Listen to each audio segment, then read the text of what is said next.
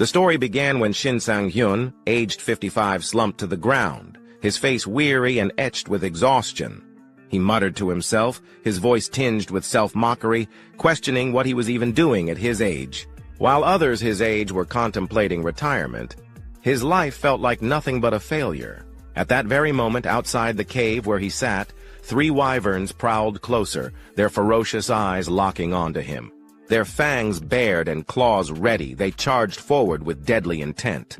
Shin let out a weary sigh, forcing himself to his feet while gripping his sword tightly. A faint, bitter smile tugged at his lips as he muttered, "Damn it!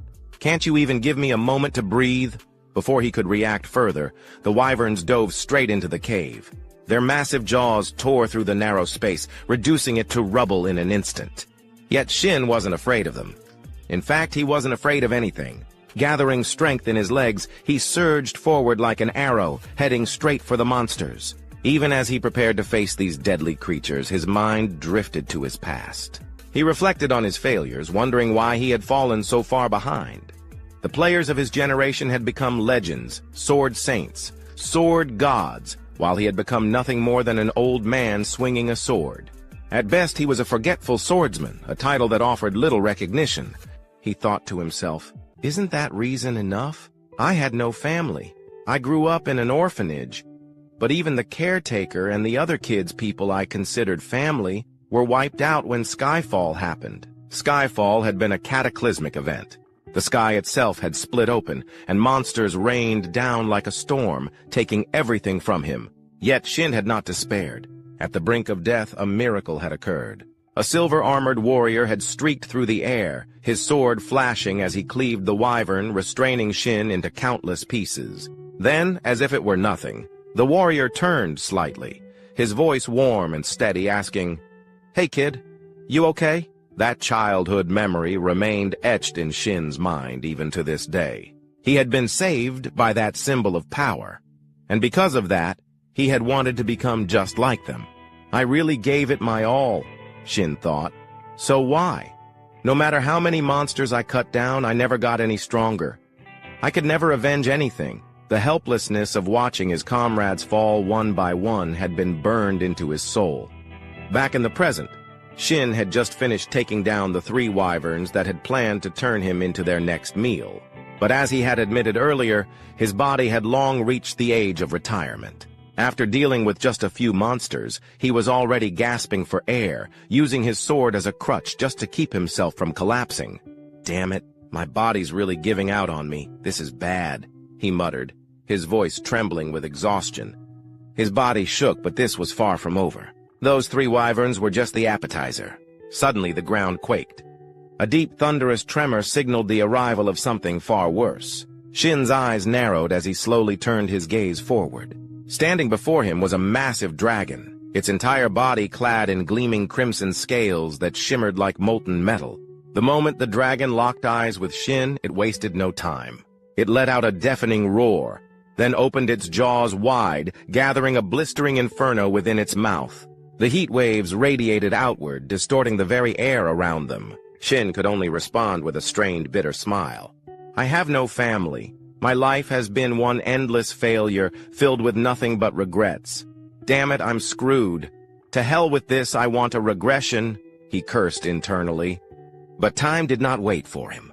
The battle raged on fiercely, and by the time it concluded, the once vibrant landscape had been transformed into a desolate wasteland, ravaged beyond recognition. The battlefield was littered with the lifeless bodies of countless dragons, a grim testament to the ferocity of the conflict. Miraculously, amidst the devastation, the protagonist, Shin, remained alive. His sword was deeply embedded in the skull of an unfamiliar dragon, marking his final victory. At that moment, a system notification appeared before him. "Congratulations! You have conquered the ancient dragon nest dungeon." However, Shin ignored it entirely. Instead, he threw his head back and let out a loud, frustrated yell toward the sky. "For God's sake, why the hell am I pushing myself this hard when I'm almost 60? He shouted. Shin Sang-yun, the nameless swordsman, was 55 years old. He had dedicated 30 years of his life to being a swordsman, yet his greatest achievement was merely ranking within the top 100 in his homeland. Considering the vast number of players worldwide, this accomplishment rendered him little more than a nameless nobody. Shifting back to Shin's perspective, after leaping off the massive dragon's corpse, he unexpectedly discovered a glowing skill book lying nearby. Surprised, he muttered to himself, "Oh, so my reward this time is a skill book? I've devoured artifacts before. Can I eat this too?" But before he could act, a sudden flash of light appeared beside him, instantly drawing his attention. Turning his gaze toward the source, he saw a spatial gate materialize before him. From within the swirling portal, a young man with golden hair, glasses, and a book in hand gracefully leaped out. Simultaneously, a system notification popped up in front of Shin. The constellation "Diligent Student Who Found Success Late" has entered. Diligent student who found success late kindly blesses you for your hard work. Additionally, he praises your flawless finishing move. Seeing this newcomer, Shin wasn't particularly surprised. After all, this person was none other than his contracted constellation, Diligent Student Who Found Success Late. "Ha ha, thanks," Shin replied, genuinely grateful that this constellation had chosen to form a contract with a mere third-rate swordsman like him. The perks of this contract were significant. If a player reached level 850, all artifact effects and title stats would be doubled. Upon reaching level 900, all stats would be tripled. However, with his current level sitting at 650, Shin had yet to reap any benefits from this arrangement. Unaware of Shin's inner thoughts, the blonde constellation suddenly transformed into a chibi version of himself, floating closer and urging Shin to hurry up and consume the skill book. Hearing this, Shin let out an awkward chuckle. "Ha ha ha, I was planning to eat it anyway. All right, here goes." With that, he stretched out his palm toward the skill book and activated his unique ability, Artifact Devourer. This is the only skill I've had since my awakening. To understand how it works, I tried cooking and eating artifacts. I even fried them, but there was no difference. By the time I finished my useless experiments, 30 years had passed. It was only when I attempted to synchronize my mana with an artifact of the right rank that I realized it activated my Artifact Devourer skill. But by then, it was already too late. Others had grown powerful the moment they awakened. Shin reflected. Before him, the skill book glowed brilliantly as his ability took effect. However, just a few seconds later, the light suddenly flickered out, snuffed out like a flame doused in water. "That's it? Nothing happened?" Shin muttered in disbelief. Silence followed, and then frustration surged within him. In one swift motion, he grabbed the book and hurled it forward. "Shouldn't this thing come with some kind of instructions? There's no way this is an actual skill book," he exclaimed. Beside him, his constellation companion scratched his head in confusion. "There's not much information available about pre-existing skills. Sorry, I can't be of much help," he admitted apologetically. He reassured Shin, saying there was still time, and suggested he try again, perhaps by synchronizing his mana once more. But instead of comforting him, those words seemed to ignite a fire within Shin. His teeth clenched, and the corners of his eyes stung as a sudden wave of emotion crashed over him. Time? Who told you I still have time? I'm almost 60. If I had a kid at 30, they'd be nearly 30 by now. And if I had them even earlier, I'd probably have grandkids already. You might not understand this because you're a constellation, but humans don't live that long. Shin snapped. Across from him, the blonde constellation paled, cold sweat beading on his forehead. I'm sorry if I said something wrong," he stammered. Back to Shin's perspective. Seeing himself lash out at his closest companion over nothing, he realized it wasn't right. His face softened, and he let out a weary sigh, shaking his head. "No, you didn't say anything wrong. It's just, my life is full of regrets. I can't forget that person's silhouette. I tried so hard to become like him, but now I'm exhausted. I'm too old." His voice trailed off, his words left hanging in the air. Hearing Shin's lament, the young constellation fell silent, deep in thought. Then, as if reaching a decision, he broke into a smile. Shin, oblivious to this, scratched his head and said, "Anyway, I was planning to retire. Take note, I'm canceling our contract. You should find someone else to play with." Before he could finish his sentence, Shin suddenly noticed the space around him distorting. The world itself seemed to bend and melt away. At that moment, a system notification flashed before his eyes. "Constellation diligent student who succeeded late is maximizing the essence. You have been exposed to regression. Initiated scene transition." The scene shifted to an outdoor interview under the bright sun. A handsome reporter with brown hair turned to the person beside him. "Dungeons and gates. They're the basic environments for awakened individuals, or in other words, where players work, right?" The person he was speaking to was a striking woman with red hair and neatly tied back hair, Han Hyan Jong, CEO of Hyan Jong Group. "That's right," she confirmed. "You can think of dungeons as stepping stones for players. As for gates, they lead to different dimensions, unknown territories that players must pioneer and explore." Back to the main character's perspective, Shin watched the interview on TV and finally confirmed his current situation. As he wiped down the short sword in his hands, he flashed a grin. "I really did regress. It's been ages since I last saw this broadcast. Now I get it. But 4 days have already passed. That means I've returned to 30 years ago, the moment my constellation activated his ability." Shin had lost consciousness when the constellation activated his ability. When he woke up, he found himself in the apartment he had lived in 30 years ago, no longer in his 55-year-old body. Now he was 25, armed with all the memories of his past life. "No matter how I think about it, my regression was definitely caused by the constellation's magic. There's no other explanation. But still, I can't help but feel a little overwhelmed," he exhaled. "Oh well, no big deal. I should head out and get to work, right?" With that, Shin tightened his grip around the short sword in his hand. As expected, information about the weapon immediately appeared before him. The Venomous Dagger. Artifact rank, Bronze. Weapon type, one-handed dagger. Attack power, plus 17. Speed, bonus, plus 10. Description: a self-defense dagger that does not dull easily. Looking at the dagger, a nostalgic glint appeared in Shin's eyes. "This is the bronze-ranked dagger I was lucky enough to get at this point in time. It's ranked low, but I know its hidden skill." Without hesitation, Shin activated Devour artifact, causing the dagger to emit a brilliant flash of light. A system window appeared before him. Absorption rate calculated. Base absorption rate for bronze artifacts, 10%. Past usage evaluation applied. Absorption rate increased to 20%. Since I didn't use it for long, the absorption rate is low. But what really matters is its hidden skill, Shin thought. Mana synchronization with Venomous Dagger initiated. Entering the unconscious realm. As the notification rang out, Shin's consciousness was pulled into a pitch-black space void of any light. The unconscious realm. This is the place I need to pass through in order to devour an artifact. I always get nervous coming here. I never know what kind of food will appear, he muttered. Despite his words, he smiled in anticipation. Sure enough, before he could wait any longer, something suddenly emerged in front of him. A roast chicken glowing with a gentle light. "This is barbecue roast chicken with olive oil," Shin observed. Seeing the dish's appetizing appearance, he let out a sigh of relief.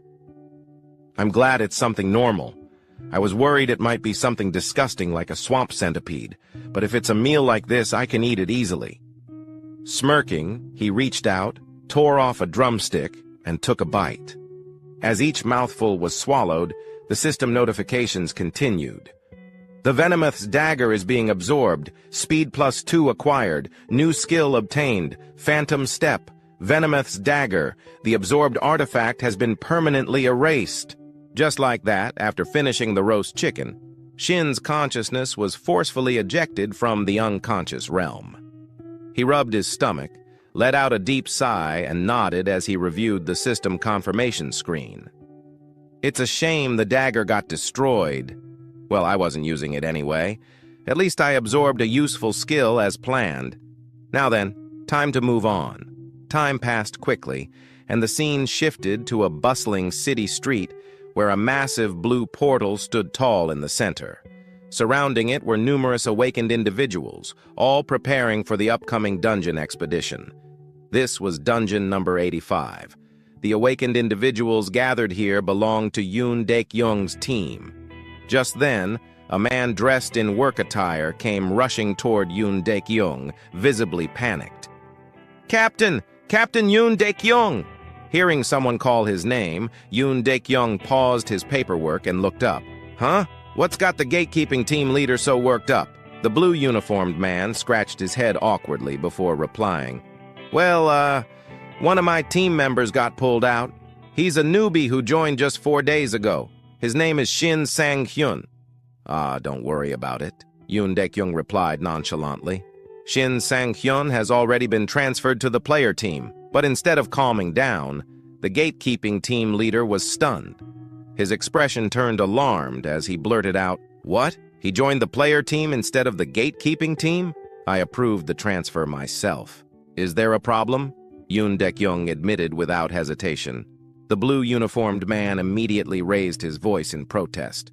"Of course there's a problem. He just awakened recently, and he hasn't even graduated from the player academy yet. You can't throw a kid like him into your team. If you do that, the whole squad will be unbalanced. How am I supposed to—" Before he could finish his rant, Yoon Daek-young let out a sigh and took a step forward, standing right in front of him. His piercing gaze locked onto the gatekeeping team leader. "The gatekeeping team handles all logistical matters, don't they?" Yoon Daek-young muttered. "That includes my team and the system's contribution distribution, right?" His eyes narrowed sharply, radiating an oppressive aura. The gatekeeping team leader gulped nervously, realizing the intimidating pressure exuding from Yoon Daek-young. Awkwardly scratching his head, he forced out a weak chuckle. "Ha ha, oh, of course, my apologies." With that, the man quickly scurried away. Watching the man's retreating figure, Yoon Daek-young scoffed and muttered with disdain, "Seriously, if you give those damn gatekeepers a chance to talk, this is exactly what happens. Balance? What a load of crap." Beside him, a young blonde awakened looked slightly surprised and asked, "But sir, why did you let him in? I didn't expect that at all." Hearing this, Yoon Daek-young smirked mockingly. "What, you two? Ha ha. If someone has to die, it'll be him, not us. He needs to cause trouble and die. That way, those damn gatekeepers will finally shut up, and just like that, we'll maintain our own value. Besides, what can a clueless rookie do?" Understanding the implication, the blonde subordinate burst out laughing. "Oh, ha ha! I had no idea that was your plan." At that exact moment, while they were still laughing among themselves, a voice suddenly interrupted them. "Hello. Starting today, I'll be working as a player. My name is Shin Sang-hyun." The moment he introduced himself, every pair of eyes in the area locked onto him, none of them particularly friendly. The gatekeeper team members glared at Shin, their eyes filled with resentment, while the awakened players eyed him with cunning amusement. Being stared at so intensely by so many people made Shin's scalp tingle slightly. "I expected this, but they're not even trying to hide their emotions." From Yoon Daek-young's perspective, he quickly masked his true expression and put on a bright smile. "Finally, our new recruit has arrived. Shin, right? Nice to meet you. I figured you'd be late for your first day as a player." As he spoke, his gaze shifted to the weapon Shin was carrying, and he narrowed his eyes slightly. "Oh, your weapon. Is that a longsword?" Opposite him, Shin put on a polite smile and explained, "Yes, that's right. I've learned from watching a lot of YouTube videos." Yoon Daek-young raised an eyebrow and gave a pointed reminder. "You do know that the longsword is one of the hardest weapons to wield, right?" Shin clenched his fist and responded, his voice filled with determination. "I'll do my best to protect myself. Trust me." Shin's response seemed to amuse the captain. With a wide grin, Yoon Daek-young threw an arm around his shoulder and spoke enthusiastically. "Ha ha, good spirit. That's what I like to see. A real man should have that kind of drive, just like me." After saying that, he turned to address the rest of the team. "All right, let's get this dungeon run started. Time to fight." Hearing his command, the other team members cheered loudly, raising their fists into the air. With Shin now in the group, everyone quickly checked their equipment before stepping into the massive portal one by one. Meanwhile, Yoon Dik-young stood off to the side, making sure the entire team entered in an orderly manner. As he watched Shin's back, his expression remained neutral, but inside, he was full of scorn. He learned from YouTube? What a joke. Does he think dungeons are some kind of game? Just because he awakened and became a player, he's already getting cocky. Looks like he's asking for death. A cold smirk formed in his mind as he continued. Given the conquest strategy I have in place, this orc dungeon is known as the Wailing Wall for rookies. He'll learn his place soon enough. Stupid brat. That was what Yoon Dik-young firmly believed. But just moments after stepping inside, his face turned deathly pale. Sweat began to pour down his forehead as he took in the shocking sight in front of him. Lying all across the dungeon floor in a horrifying mess were the corpses of countless orcs, completely obliterated. And the cause of this carnage? None other than Shin himself. In that instant, Yoon Dik-young's mind screamed in disbelief. This is insane!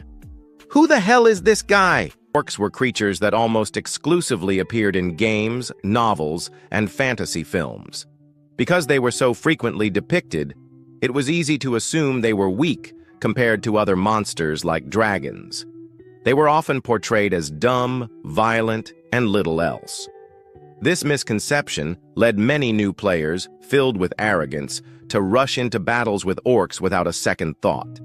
In reality, their attributes were anything but weak. On average, an orc stood around 250 centimeters tall and weighed roughly 180 kilograms. Their sheer size alone granted them overwhelming strength compared to humans, earning them the infamous nickname, the Wailing Wall. The scene shifted to the inside of a dungeon, which resembled the long corridors of an ancient fortress. As the group moved forward, a dark-haired man glanced back and reminded the protagonist, Shin Sang-yun, not to expect any special treatment just because he was new. He sternly told Shin that from that moment on, he would be on his own. Shin's eyes flickered with mild surprise, but before he could respond, the captain of the porter squad spat on the ground and scoffed from behind.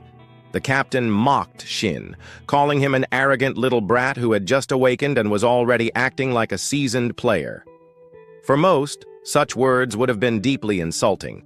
But Shin, having lived to the age of 55, had endured countless hardships, beatings, and the cruelties of society. He wasn't the type to take offense easily. Instead, he simply scratched his head and chuckled, saying he would do his best. Internally, he noted that no one there seemed particularly kind to rookies. Despite Shin's lighthearted response, the dark-haired man in armor remained irritable. He snapped at Shin, emphasizing that it wasn't about doing his best, but about doing things right. Trying his best, he said, was useless. Shin's expression remained calm, and after a brief pause, he asked if he would be allowed to fight on the front lines if they encountered monsters.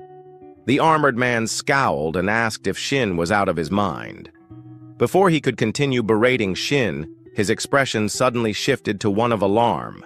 He urgently warned the group that an orc was approaching. Upon hearing this, Shin and the leader of the porters immediately turned around.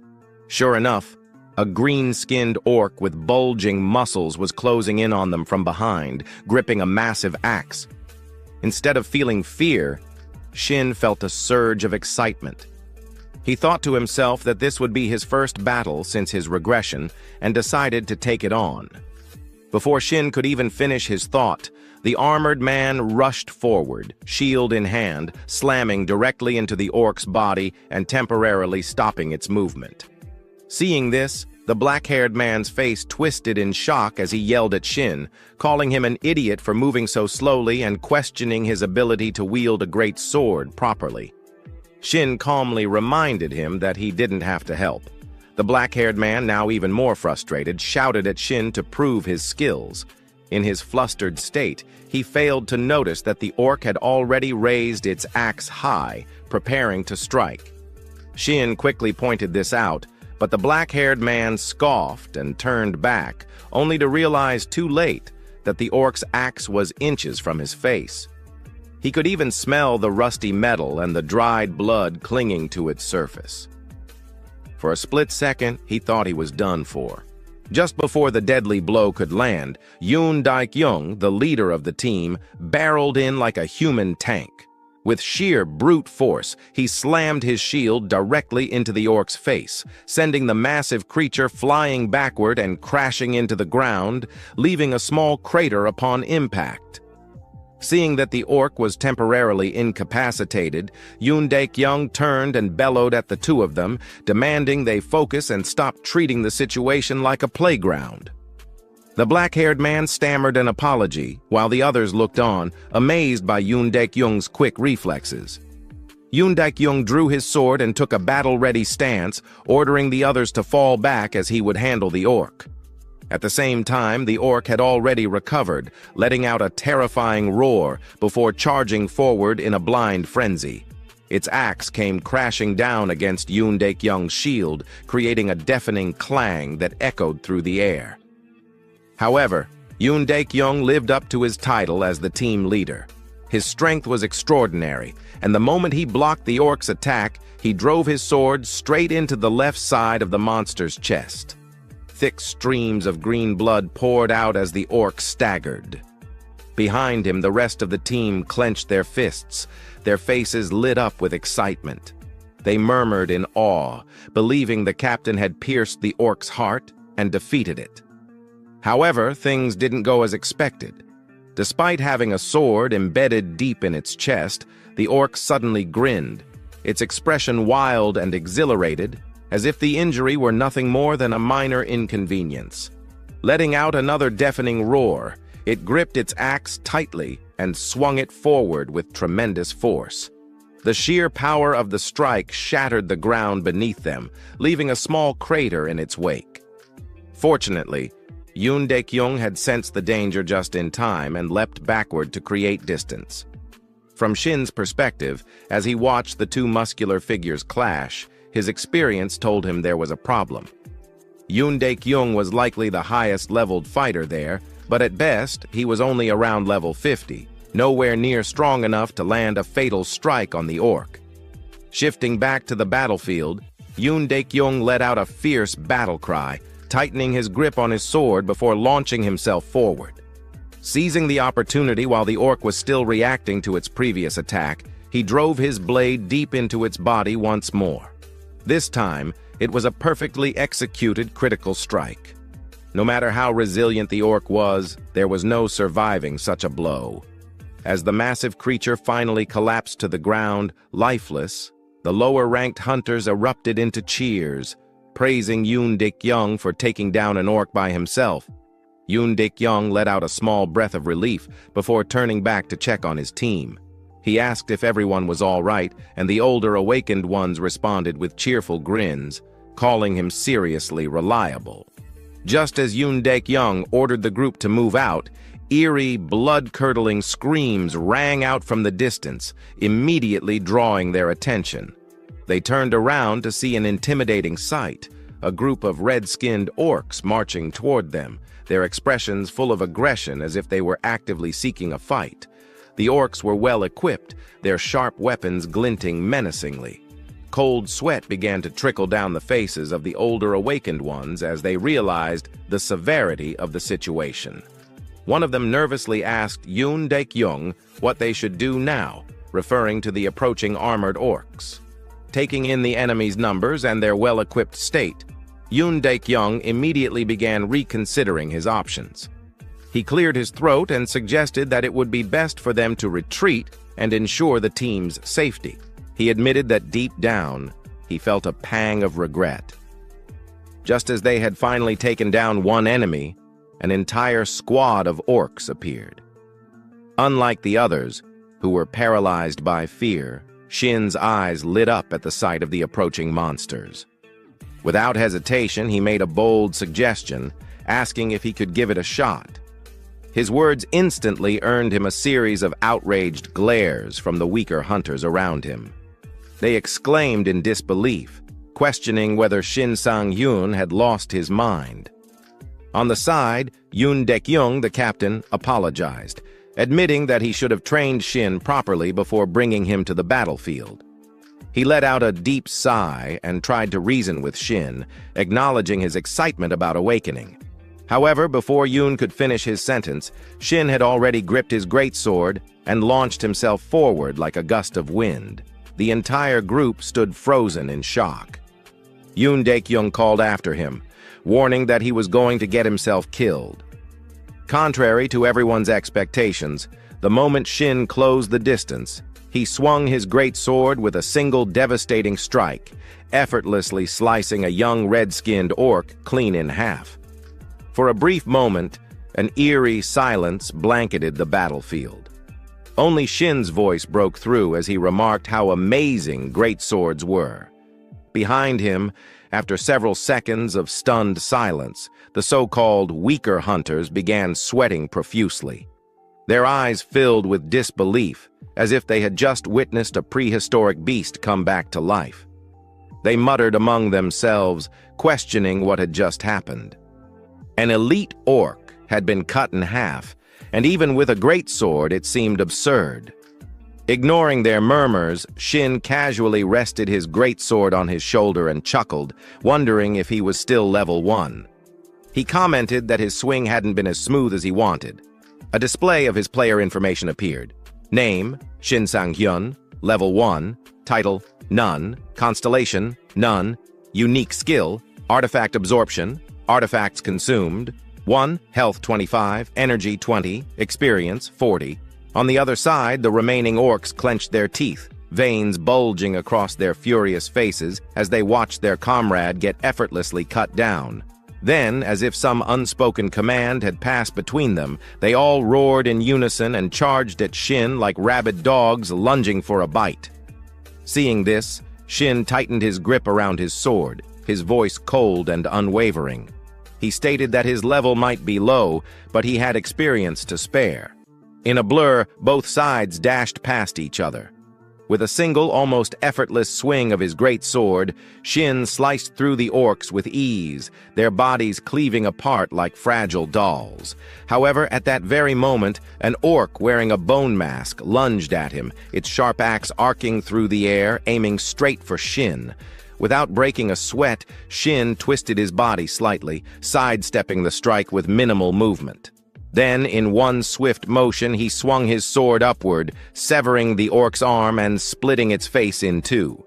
He scoffed, his voice dripping with amusement, asking if the orc had any idea how many monsters like it he had killed in his younger days.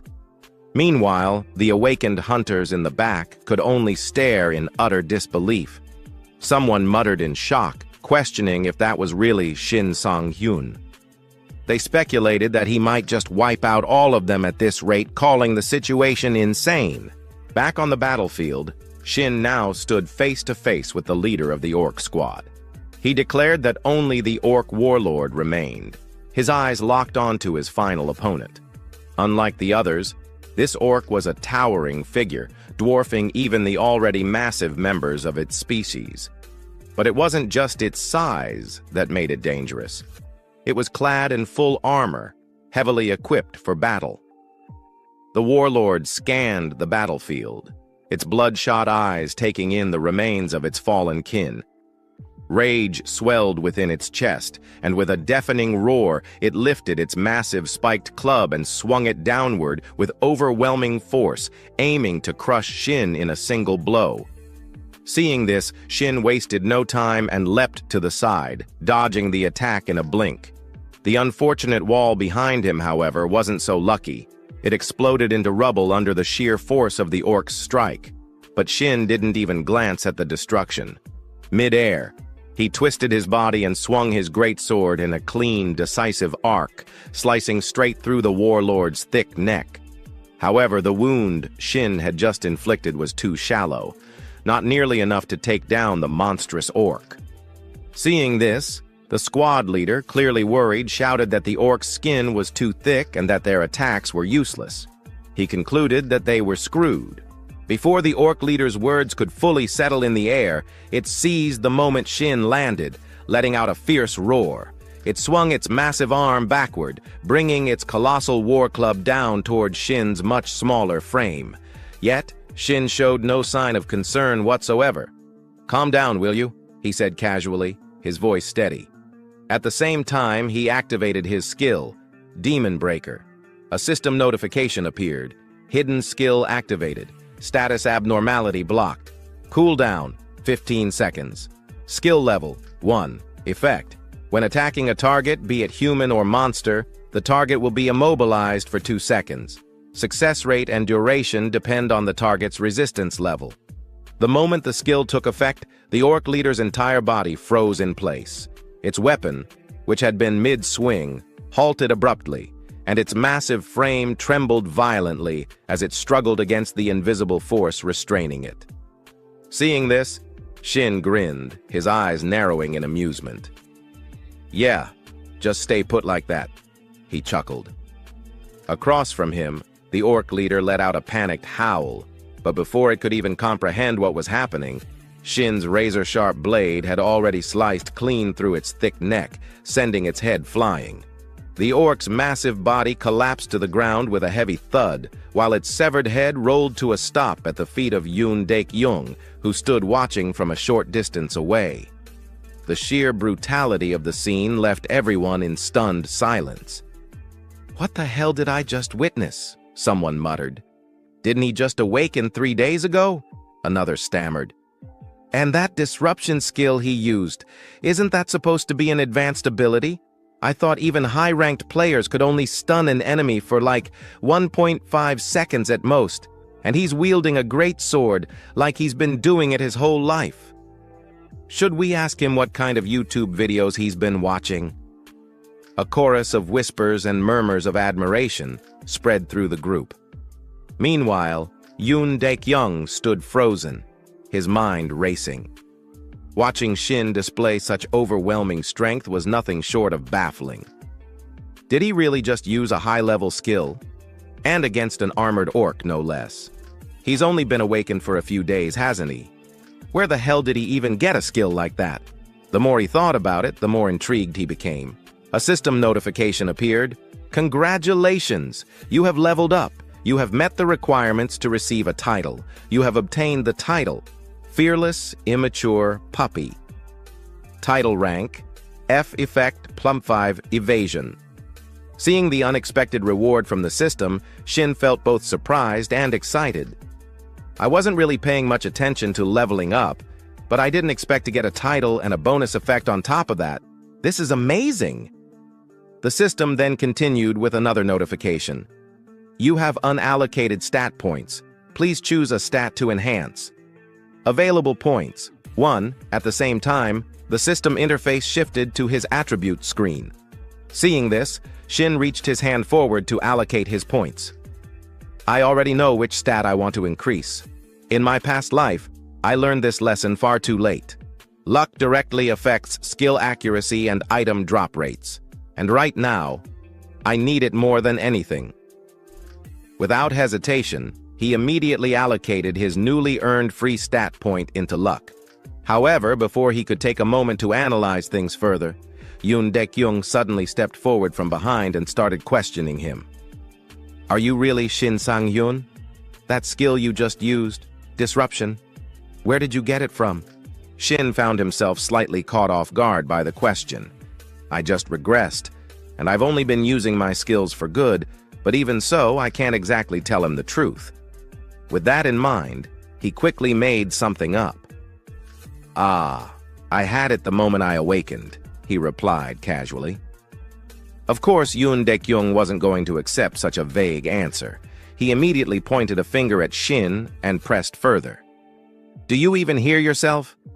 That doesn't make any sense. Stop trying to dodge the question. Are you absolutely sure? Did you just get lucky and stumble upon a diamond-tier artifact or something even higher?" His gaze then shifted toward the greatsword in Shin's hands, clearly assuming that all of Shin's strength came from the weapon. Noticing the suspicion in Yoon Daek-young's eyes, Shin simply extended his sword toward him and smirked. "Would you like to check it out for yourself?" On this side, Captain Yoon Daek-young was slightly taken aback by how casually Shin handed over his weapon. However, he still accepted the greatsword to inspect it. Yeah, all right. If you're offering..." With that, he focused on examining the weapon, and in an instant, all of its details were displayed clearly before his eyes. Faded greatsword. Type, two-handed weapon. Weapon class, greatsword. Attack power, 50. Effect, none. Description, a standard greatsword with a simple design, offering no special abilities. As soon as he saw the information provided by the system, Yoon Daek-young practically screamed like his house was on fire. "What the hell? This is seriously just a normal greatsword? That means that skill was really yours?" His jaw clenched, and veins started to pop on his forehead as he silently cursed in his head. "Son of a... I've been raiding dungeons for 2 damn years, grinding my way up to level 50, and my skills still aren't as good as his. If this keeps up, then the reward distribution today..." Before he could spiral any further, a teammate suddenly shouted, "Captain, the sub-boss just showed up." Hearing that, the rest of the team turned their eyes toward Yoon Daek-young, waiting for his command. His face darkened slightly, but he quickly gave out orders. "All right, let's move then." He turned to Shin and said, "Thanks to you, we had an easier time clearing out those small fry. But don't get cocky and end up dead. A flashy skill like yours won't do jack against the demonic orc we're about to face." Shin tilted his head slightly, finding Yoon Daek-young's attitude a little strange. However, as if remembering something, a smirk slowly formed on his lips. I almost forgot why I joined this team right after regressing. This team distributes rewards based on contribution." With that, he suddenly called out, "Hey, Captain!" Yoon Daek-young turned back with a frown. Shin flashed a bright grin and asked, "If I kill the demonic orc myself, can I take the artifact as my reward?" The red crystal was a rare loot that could only be obtained by defeating the demonic orc. Even then, it was known to be incredibly difficult to acquire. No, rather, the drop rate was absurdly low. However, in his past life, after his team had failed to take down the demonic orc, Shin had witnessed another team successfully obtaining the red crystal. He still remembered that moment vividly, the sight of the victorious party standing over the slain demonic orc, holding the precious crystal in their hands. One of the team members had exclaimed in amazement, congratulating their captain and asking how he had managed to get such a valuable item.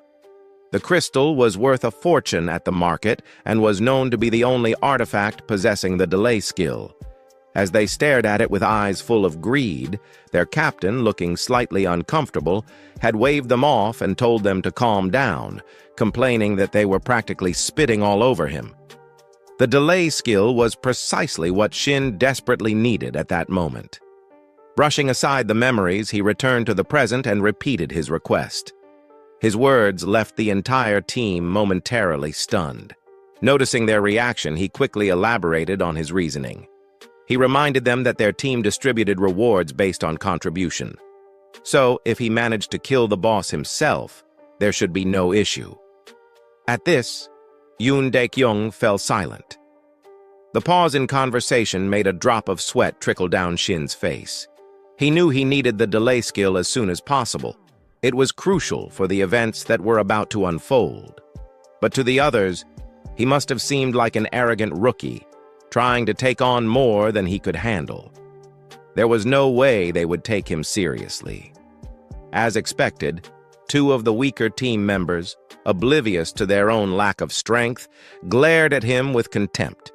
They accused him of being out of his mind and demanded to know who he thought he was. Killing a few orcs had clearly made him overconfident, and now he was talking about loot distribution as if he had already earned a right to it. Before they could continue, Yoon Daek-young calmly raised a hand, silencing them. He then turned to Shin with a sharp gaze and stated his terms. If they failed to defeat the boss, then, and only then, would Shin be allowed to enter the dungeon and take it on himself. His warning was clear: but just the fact that Yoon Daek-young agreed to distribute loot based on contribution was enough to make Shin feel relieved. It had been easier than he expected. To confirm, Shin asked again if that meant he would be sitting out of this fight. Yoon Daek-young, clearly irritated, snapped at him to do whatever he wanted before turning away and marching ahead. Deep down, he despised Shin's attitude. To him, Shin was just an arrogant upstart acting high and mighty simply because he had one overpowered skill. Yoon Daek-young was determined to clear the dungeon himself and prove that experience was what truly mattered on the battlefield. Fueled by that resolve, Yoon Daek-young raised his hand and pushed open the massive door in front of them. Inside the dimly lit chamber, a towering orc wielding an enormous battle axe awaited them. At that moment, a system notification appeared for the party. You have entered the mid-boss's chamber. The demonic orc berserker was unlike any of the orcs they had fought before.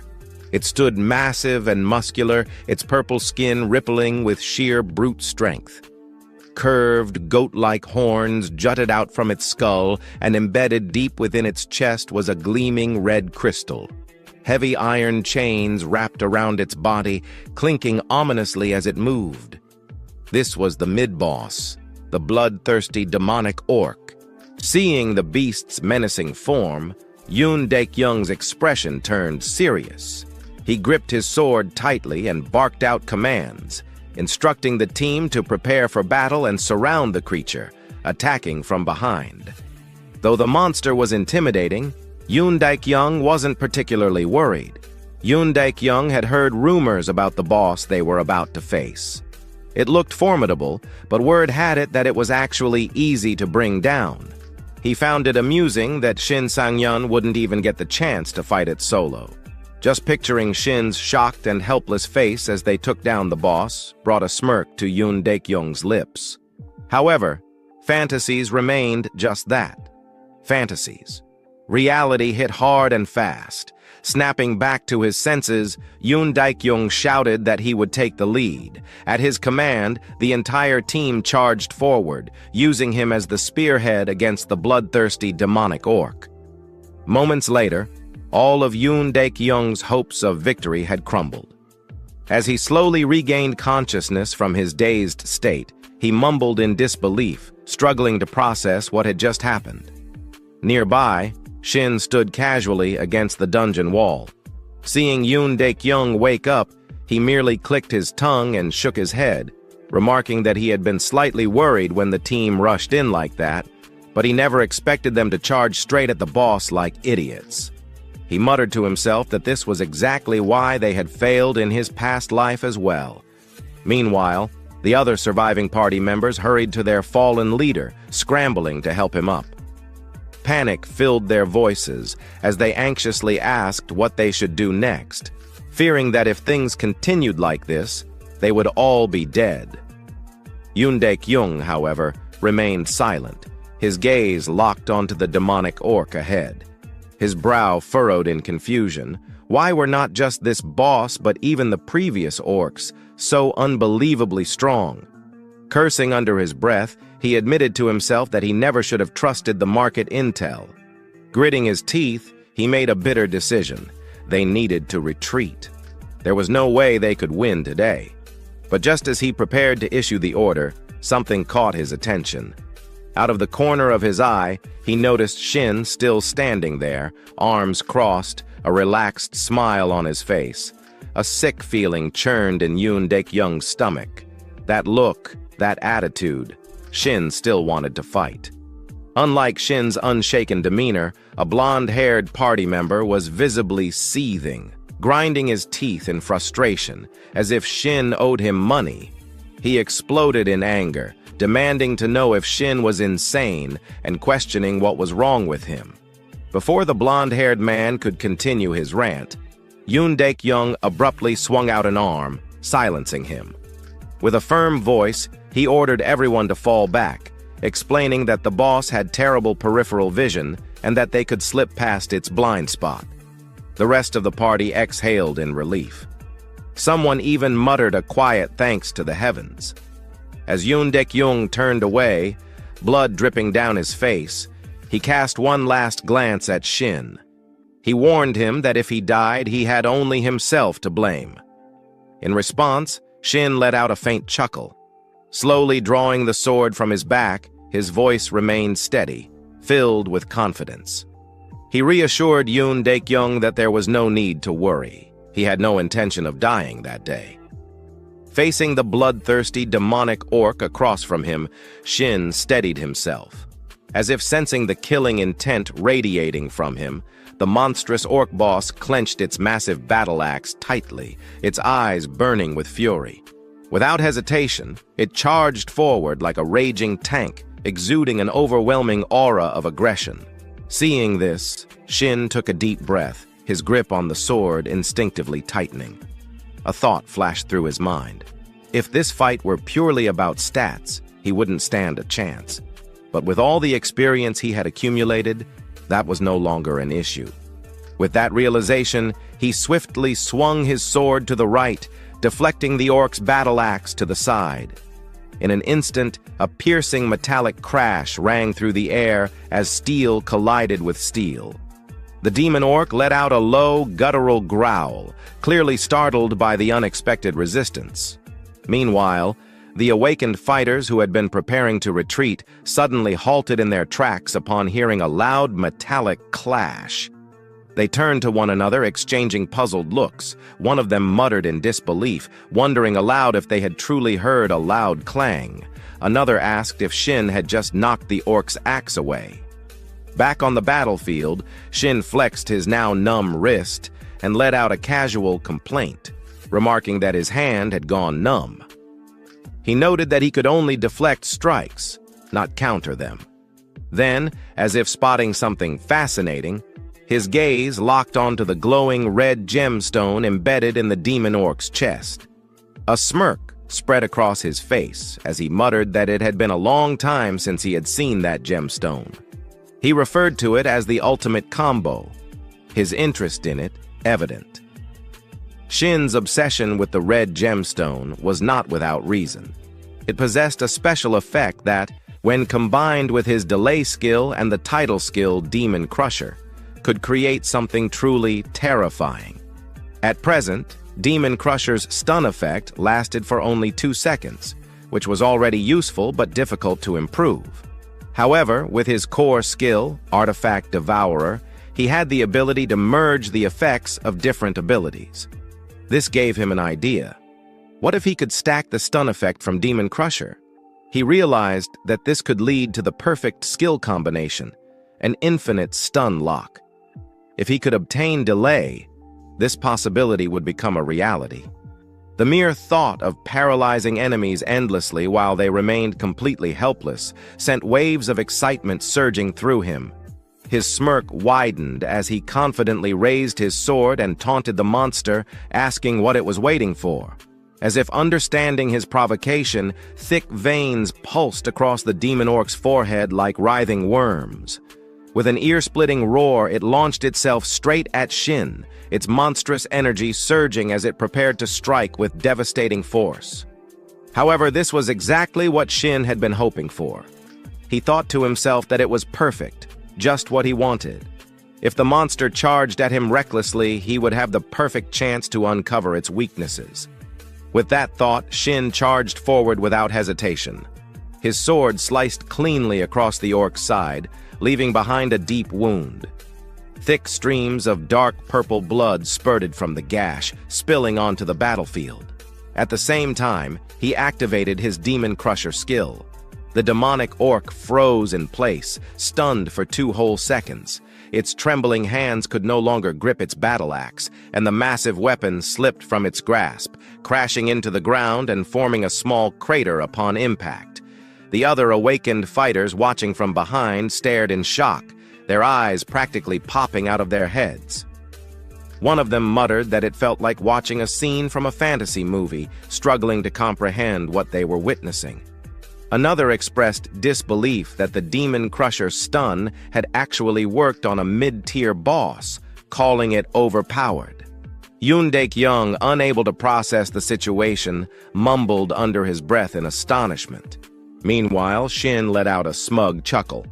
He acknowledged that orcs were simple-minded, but pointed out that this was a demon orc. However, before he could finish his sentence, his voice suddenly cut off. Against all odds, the demon orc had already shaken off the stun effect and launched a vicious kick straight at him. Reacting on instinct, Shin raised his greatsword just in time, using it as a shield to absorb the blow. Even so, the sheer force of the impact sent his body flying backward. His sword dragged across the ground, carving a deep groove into the battlefield. As he steadied himself, his brows furrowed in frustration. He cursed under his breath, realizing that he had forgotten about the orc's regeneration ability. His gaze locked onto the wound he had inflicted, only to find that it was no longer there. A faint green glow pulsed across the demon orc's body, and within seconds, the deep gash had completely healed. The worst part was that this very same regeneration ability had allowed the demon orc to break free from the stun effect far earlier than expected. Shin clenched his jaw, acknowledging that the battle was going to be far tougher than he had initially thought. He needed 15 seconds before he could stun the monster again. That was why he had needed delay. However, if he could not keep the orc stunned, he resolved to take it down the old-fashioned way. The battle raged on. Across from Shin, the demonic orc tightened its grip on its battle axe once more, its bloodlust burning hotter than ever. The wounds Shin had inflicted only served to enrage the beast further. Now, the monster had only one thought in its mind: to crush him. A swift and decisive victory was all it desired. Yet again, the demon orc swung its mighty axe, but Shin deflected the attack effortlessly. He barely twitched a muscle as he guided the attack downward, burying the axe into the ground with a casual flick of his sword. With a grin, he remarked that this was easier than he had expected. And so, their clash continued. Sword against axe. Each attack sent shockwaves rippling through the air, shaking the battlefield. Meanwhile, among the spectators, doubt was beginning to take hold. A blonde awakener stood off to the side, seemingly uninterested in the fight. Instead, he turned toward his commander and urged him to leave, insisting that even that bastard's skill was proving useless. Yoon Daek-young, the commander, appeared stunned, his voice laced with confusion. He questioned why the stun skill wasn't working, noting that the level gap was barely noticeable. He couldn't understand why Shin looked so confident. Was he really just a newbie? The thought gnawed at him. Something wasn't adding up. Back on the battlefield, Shin was growing bored. Deciding it was time to finish the fight, he acknowledged that he had been in situations like this before. If he wasn't strong enough, he simply had to put everything into a single decisive strike. Forget slashing the enemy apart. He would use their own power against them. Gripping his sword tightly, he waited, his eyes sharp as they tracked the demon orc's movements. Then, the perfect opening presented itself. With a flash of movement, Shin lunged forward. The orc charged at full speed, completely unaware that it was running straight into its own demise. Shin's blade pierced cleanly through its chest, striking straight through the heart. The orc let out a final gurgling gasp, coughing up a mouthful of blood before collapsing lifelessly. At the same time, a system notification appeared before Shin's eyes. "Congratulations! You have defeated the mid-boss, Demon Orc. You have leveled up. You have earned the title, Demon Hunter, Rank E. Title effect: when facing mid-bosses or higher, your healing ability increases by 5x. Reading through the effect, Shin couldn't stop himself from grinning. 2 titles already. Was this what it felt like to play solo? Just as he was about to revel in his victory, his eyes caught movement. Commander Yoon Daek-young was slowly approaching, his wide eyes still filled with disbelief. Even now, he struggled to accept the reality before him. The very same mid-boss that had wiped out his entire team had just been crushed effortlessly by this so-called newbie. Seeing the stunned expressions of those around him, Shin quickly forced out a crooked smile. There was only one way to avoid unnecessary trouble. Activating his amateur acting skills, he raised his voice in a dramatic wail, lamenting how he had almost died and how he couldn't have managed without the commander dealing damage. The perfect bluff. The blonde awakener, completely unaware of the situation, immediately turned to his commander with admiration. He eagerly asked when the commander had even landed a hit on the monster. Yoon Dae-kyung, however, wasn't fooled. He knew very well that he hadn't even scratched the mid-boss. His gaze shifted toward Shin, filled with confusion. Meanwhile, Shin smirked internally. Surely the commander wasn't that dumb, right? He was throwing him a bone, he just had to take it. Yoon Dae-kyung's gaze drifted to the red crystal on the ground, and he instantly understood Shin's intention. Keep your promise. That's what he's saying. Letting out a defeated sigh, Yoon Dae-kyung mumbled to himself, admitting his complete loss. However, the moment of hesitation vanished as he straightened his posture. With renewed confidence, he turned toward his team and barked out orders. Announcing that the mid-boss was down, he commanded them to prepare for the final boss. "Yes, sir," the squad responded in unison before moving forward. As they ascended the stairs to the next floor, a few of them couldn't resist sneering at Shin. Some muttered how there was no way that kid had taken it down alone. Others wished they had the stun skill, though they admitted it hadn't even worked on the mid-boss. Shin ignored the chatter. His focus was elsewhere, on the true prize. His gaze locked onto the red crystal, the very thing he had been waiting for. Once the audience was gone, he smirked. Time to eat this thing. Item: red crystal. Rarity: silver. Type: special equipment. Accessory. Special effect: delays attribute decay, stat bonuses. Plus 10 vitality, plus 10 strength. Description: a rare item obtainable only by defeating the demon orc. It contains condensed resilience and endurance. A smirk formed on Shin's lips as he picked up the crystal. Let's see what this thing can really do. A strange feast. The moment Shin absorbed the red crystal, his consciousness was pulled into a subconscious void. Before him sat a steaming dish, spicy cold noodles with jellied meat, prepared by the super chef. Just looking at the dish, an uncontrollable hunger surged through him. Without hesitation, Shin grabbed the bowl, lifted his chopsticks, and began eating. As he devoured each strand of noodles, a series of system notifications appeared. You are now ready to absorb the red crystal.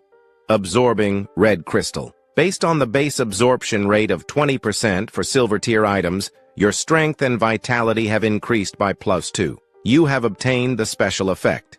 Delay. You can now embed this effect into one of your skills. A bead of sweat rolled down Shin's temple. Why do I feel so uneasy about this? Which skill would you like to combine with delay? Add it to Demon Smash, Shin replied immediately. The system confirmed the combination. The delay effect has been added to Demon Smash. If you use Demon Smash before the first stun expires, the effect duration will extend as follows. Second and third hit, 90% success rate. Fourth hit, 60% success rate. Fifth hit, 30% success rate. The moment the message ended, Shin was thrown out of the subconscious space. He stared at the system screen in disbelief, eyes wide in shock. A guaranteed 4-second stun? I only thought it was theoretically possible, but it actually works. To confirm, he rubbed his eyes and double-checked the system logs. An unexpected proposal. Just then, a voice from behind interrupted his thoughts. Can we talk for a moment? Turning around, Shin saw Yoon Dae-kyung standing behind him. What now? Sure, what's up? Shin asked. Yoon Dae-kyung's tone was hesitant, but he spoke clearly. Right ahead is the final boss room. Shin raised an eyebrow. You want me to stay behind? But what the captain said next shocked him. No, I'd be a failure of a leader if I didn't know how to use a talent like you. Let's work together, Shin Sang-hyun. As he spoke, he extended his hand. It seemed that after Shin helped him save face, Yoon Dae-kyung had fully regained his composure and was now leading like a proper commander. Shin had no reason to refuse. Ha ha, but my conditions stay the same. He grinned, clasping Yoon Daek-young's hand. Yeah, I know. The captain chuckled in response. The final boss room. At that moment, the blonde awakener approached, arms crossed. Are we finally heading in? Yoon Daek-young nodded firmly. Yeah. From this point on, everyone needs to stay alert. But as they moved forward, the blonde suddenly clicked his tongue, shooting a glaring look at Shin. This left the protagonist utterly confused. The hell's his problem? Did he eat expired food or something? Meanwhile, Yoon Daek-young didn't seem to notice the blonde's sour attitude. With a bright grin, he patted Shin's shoulder. Let's finish this up. Drinks are on me after. Time flew by quickly as Shin's team finally stepped into the last boss room of dungeon number 85. Their opponent this time was a monstrous orc with ash-gray skin covered in strange, spiral-shaped runes that pulsed faintly. In its grip was a blood-stained spiked mace, still dripping from its last victim. An overwhelming savage aura radiated from the creature. This was the final boss, the frenzied orc, a captain's resolve. From Yoon Daek-young's perspective, after witnessing the sheer power of the previous boss, the demonic orc, he no longer underestimated this dungeon. A cold sweat dripped down his face as he took a determined step forward, looking at Shin. I'll go first. However, before the captain could recklessly charge in and get himself obliterated, Shin unsheathed his sword and shook his head. Stay close to me. Yoon Daek-young hesitated. Right now, you shouldn't. But before he could finish, Shin exhaled deeply, lost in thought. The frenzied orc has lower skill resistance than the demonic orc, which means it's easier to stun. As long as I stay calm and attack properly, this shouldn't be a problem. But stay close to me. Since when did I start saying things like that with such confidence? Back then, I was always scared. Even when I grew older, I barely managed to survive. I can't live like that again. I have to change my weak past and my future. And to do that, I'll show everyone here my overwhelming strength. An overwhelming display. With that resolve burning in his heart, Shin swung his sword down, slashing deep into the frenzied orc's torso. The wound tore from its abdomen to its shoulder, causing the beast to howl in agony. Without hesitation, Shin activated his skill. Demon Smash! A shockwave of force crashed into the orc, leaving it staggered and unable to move. It's stunned for 4 seconds, he shouted. Without missing a beat, Yoon Daek-young rushed forward, leading the charge. Now get him! With the boss completely immobilized, the entire team unleashed a relentless barrage of attacks, overwhelming the beast before it could even showcase its strength. And just like that, before the orc could land a single devastating strike, it collapsed. Dead. Dungeon complete. The moment its massive body hit the ground, a system notification rang out. Congratulations! You have defeated the final boss, the frenzied orc. Congratulations! You have completed the dungeon of the Red Orc Altar. Recognition and a glimpse of the future. As the lifeless body of the frenzied orc lay in a pool of its own blood, some members of the party couldn't help but remark, wasn't this dungeon way too easy? I didn't even have to use a single potion. Another adventurer chimed in, grinning. See? I told you that stun skill was amazing! Meanwhile, a group of porters huddled together, whispering among themselves while stealing glances at Shin. Do you think he has his own gate? Should I ask him? Huh? I was about to ask first. So what? I need to make a living too. Another porter scoffed. Their team captain retorted, shaking his head. A fast-changing world. Observing how quickly people's attitudes shifted, Shin couldn't help but feel a little dizzy.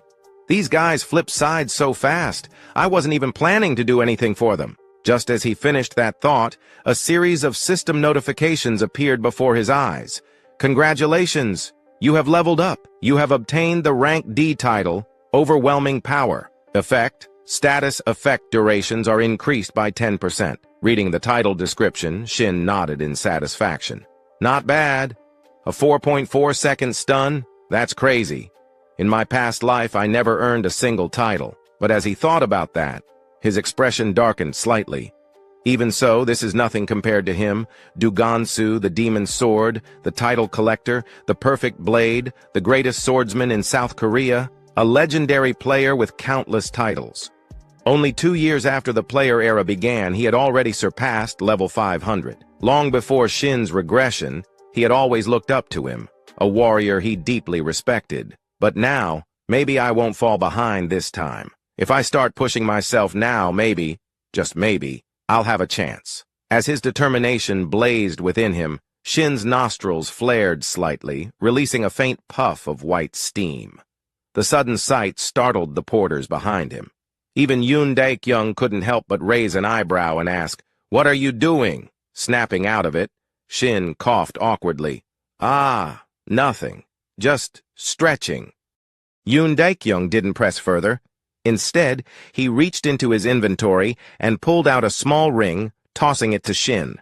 "Here, you did great. Take it." Catching the ring, Shin was genuinely surprised. "Wow, did someone possess you?" Yoon Daek-young gave a sheepish smile. "Hey, give me some credit. You really carried the team this time. Still, isn't this a bit much?"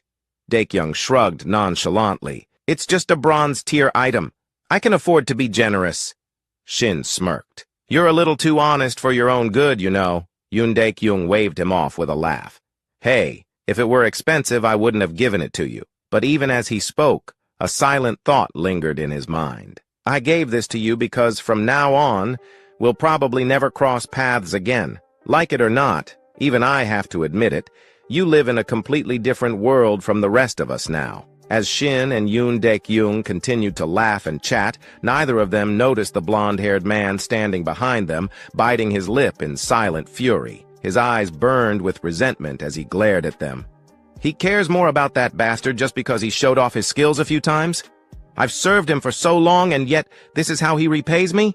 This is unfair, completely unfair." A cold, murderous thought crept into his mind. Screw this. They should both just die. Without hesitation, he pulled out his phone and dialed a number. Time quickly passed, and the scene transitioned to Shin's apartment in Jamsil-dong, Sampa district. Sitting in front of his desk, Shin grinned from ear to ear as he checked his bank account. "This is insane. Now, this is why I became a player." A notification flashed on the screen. "Transaction complete. 200 coins received. The main exchange gate alone gives me 200 coins per day?" Shin chuckled, rubbing his chin. "Looks like he gave me twice the amount compared to the others, plus an extra bonus. Damn, I hit the jackpot." He put his phone down and turned his gaze toward the ring resting on the table. Frenzy ring. Rank, bronze, type, accessory, special effect, lightweight, attributes, strength, plus 10, description. A ring that can only be obtained from the frenzied orc. It causes the wearer to enter a state of rage. Special effect, lightweight. Consumes 1 mana per second to reduce the perceived weight of all equipped artifacts to 1 gram. Reading through its stats and effects, Shin couldn't help but admire its potential. Even though it's just a bronze-tier item, I can't believe I got a free artifact with lightweight. His eyes glinted with understanding. Now I see why it's normally classified as silver. Most players exhaust their mana after just a few swings of their sword, but using 1 mana per second just to lighten their equipment? That's ridiculous. Who the hell would waste their mana on something like that? The thought made him chuckle to himself, but then his expression shifted, his grin turning sharper. Then again, none of that matters to me. Shin leaned back in his chair, deep in thought. In my past life, I only discovered my ability when I was already over 50 years old, but that's exactly why I trained so damn hard to master it. He recalled a crucial memory, a time when he consumed an artifact that required mana defunction, and the result, the penalty effect, disappeared. Artifacts that drained mana always had a drawback, a side effect that made them difficult to use. But for Shin, when I absorbed them, the penalties vanished completely. Who cares about the drawbacks? The more abilities I collect, the better. With that thought in mind, he reached forward and placed his hand on the ring. A faint blue light began to swirl around his fingertips.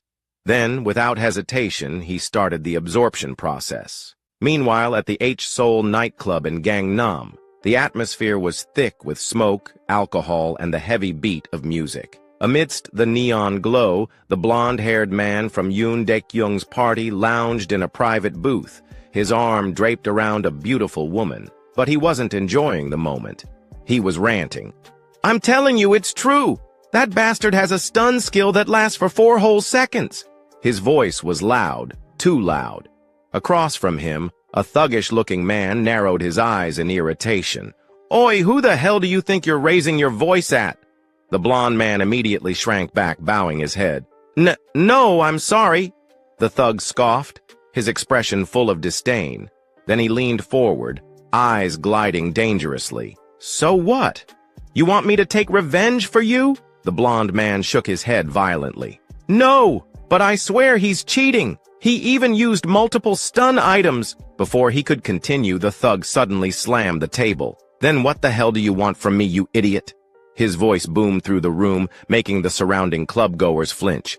"I'm in the middle of business here, and you're wasting my time with your whining." The blond man gulped, but then he added, voice trembling, "But Yoon Dae-kyung seems to like him a lot." That got the thug's attention. His lips curled into a smirk. "Oh, so you do want revenge after all?" Meanwhile, not far from the booth, a blonde-haired woman leaned in close to a man with an eye patch, whispering seductively into his ear. "You're not close to that guy, are you? He looks like a total loser." "Ha ha ha ha, Tilda," the one-eyed man chuckled, then straightened up. He wanted to impress the woman, so without hesitation he called out, "Hey!" The blond man turned toward him, but before he could even react, schlick! A cold flash of steel, then pain. His left ear hit the table with a wet thud. Blood spurted from the side of his head as he screamed, clutching his wound, his entire body convulsing in agony. But the one-eyed man simply smiled. "Who do you think we are, huh?" He leaned down, lightly slapping the blond man's tear-streaked face.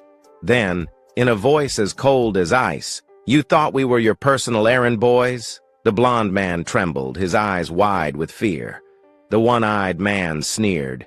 "Then you better pay the price." He grabbed a glass of alcohol from the table and poured it over the fresh bleeding wound.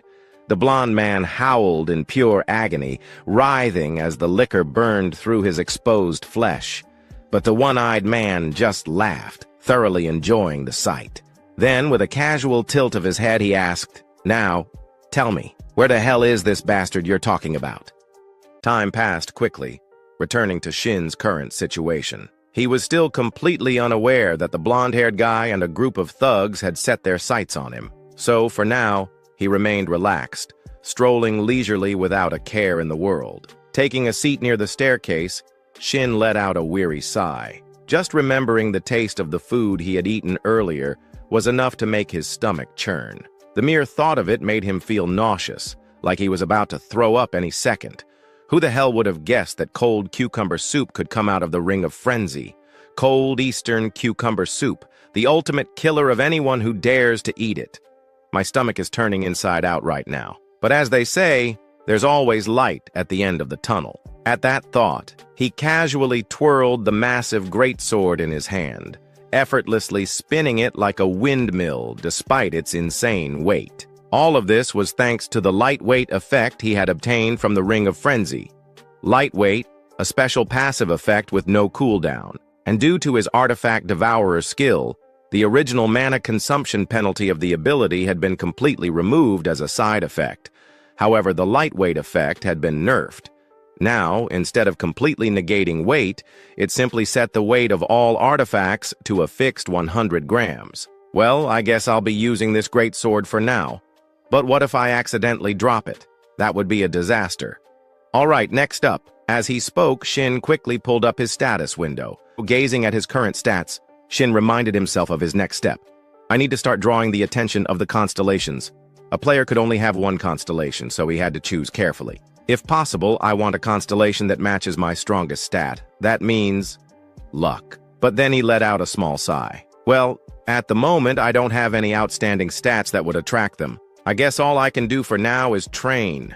With that thought, Shin slowly stood up, his eyes locking onto the countless training dummies lined up ahead. Time to get to work. Days later, at this moment, Shin had just arrived at an unfamiliar location, having driven there himself. The moment he stepped out of the car, his face was completely pale, as if he was about to drop dead at any second. I seriously thought I was going to die back there. I guess 3 days of non-stop training plus a long road trip was way too much. Well, at least I got a new skill out of it, so I guess it was worth it.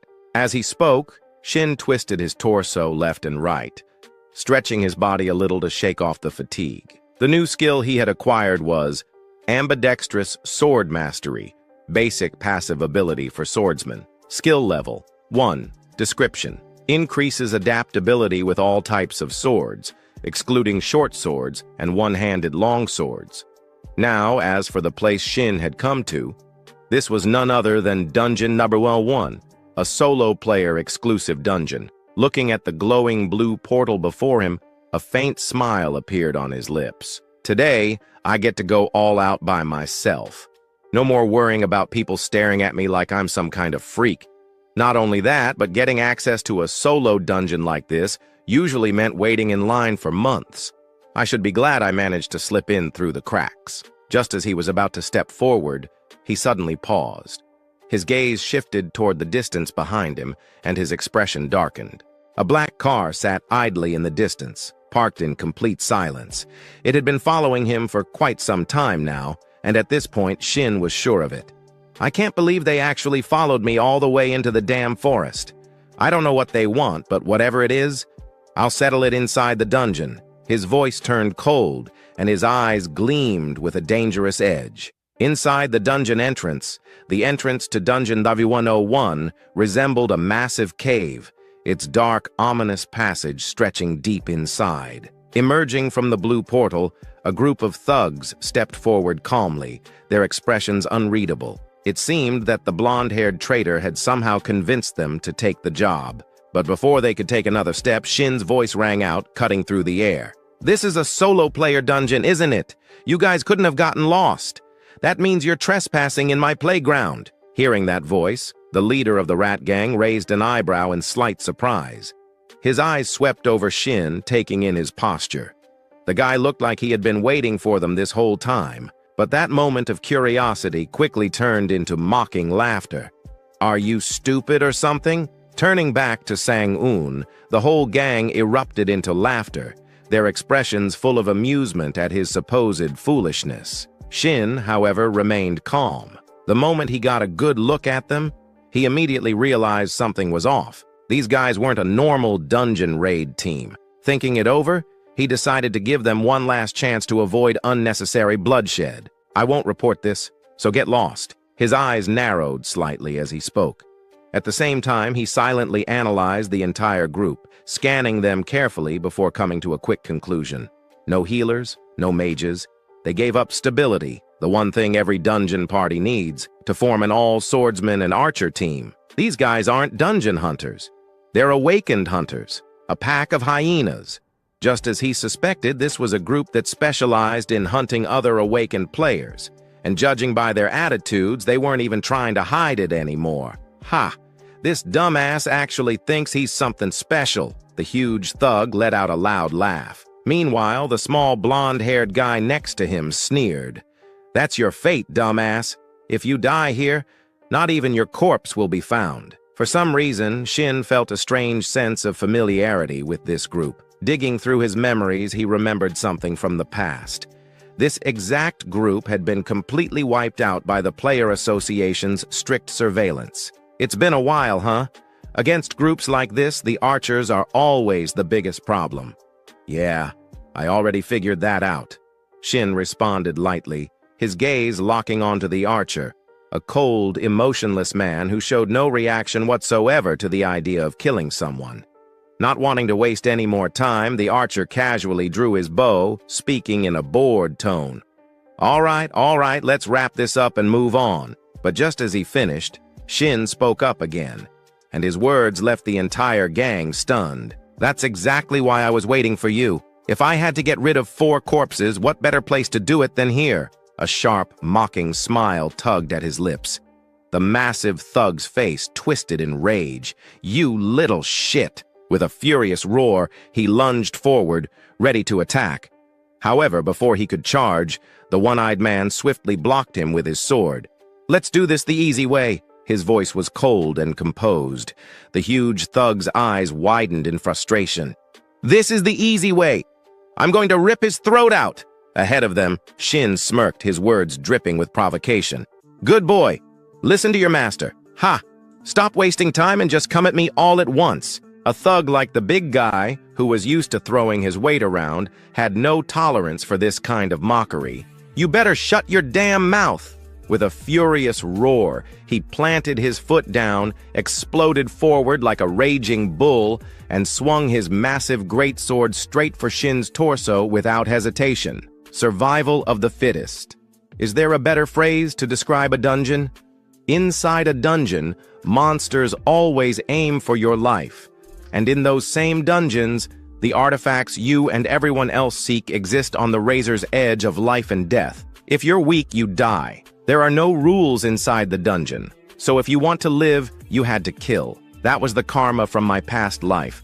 And it still applies even now. In the end, everything that happens here is just self-defense. The entire gang of thugs stood frozen in shock, their eyes filled with disbelief as they locked onto the scene before them. Just seconds ago, the big guy had charged forward, radiating overwhelming aggression, but now, he had been sliced clean in half. Not a single scream escaped him. One sword strike. That was all it took. Shin coldly swept his gaze over the remaining three. What are you standing around for? Come on. All of you. No hesitation. The remaining three immediately backed away, instinctively increasing their distance. After seeing that level of strength, they all understood one thing. If Shin got close, they were dead. Relying on their experience hunting other awakened players, they quickly adjusted their strategy while running. The blue-haired guy barked out orders. Cover us while we reposition. Got it, the archer responded. But internally, his mind was spiraling in confusion. He killed Sanho? Even if the guy was an idiot, Sanho was still level 100, and that kid had only awakened recently. What the hell is going on? The archer couldn't make sense of it. Meanwhile, on Shin's side, he had started spinning his greatsword, its heavy blade whirling through the air like the blades of a helicopter. The sharp winds it generated howled ominously, sending shivers down the spines of those who heard it. Hey now, where are you running off to? Shin teased, his smirk widening. Motherfucker! What kind of monster is this? The archer cursed. Even as he spoke, his hands moved instinctively, drawing his bow and letting loose 2 arrows at blinding speed. But to Shin, it was child's play. With one effortless swing, he sliced both arrows in half before they could even get close. And then, before the archer could react, Shin spun around and hurled his greatsword straight at him. Thud. The sword struck its target. The archer barely had time to scream before collapsing lifeless. The dying scream made the 2 remaining thugs freeze in place. They turned their heads in shock, their faces going pale. Who the hell is this guy? The small, orange-haired thug shouted in disbelief. Unlike him, however, the blue-haired one had a completely different thought process. His sharp gaze locked onto Shin, and more specifically, the fact that he was now unarmed. He threw away his great sword. That means he's got no weapon right now. This is the perfect chance to strike. Attack! At his command, both of them charged at the same time. Shin also dashed forward, heading straight for his great sword, which was still lodged in the archer's corpse. The race was on. But just as his fingers brushed the hilt of his weapon, the 2 thugs' blades came slashing toward him. Slash! The sound of steel cutting flesh echoed through the air. A spray of fresh blood splattered onto the ground, but it didn't come from Shin. It came from the archer's corpse. Because in the moment just before the blades reached him, Shin had used his sword as a pivot point, launching himself into the air with an acrobatic flip. You're insane. The orange-haired thug gritted his teeth, stunned that Shin managed to dodge even in that tight window of time. But Shin wasn't interested in conversation. Still midair, he reached down and ripped his great sword out. At that moment, the blue-haired thug, Juntae, suddenly reached out, grabbing the orange-haired one's head from behind. The smaller thug flinched in confusion. Juntae, what the hell are you doing? Before he could react, Juntae shoved him forward like a human meat shield. Slash! The orange-haired thug barely had time to scream before Shin's greatsword cut through him like paper. Just like that, he was gone. Damn. That's some real brotherly love right there. Selling out your own teammate the second things go south, Shin said, mocking. After that, he paused his assault for a moment and casually added, "You guys were selling organs, right?" Juntei's eyes narrowed. Shin smirked. "Yeah, no way in hell people like you would trust each other just out of goodwill. So let me guess. Your real goal was awakening mana stones through organ transplants, right?" For a brief second, Juntei's expression shifted. Shin immediately caught it. Bullseye. Still, Juntei let out a cold chuckle. "So what if you figured it out, huh? You little shit!" As soon as the words left his mouth, Juntei lunged, his sword aimed straight at Shin's chest, and on his lips, a victorious grin. But just when the blade was barely 5 centimeters away from Shin's face, it stopped, frozen in place, unable to move forward even a single inch. Because crushing kneel has been activated. A debilitating shock surged through Juntei's body. For the next 4.4 seconds, he was completely paralyzed. Like a statue. Shin took a step forward, looked him in the eye, and spoke. "Let me ask you something." A cold chill crawled up Juntei's spine. He tried to move. Nothing. Tried to speak. Nothing. All he could do was stand there, feeling sweat drip down his face. "What the hell? I'm paralyzed? But how? Those wounds from earlier? No way! Just from those tiny cuts? There's no skill that broken. And what is he talking about? I'm the one who kills. That's how it's always been. I take lives, not the other way around." Yet now, for the first time in his life, he saw the end. And as death loomed closer, his mind flashed back to the past. Back to when he tricked a fresh, new, awakened rookie. "Give it your all this time, okay?" He had smiled, placing an arm over the young, freckled boy's shoulder. "With you here, we can do anything. I'd trust you, bro." The rookie grinned back, completely unaware. Scene transition. A different memory. A young rookie, his face covered in blood, trembled in fear. Tears mixed with red streaks as he stared at Juntei. Why are you doing this?" His voice cracked. "Please don't. I'll do anything you say." Back to the present. Juntei's entire body shook uncontrollably. Shin watched him, then smirked. "What's wrong? Didn't you already go through this yourself? Oh, or are you scared now because it's finally your turn?" Time passed. Now, Shin sat beside a small stream, carefully wiping his sword clean. Juntei was gone, sent to reunite with his comrades. And even though this wasn't the first time, even though he had witnessed this kind of thing countless times before, a part of him still felt off. I shouldn't get used to this. I haven't even been regressed for that long. At this rate, there's no way I'll ever form a contract with a constellation. Shin exhaled, his gaze drifting toward the pile of discarded weapons nearby. System. Notify. You have obtained 8 artifacts from this dungeon. Shin raised a brow, then grinned. Well, if it's self-defense, then I guess all of this belongs to me now. Time passed quickly. At this moment, Shin was putting his jacket back on. During the fight earlier, he had taken it off to avoid getting blood on it. At the same time, he checked his current status. Right now, he had reached level 10, and his consumed artifacts had totaled up to 11. His life points were at 400, energy at 50, and experience at 12. Looking at his status window, Shin's expression grew a bit complicated. I wish I could have avoided that situation, but considering the results, it was worth it. At least I'm glad I didn't get fat from consuming artifacts. But still, just looking at my stats alone, doesn't this mean I'm already as strong as level 50 players? How long has it even been since I came back? My growth rate is actually insane. And on top of that, as he muttered to himself, Shin reached into his coat pocket and pulled out a ring. It was the recovery ring, a silver-tier artifact classified as support equipment. Equipment type: ring, special effect, recovery, usage effect. Consumes 10 mana to instantly remove any abnormal status. If used again within the next minute, the mana consumption doubles. Seeing this item, Shin couldn't help but be a little surprised. That guy who charged at me right from the start. Who would have thought he actually had an artifact that nullifies debuffs? Wait, so if I had blindly relied on my stun skill, I would have been screwed. Looks like I need to be more careful next time. With that thought, he began synchronizing his mana with the recovery ring. Scene transitioned. Deep inside dungeon number 101.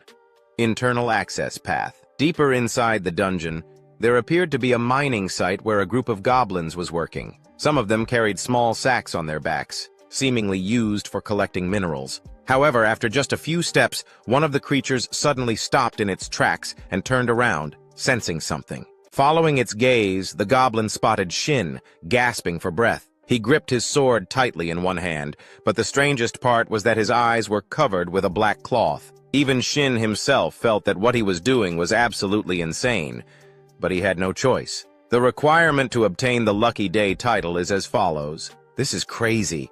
It wants the player to kill 500 monsters while keeping their eyes closed. On the other side, the goblins hesitated for a brief moment upon witnessing Shin's strange behavior. They didn't immediately charge into attack. Come on, when are these monsters going to make a move? Shin muttered in frustration. Once they confirmed that Shin was truly unable to see, the goblins let out amused chuckles. Drool dripped from their mouths as their excitement grew. Back to Shin's perspective, he suddenly lifted his head slightly, sensing something in the air. I can feel them. I had to sense the airflow and listen carefully to everything around me. Focus. I need to maintain this heightened state of awareness. Inside his mental world, it was as if he were standing on the surface of a still body of water. Then, from behind him, countless sounds and ripples began spreading rapidly toward him.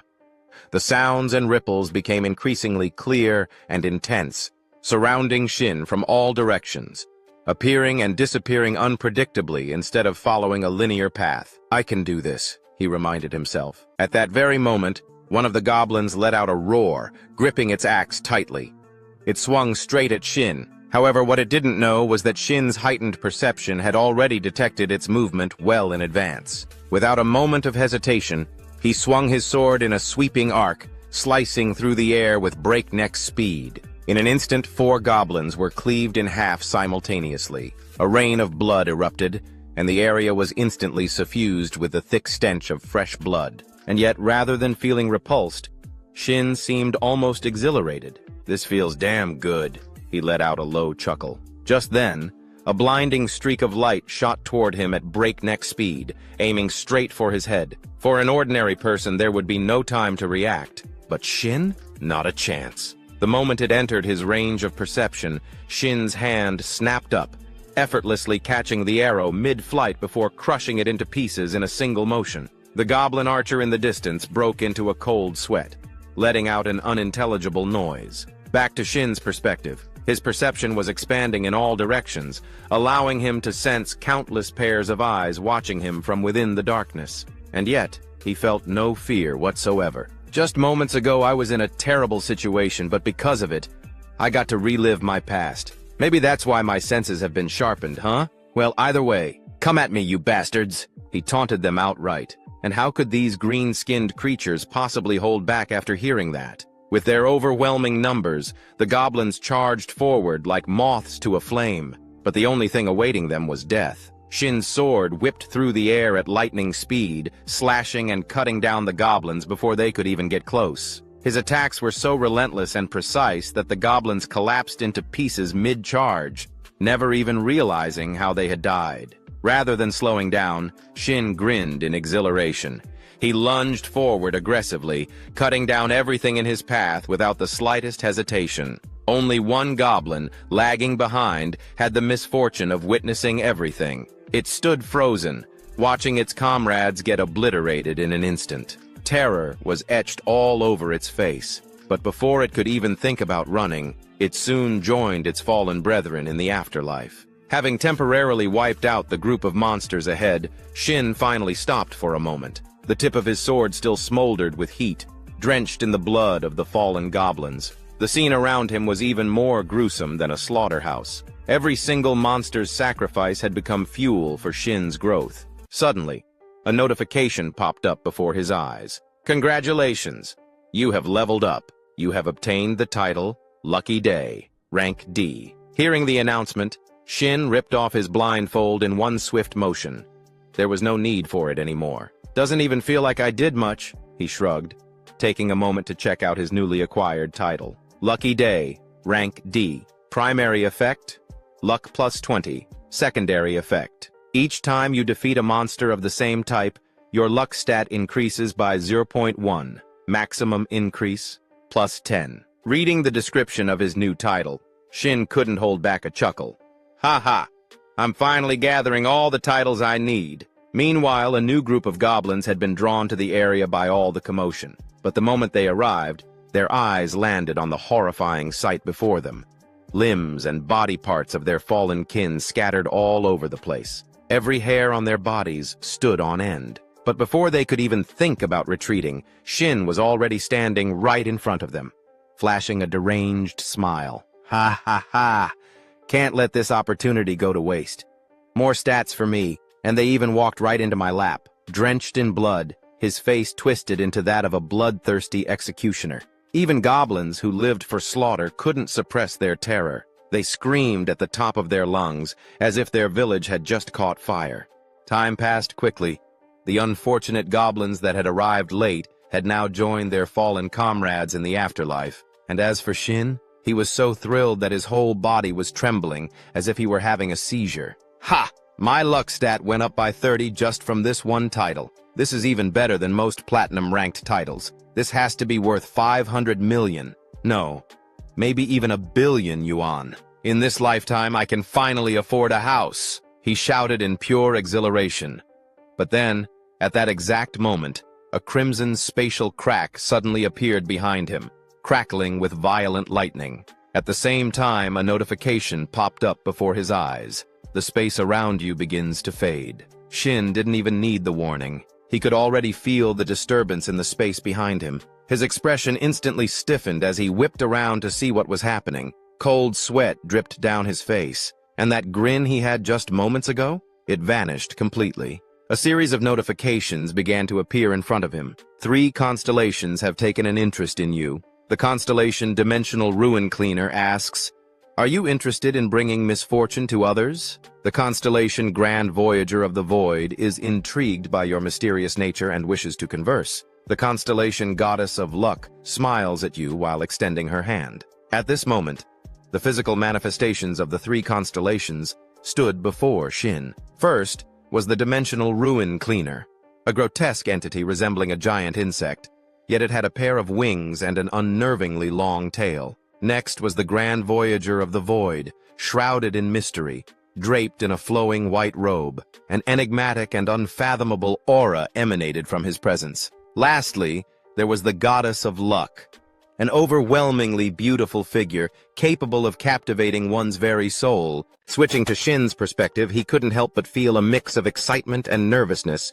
upon witnessing all 3 of his close friends being noticed by the 3 Grand Elders at the same time. That was fast, and all 3 of them too, he thought to himself, a bit overwhelmed. Then, in an attempt to draw some attention to himself, he spoke up half-jokingly, "Ha ha, did you guys see my performance?" To his surprise, the Goddess of Luck suddenly floated right in front of him. Rather than being mesmerized by her beauty, Shin felt a creeping sense of unease. Had I done something to offend them? Wait, was my tone too arrogant? I've never been in this kind of situation before, not even in my past life.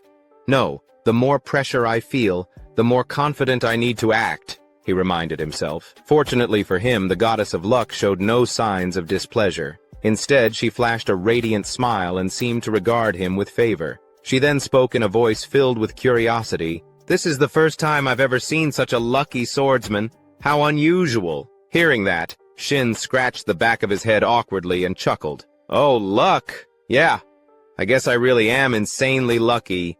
Ha. Even he was a little taken aback by just how ridiculously fortunate he had been. Phew, just as I expected. This constellation seems interested in forming a contract. That means I can take my time and examine things properly now, he thought to himself. Meanwhile, the star of the collapsing void cleaner openly praised Shin's potential for cruelty. This particular constellation had the personality of a classic bloodthirsty executioner, and Shin couldn't help but wonder, did I catch his attention just because I massacred a bunch of goblins in such a short time? On the other hand, the Grand Wanderer of Space seemed more intrigued by the hidden depths of Shin's psyche. This left him puzzled. Why was this constellation here? I've heard that the Grand Wanderer of Space only appears before players who possess the aura of a saint. So does that mean they're actually here because of her?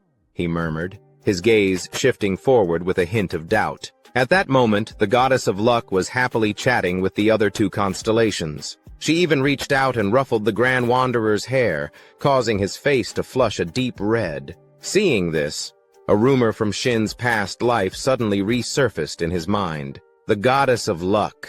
Even in the world of constellations, there were rumors that she had incredibly vast connections. Across from him, the beautiful goddess caught his skeptical gaze, noticing how he was staring at her intently. In response, she turned to face him and casually reassured him, "I'm not possessive. Even if you choose me, you're still free to form contracts with other constellations." Reading this system message, Shin was momentarily stunned. This offer was almost too good to be true. "Wait, seriously?" He blurted out before thinking to himself, "This is a massive advantage. A sharpshooter can hit their mark even when firing into the air under the blessings of the world. They never run out of arrows." The miracle archer, among all archers, Hashimoto Yugi, was the one who had defeated countless top swordsmen. Not only did he have an absurdly high luck stat, but his destructive power was overwhelming. People suspected he was cheating or exploiting a loophole, but in reality, it was simply because he had contracts with two constellations, and it was the goddess of luck who made that impossible feat a reality. With that thought in mind, Shin knew better than to offend these three constellations, so he could only force a smile and chuckle awkwardly. Ha ha ha. Having three constellations appear at once sure makes it hard to choose. Across from him, the emotional state of the three constellations shifted instantly. They urged him to cast aside the petty concerns of a mere mortal and make a decision of fate. One of them even began to question whether they had chosen the wrong person. From Shin's perspective, however, it wasn't that he was playing mind games to raise the value of his contract. He was genuinely struggling to make the right choice. The goddess of luck is definitely a good constellation. But if choosing her means no other constellations will appear in the future, then this decision is practically locking in my entire fate as a player. Over the 10 years I spent as a player, only one constellation ever approached me, the model student who succeeded late in life. When he appeared, it was like a beacon of salvation.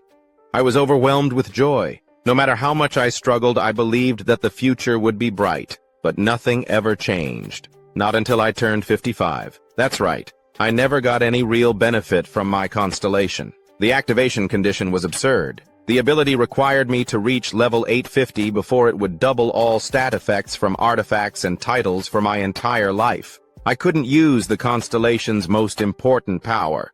No, more than that, I didn't even dare to dream of using it. But in the end, maybe that constellation was the reason I got to turn back time. So, for that, I'm grateful. Which is why, this time, I had to be more careful than ever. From now on, I had to accept that there won't be another chance to rewind time. As he thought this, he carefully studied the three constellations before him. Should I choose divine power, destructive power, or luck? And just like that, after a brief moment of contemplation, Shin made his decision. Without hesitation, he pressed the confirmation button on the system screen.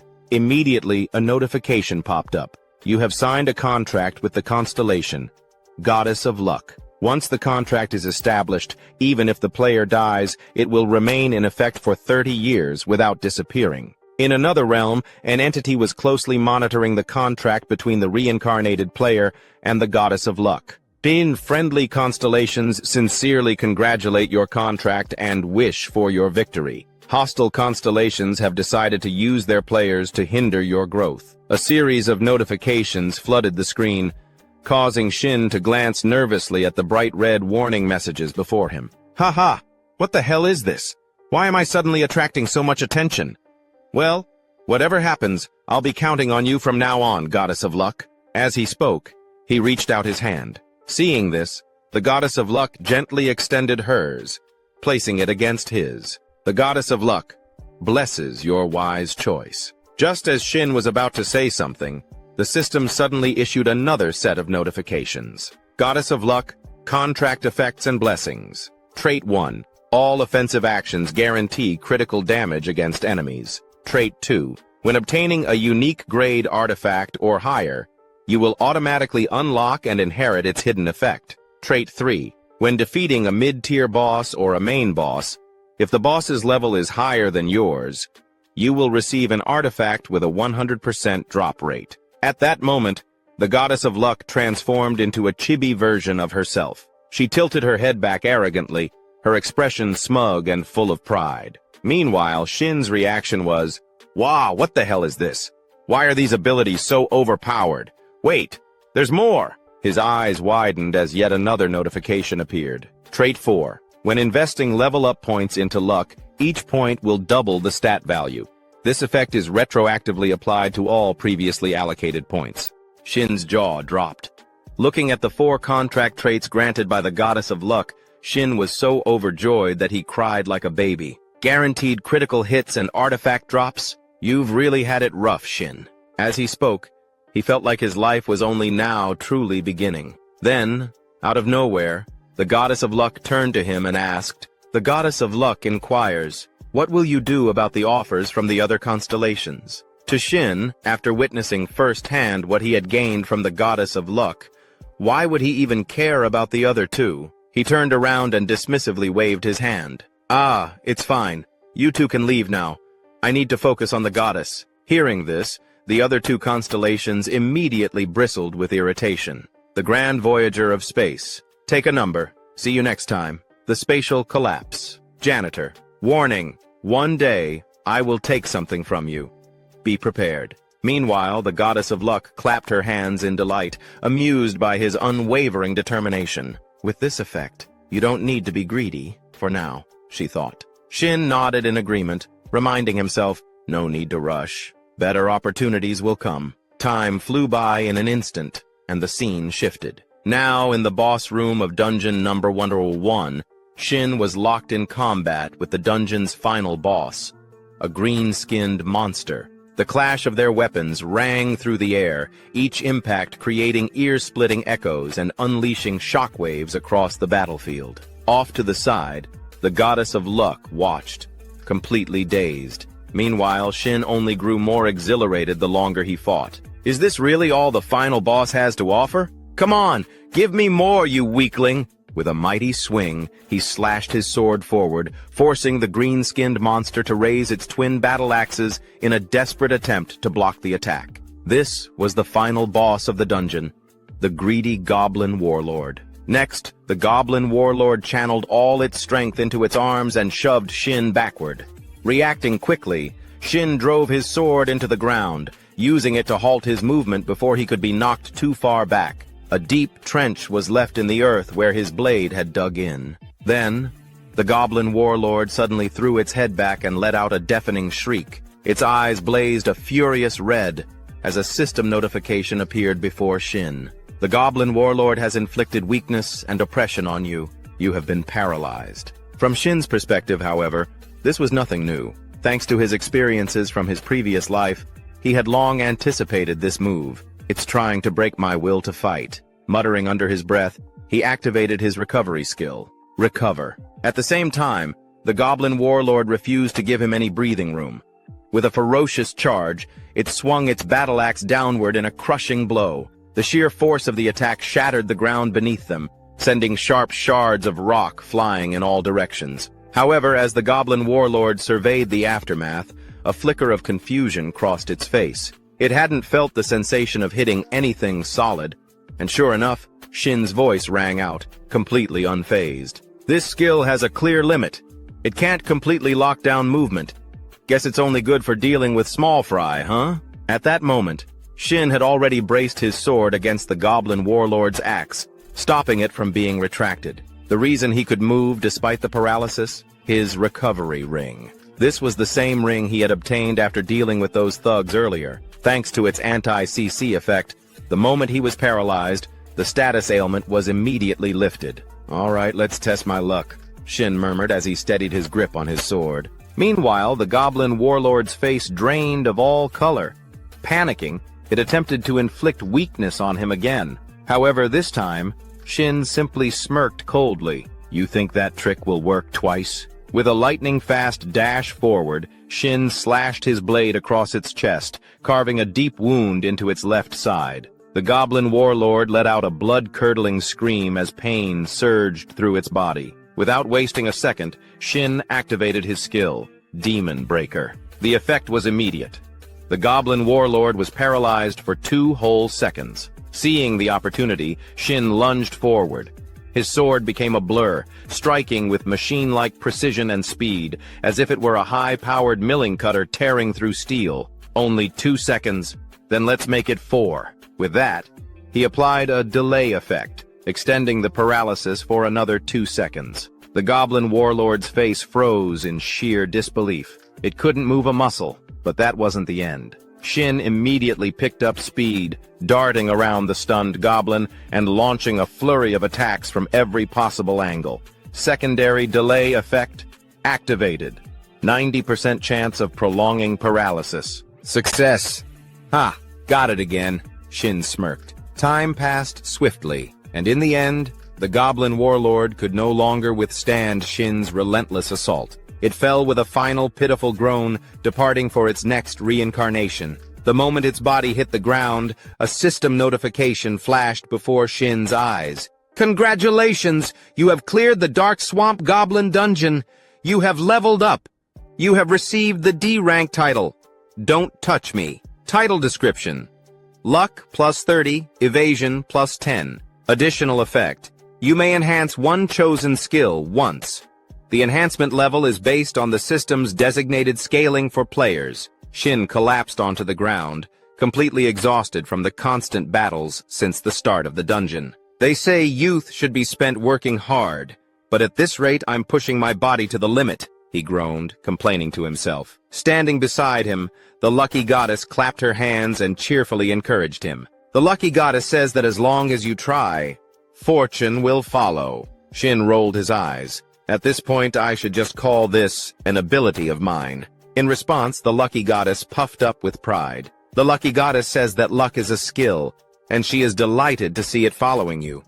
In fact, she firmly believes it's all thanks to her. Shin sighed but didn't argue. Instead, he quickly opened his stats window. First things first, let's dump my points into luck. As he allocated the points, his luck stat finally surpassed 100. Once a stat exceeds 100, an adjustment occurs, amplifying its effects by an extra 10%. For most stats like evasion, this meant a higher chance to dodge attacks. But for luck, it directly influenced drop rates. And as if the system wanted to prove his point, a faint glow suddenly radiated from the goblin warlord's massive shield, an item it hadn't even gotten the chance to use during the fight. Shin glanced at it, and instantly, a window popped up, revealing the item's details. Cudness Shield. Silver Artifact. Type, Secondary Equipment. Shield. Special Effect. Sacrifice. Defense, plus 20. Description. A shield left behind by a goblin warrior named Cudness. It fortifies itself using mana and converts received damage into healing. However, the entire process consumes an equivalent amount of mana. Shin whistled in admiration. Now this is one hell of a shield. It seemed like this item was specifically designed for tank-type players. However, Shin had no complaints about obtaining it. After all, it's a guaranteed drop, thanks to the goddess. So that means luck affects the drop rate of artifacts, right? One thing's for sure, this is even more troublesome than when I was contracted with the constellation of the late-blooming model student. With that thought in mind, he activated his skill, Devour, to absorb the shield's attributes. Meanwhile, the goddess of luck suddenly lunged forward, hugging him tightly and rubbing her cheek against his. Time quickly passed, and the scene transitioned to the interior of the Q area building.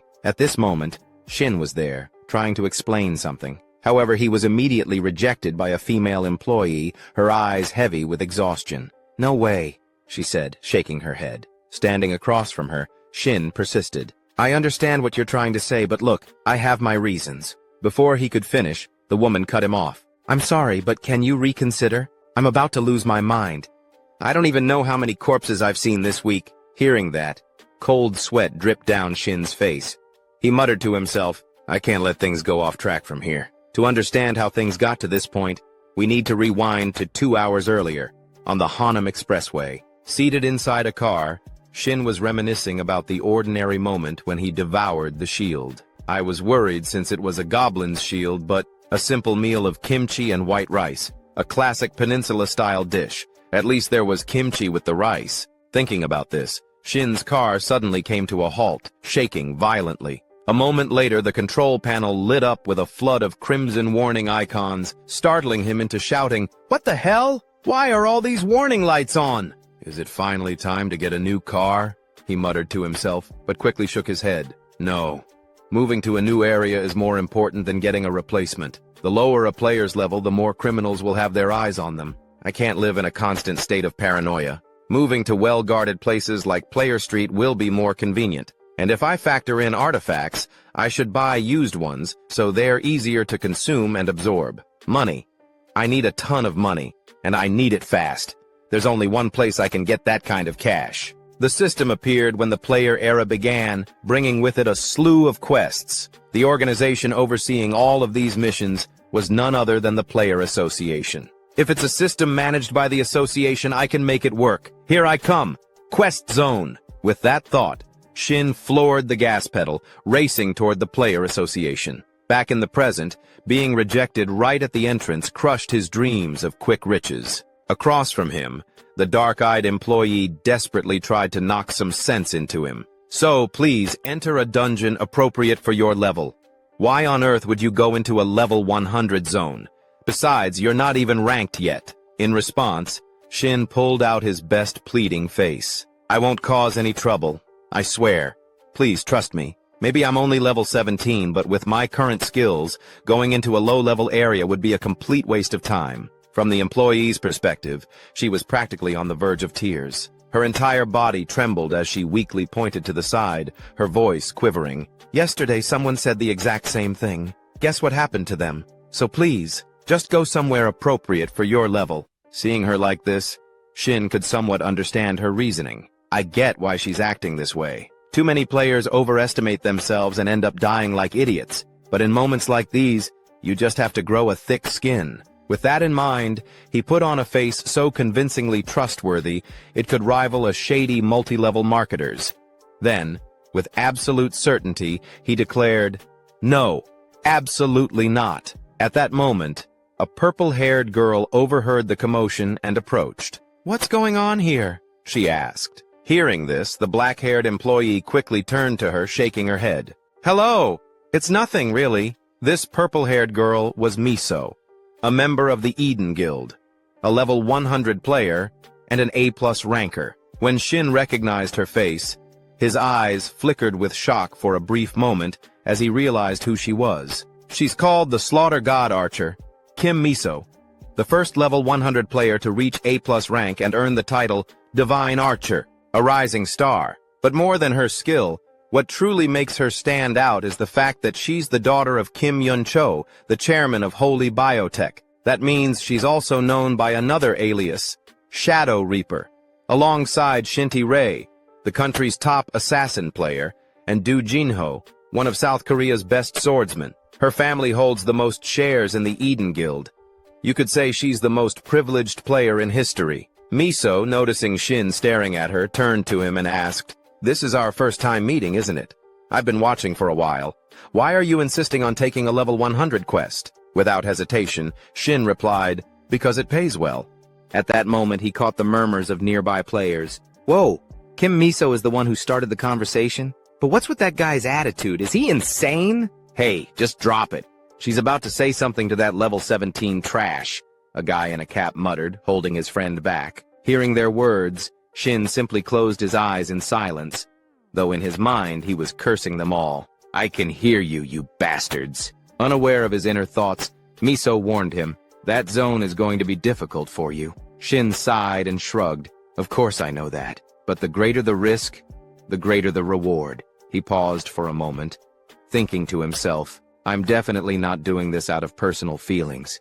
Even though in my past life, I applied to join Kim Misa's party and got rejected, I'm absolutely not doing this out of spite." Unaware of Shin's petty inner thoughts, Miso remained enthusiastic as she continued speaking. "But you do know that completing a mission alone is against the association's regulations, right?" Her words immediately snapped Shin back to reality. He quickly realized the problem. Now that I think about it, solo missions won't have their restrictions lifted for another 4 years. Knowing that he wouldn't be able to go at it alone here, he scratched his head awkwardly and said, "I guess I didn't read the details carefully. Well then, I'll be on my way."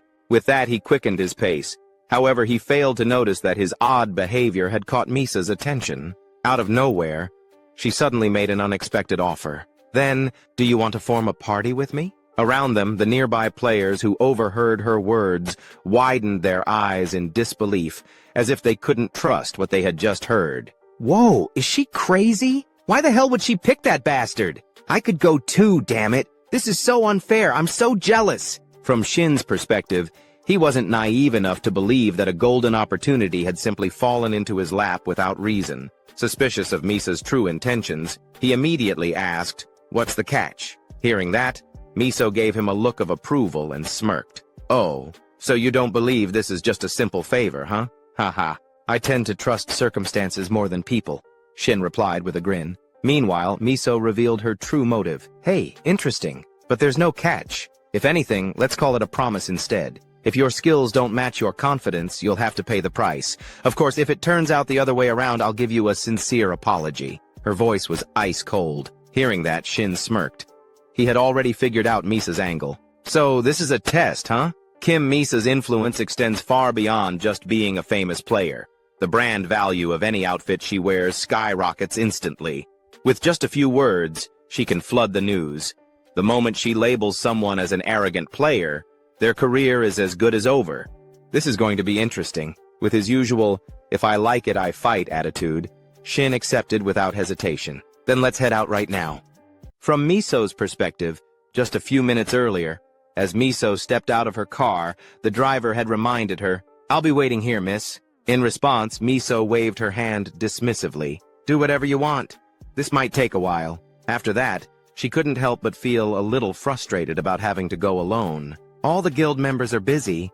How annoying. Guess I'll have to find a party member for myself. Just as this thought crossed her mind, she overheard Shin's conversation with the association staff. Coincidentally, Kim Miso had a reason to team up with Shin Sang-hyun. The minimum party requirement for missions was just as much of a hassle for her as it was for him. Among all these circumstances, she suddenly came across a player exuding confidence, someone whose true abilities were unknown to everyone. That in itself was quite an intriguing situation for her.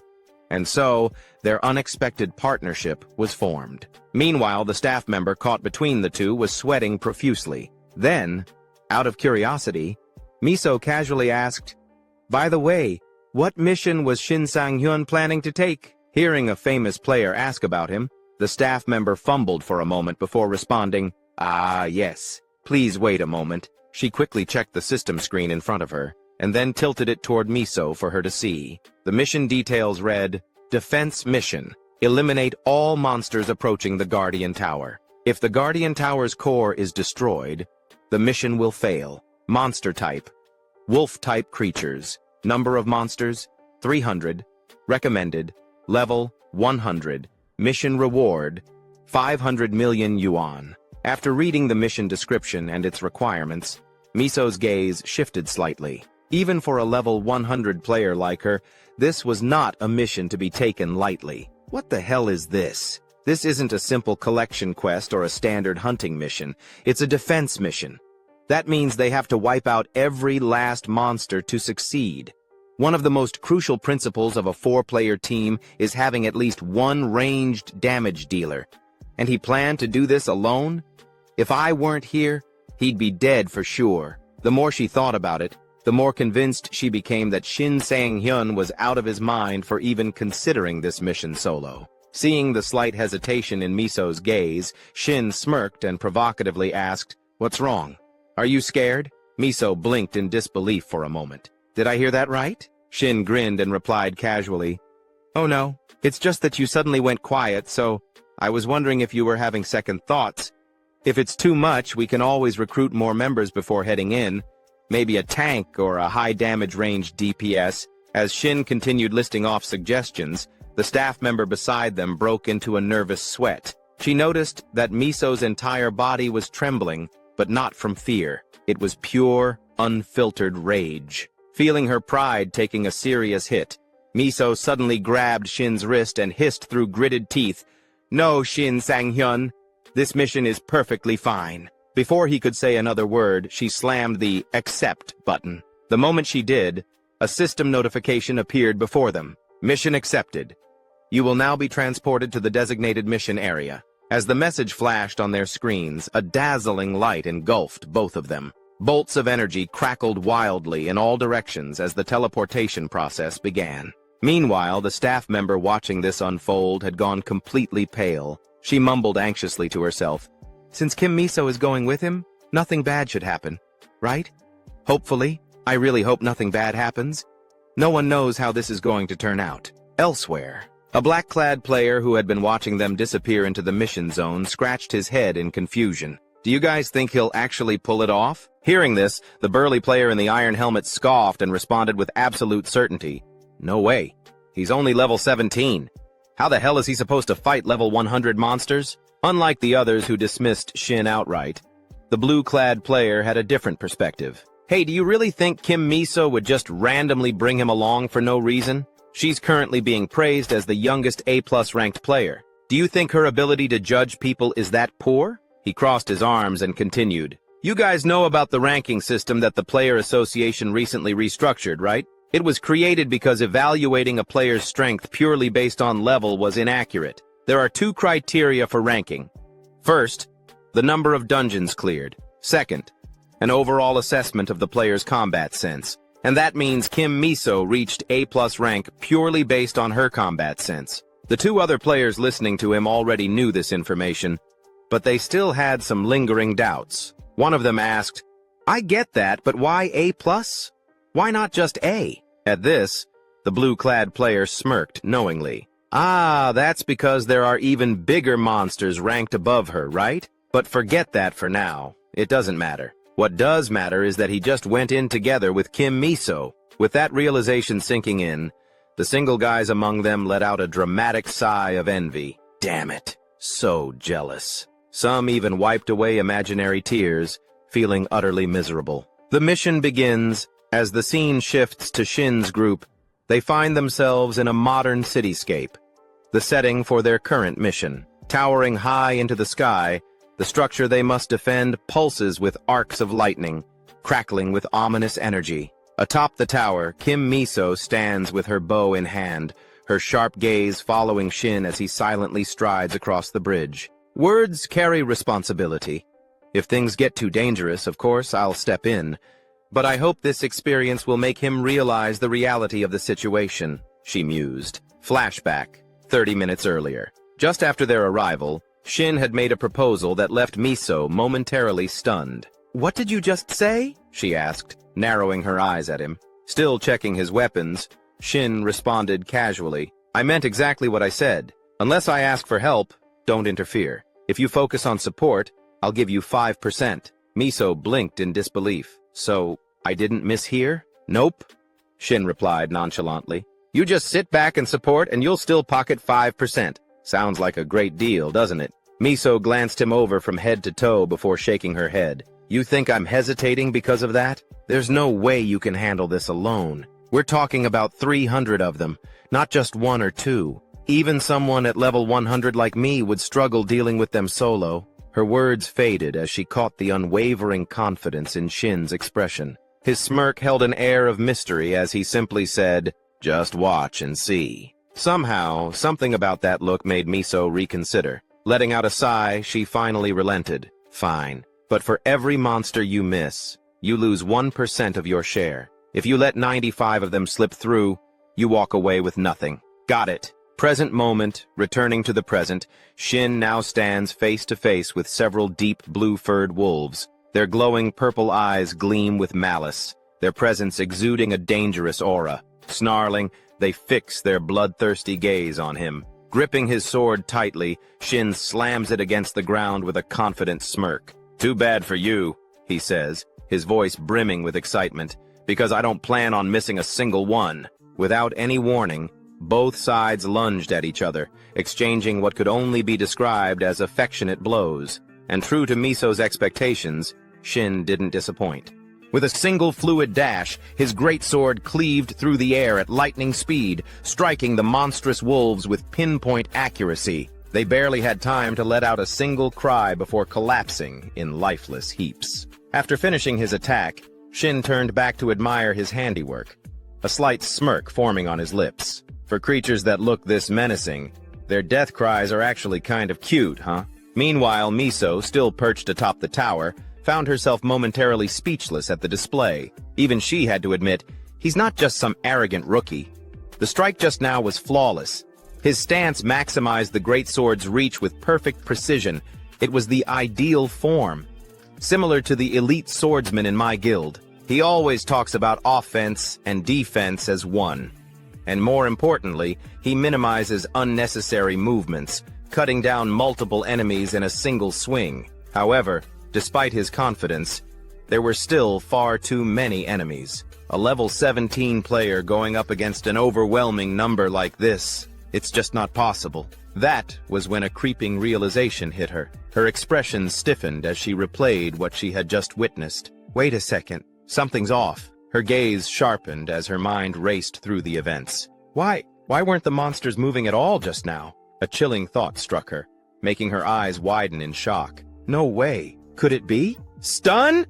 She shouted, her voice echoing in disbelief. The realization hit her so hard that she lost balance, tumbling forward in a panic. Fortunately, at the last second, she managed to grab onto the railing, swiftly pulling herself back up. She clutched her chest, still reeling from the shock. Damn it, that was close. Almost fell right off. But her mind wasn't on her near accident.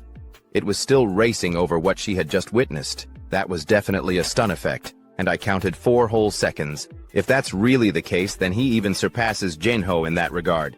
That means he can leisurely apply crowd control and wipe out enemies at his own pace. Her heart pounded as she processed the implications. Just who the hell is this guy? From Shin's perspective, with his stun ability, cutting down the monsters was as effortless as slicing through paper. "Ha, why is this so easy?"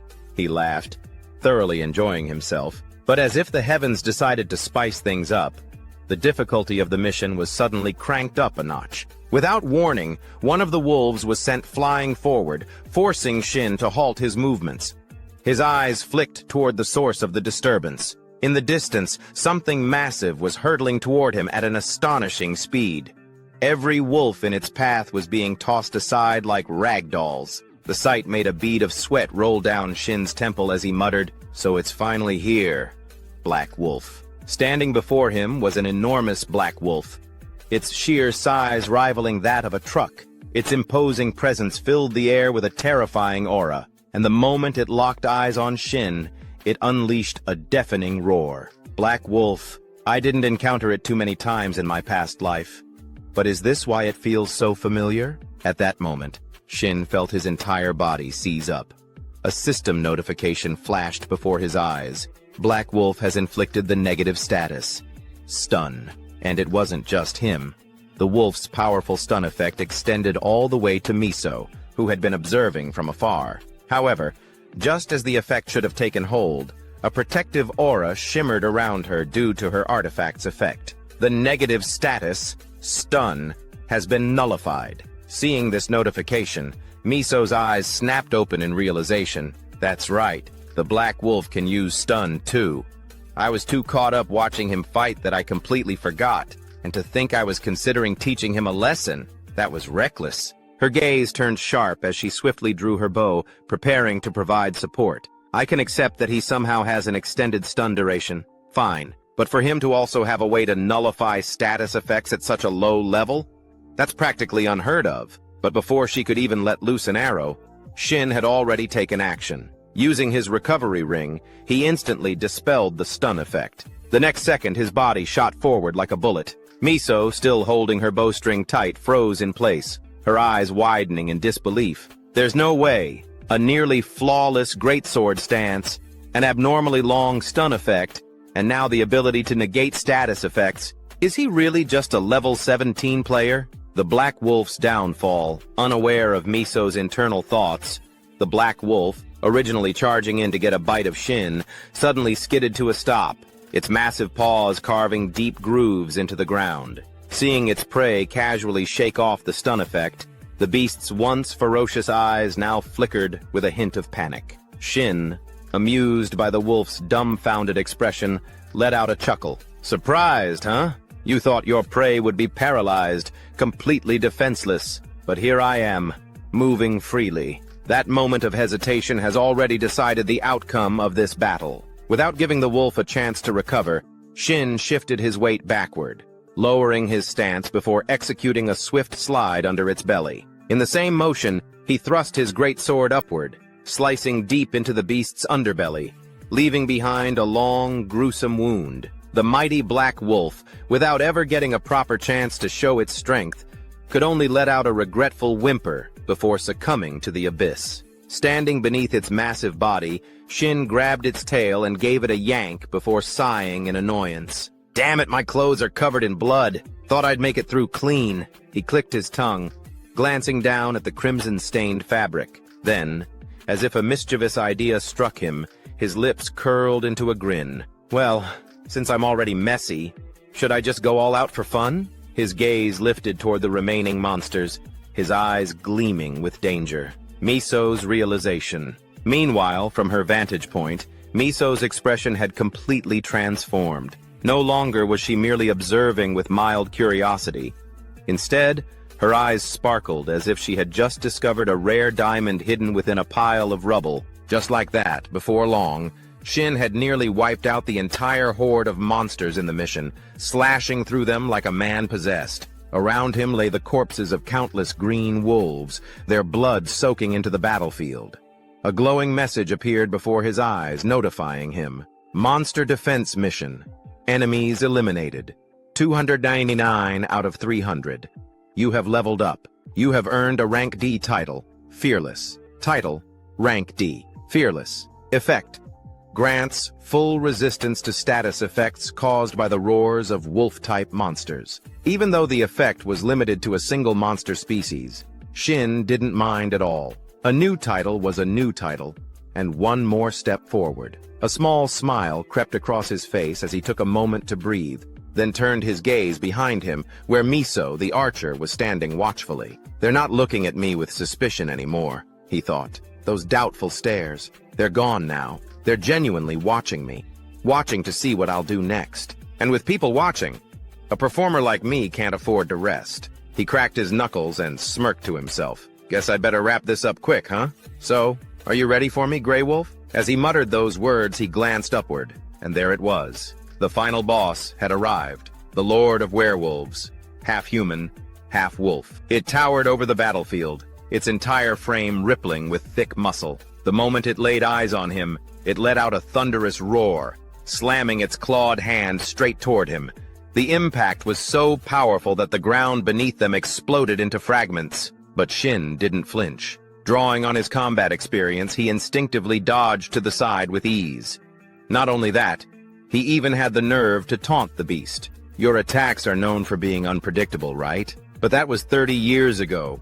These days, every move of yours has been analyzed to death. At this point, shouldn't we be calling them predictable instead? He narrowed his eyes, his tone growing sharper. Sorry, but I've already got every one of your moves and skills figured out. The words had barely left his lips before he launched himself forward, legs coiled with power, blasting toward the werewolf lord like a bullet cutting through the wind. At that very moment, Shin swung his greatsword with force, slashing it straight into the werewolf's body. The beast barely had time to let out a pained howl before a massive wound split open across its chest. And yet, looking at the result, Shin didn't seem particularly impressed. Just as I thought, he muttered. Even with all its movements predicted, a level 100+ boss like this still packs a punch.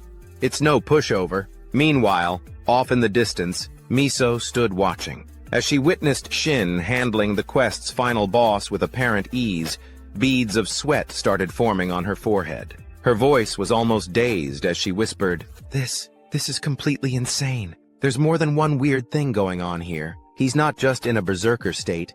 He's somehow immune to the fear effects from that wolf, too. And he's carrying that massive sword, moving like it's nothing. It's like he's playing a joke on the entire system. She kept going, struggling to believe what she was seeing. And on top of that, he's predicting the Wolf Lord's moves in advance.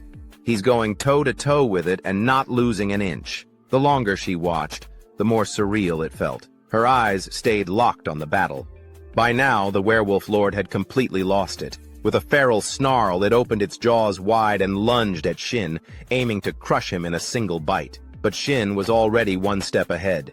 He twisted his body, dodging to the side just in time. However, the beast wasn't done. Letting out a furious roar, it slashed out with one of its razor-sharp claws, aiming straight for Shin's exposed flank. Forced onto the defensive, Shin raised his greatsword like a shield and blocked the blow. Even the Wolf Lord seemed stunned. Its eyes widened slightly, not expecting its attack to be stopped. But what it saw next wasn't fear or hesitation.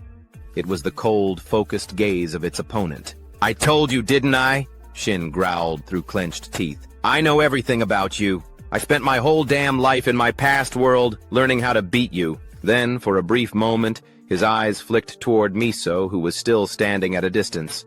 And somehow, in that fleeting glance, she understood exactly what he was trying to do. The most ridiculous part, the part that made her want to laugh despite the intensity of it all, was the way he was fighting. Not for survival, not even to win, but like he was trying to prove something to her. Watching this, Miso let out an awkward, half-frustrated sigh. What kind of guy is he? Seriously. Back in the heat of battle, the sound of clashing steel echoed relentlessly through the air. As the fight dragged on, Shin started to feel the toll it was taking on his body. His stamina was dropping fast. "This fight's dragging out way longer than I thought it would," he muttered under his breath, frustration building. "I've been showing off trying to look cool in front of Kim Miso, and now it's eating into my time with this boss. If things had gone according to plan, this thing should have been out of gas by now. So why the hell is it still going strong?" Behind him, the Werewolf Lord continued its relentless pursuit. It was like the beast wouldn't be satisfied until it had landed a few solid blows on him. Shin could hear the piercing whoosh of claws slicing through the air at his back. The sound alone was enough to make the hair on his neck stand on end. "This isn't good," he thought, beads of sweat forming on his brow. "If I let my guard down even once, I'm done for. My stamina is already taking a serious hit." At the same time, the boss monster seemed to be losing patience. No longer content with simply chasing him down, it suddenly gathered strength and lunged forward with explosive speed. Shin, sensing the shift, snapped his head around just in time. But then something clicked. "That movement. I know this." His thoughts raced. It's one of the boss's high-tier attacks, designed to bait its opponent into dropping their guard. A powerful fake-out that opens the door for a devastating follow-up. This move has killed so many players before. Though he'd never tested it in live combat, Shin knew what he had to do. Now isn't the time for hesitation. No turning back, he told himself. Sometimes bold moves are the only way forward. With resolve hardening in his eyes, Shin spun on his heel, gripping his sword tighter. He made the split-second decision to meet the boss head-on. In an instant, both combatants hurled themselves at each other. Shin swung his sword in a sweeping arc, slashing clean across the monster's right arm, severing it entirely in a single fluid motion. But the Werewolf Lord didn't even flinch. Taking advantage of Shin's unguarded moment just after his attack, the beast swung its remaining arm with brutal force, its claw raking straight across Shin's chest, digging deep into his flesh. A sharp spray of blood burst into the air, painting the battlefield in red. The metallic tang of it filled the space around them. Off in the distance, Miso fell to her knees in a daze as she witnessed the brutal scene unfold before her eyes. Her vision blurred with tears. "For someone I've barely even known," she whispered shakily. "Shin Sang-hyun, this is so stupid.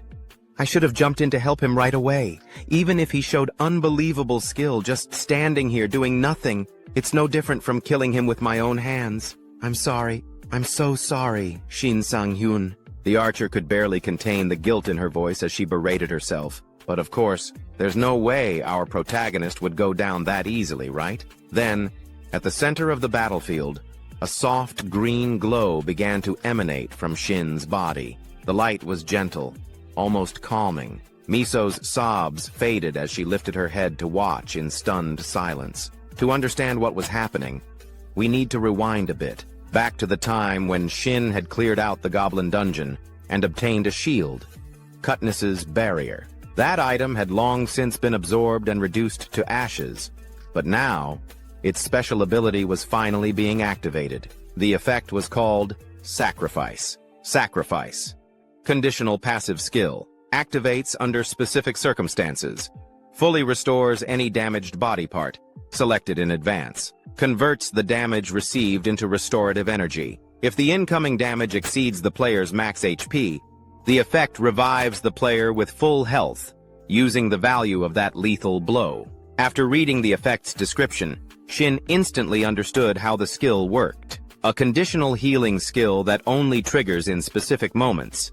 It becomes insanely useful after taking fatal damage, so I need to select a body part for it to protect, right? A system screen popped up, displaying a selection of body parts that he could assign to activate the sacrifice effect. Seeing the options laid out before him, Shin couldn't help but swallow hard. What is this? They've broken it down way too specifically. There are 16 sections in total. That's insane. The safest choice would usually be the back, but even the back is split into 4 sections. That's completely inefficient and dangerous. I can't even predict where I'll be hit. He knew that if he wanted to survive, he couldn't just rely on luck. In that case, he thought to himself, eyes narrowing, I'll have to use this ability strategically.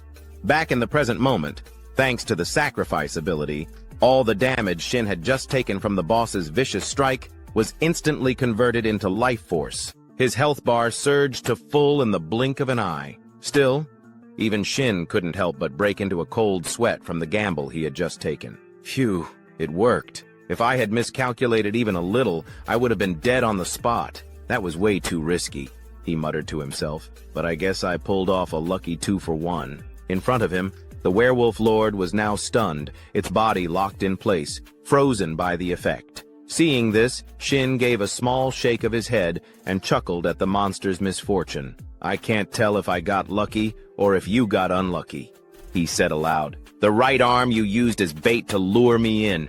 It got chopped off. Who would have thought you'd lower your guard just to land a lethal blow? But now, how about we test your endurance at a whole different level? And with that, the tide of battle was sealed. Missing an arm and stuck in a stunned state, there was no way the bulky boss monster could withstand what came next. In no time at all, it had collapsed before Shin, down on its knees, barely clinging to life. Only the faintest trace of breath remained in its massive body. Shin exhaled deeply, finally allowing himself to relax. That's the end of it. The stun didn't last long, but it was enough to take you down. Just then, he heard footsteps rushing toward him from behind. Turning, he saw Miso sprinting up beside him.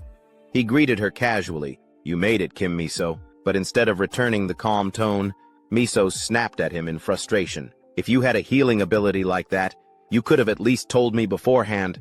I nearly had a heart attack watching you die. And seriously, what was that just now? Did you resurrect or something? How the hell did you know the werewolf lord's every move and skill so precisely? I've seen a lot of sword wielders before, but none of them have been as mysterious as you, Shin. It's like you're... Before she could finish her sentence, Shin cut in with a cold, almost amused smirk and asked, like I'm what, exactly? As Shin spoke, he suddenly noticed the strange look Miso was giving him. Her eyes were fixed on him with a mix of curiosity and awe, which piqued his interest. What's with that look? He asked. Miso quickly shook her head. Oh, it's nothing. It's just... You really seem like a high-ranking player, that's all. Her comment left Shin mentally spiraling. Wait, that's what she was going to say? I thought she was going to question how I took down the boss so easily. But actually, she's not wrong. No average player could have pulled that off. Brushing the thought aside, Miso turned her attention toward the massive corpse of the werewolf and asked, Anyway, are you going to finish it off or what? Just then, the werewolf let out a faint groan, signaling it was still barely clinging to life. Shin, not in the mood to drag things out, muttered, I'll make this easy for you. I almost forgot you were still breathing. With a final swing of his sword, he sent the beast off to join the rest of its underlings in the afterlife. The reward was definitely not something to scoff at. A system notification popped up in front of him. You have obtained a rank C title, Fight to the Death. Title rank C. Description. When in isolation with no allies within a 5-meter radius, the Fight to the Death state is activated, temporarily boosting all stats by 20%. The effect ends immediately when isolation ends. Seeing the reward, a grin spread across Shin's face. He couldn't hide his excitement. A special title for one-on-one combat. And it's my first rank C title. Man, this brings back memories. From the side, Miso caught the glint in his eyes and made an educated guess. You got a new title, didn't you? Not bothering to hide it, Shin shot her a look. Wait, you knew that would happen? Miso, you've fought this boss before, haven't you? Standing proudly, Miso responded with a smug smile. Well, yeah. Of course, I've soloed it before. As Miso finished her sentence, her voice suddenly trailed off. A hint of embarrassment flashed across her face, and she let out a quiet sigh before admitting, honestly, there's nothing to brag about. I only managed to beat that thing thanks to an artifact. I can't exactly say it was because of skill, like you. Shin waved his hand dismissively. Using an artifact is a skill in itself, so thanks for the compliment. Miso forced a small, awkward smile. Her eyes briefly drifted to the gear Shin was wearing, and she didn't know what to make of it. Internally, she sighed. The artifacts I'm using are worth over 200 billion yuan, and here he is using a mass-produced greatsword. You could probably find in every corner shop. Honestly, it's kind of embarrassing. Of course, she kept that thought to herself. Instead, she quickly changed the subject and offered a suggestion. Anyway, don't you want to test out that new title's effect? Before Shin could even register what she meant, a symbol suddenly appeared above his head. 2 swords, crossing each other, accompanied by a system notification. Title: Fight to the death has been activated. Isolation detected. Player Kim Miso. No allies within a 5-meter radius. Title: Fight to the death has been automatically triggered. Seeing it, Shin raised his hand to swat the notification away from above his head with a chuckle. Haha, as if there are any enemies around here right now. With the mission now completed, Miso waved goodbye. I'm heading out first. You know, I had to contact the dungeon haulers waiting outside. Oh yeah. Thanks. Shin gave a small nod and watched her walk away, her figure growing smaller in the distance. A quiet sense of nostalgia rose within him. The quest reward includes monster-related materials, so calling in a cleanup crew is just the natural next step. That's how I used to handle things in my previous life, too. Taking care of all those annoying details always made me seem more reliable in her eyes. As that thought crossed his mind, Miso suddenly came to a stop ahead. She turned back and called out to him, and I'm giving up the 5% mission reward cut I mentioned earlier. Her words caught Shin completely off guard. Wait, what? But that's not fair to you! He shouted in surprise. Before Shin could get another word in, Miso waved him off from up ahead. For someone as wealthy as her, that 5% cut of the quest reward clearly wasn't even worth worrying about. I'm fine, really. Don't go freaking out like that. We'll be seeing each other again plenty of times, I'm sure. Just think of it as an investment in you, Shin, got it? Anyway, I'm heading out now. With that final remark, she vanished from the dungeon in an instant, leaving Shin no chance to argue even if he wanted to. All he could do was let out an awkward chuckle. She really is something else. I can't ever afford to let my guard down around her, not even at the very end, he muttered to himself. Anyway, let's finally check out the reward I've been waiting for. Turning around, his eyes locked onto a softly glowing blue gem resting in the distance. It was the Blue Moonstone, a platinum-grade item classified as a special accessory. Effect: Wolf's Intimidation. Stats: HP 100, Mana 100, Luck +50. Description: a gemstone forged from the faith of the Silver Wolf tribe, worshippers of the Blue Moon. Just seeing the stats sent an uncontrollable shiver of excitement through Shin's body, like he was having a full-blown seizure of joy. It's finally here. A platinum-grade artifact, he exclaimed, eyes gleaming. Just one of these goes for at least $1 billion. Incredible! This thing's worth as much as a freaking apartment in the capital. Practically sprinting over, he grabbed the gem and pressed it to his face like a long-lost treasure, basking in the sheer bliss of victory. Right on cue, the goddess of luck appeared beside him, smug as ever and ready to take credit. So have you started believing in her influence yet? She teased, flashing a playful smile. Seeing her show up, Shin's grin vanished in an instant. Why would this be your doing? That's all my effort, thank you very much. Before he could even finish his complaint, an unfamiliar divine voice suddenly cut in, crashing their conversation. The deity known as Ripped Lips. Strongly objects to the biased luck you've been receiving. A formal request has been submitted to remove the Goddess of Luck from the player system. In response, the Goddess of Luck took immediate action. with a flicker of mischief in her eyes. She suddenly initiated a vote among the constellations, connected to the player system. A system-wide notification appeared. Vote initiated, proposal to expel the entity known as Ripped Lips from the player system. The vote count began, climbing rapidly, 61, out of 100 and rising. Within moments, the proposal passed unanimously. The deity known as Ripped Lips was stripped of his constellation, status, and forcibly removed from the system, much to the sheer delight of the goddess of luck. It all happened so fast, Shin barely had time to blink before it was over. "Wait, that actually got approved?" he muttered in disbelief. "And here I thought she was just some quirky constellation. Turns out she's really popular." Choosing not to dwell on that cosmic drama, Shin turned his attention back to the glowing gemstone in front of him, eyes narrowed with focus. "Since it's platinum grade, I should be able to absorb about 40% of its power," he murmured. He read the item's effect carefully. Special effect, Hour of the Wolf, always active, no cooldown. When the moon is visible within a dungeon, recovery speed increases 5-fold. Regardless of the moon's presence, all wolf type. Monsters are placed under a continuous state of fear when in the vicinity of the blue moonstone's wielder. If the moon is visible, wolf-type monsters will never attack the wielder. Even an idiot could understand how powerful that was, let alone someone like Shin. "Pretty straightforward?" he grinned. "So basically, I'm a walking nightmare for wolves now, even without the moon." With a gleam in his eyes, he began the process of absorbing the artifact's power. Time passed, and the scene shifted to the quest hall. A portal shimmered into existence at the center of the grand lobby, drawing everyone's attention. From within that glowing gateway, Shin stepped out, calm, composed, and faintly glowing with residual power. Instantly, dozens of hunters who had been waiting in the hall turned to stare. The murmurs began immediately. "Wait, is that really Shin Sang-hyun?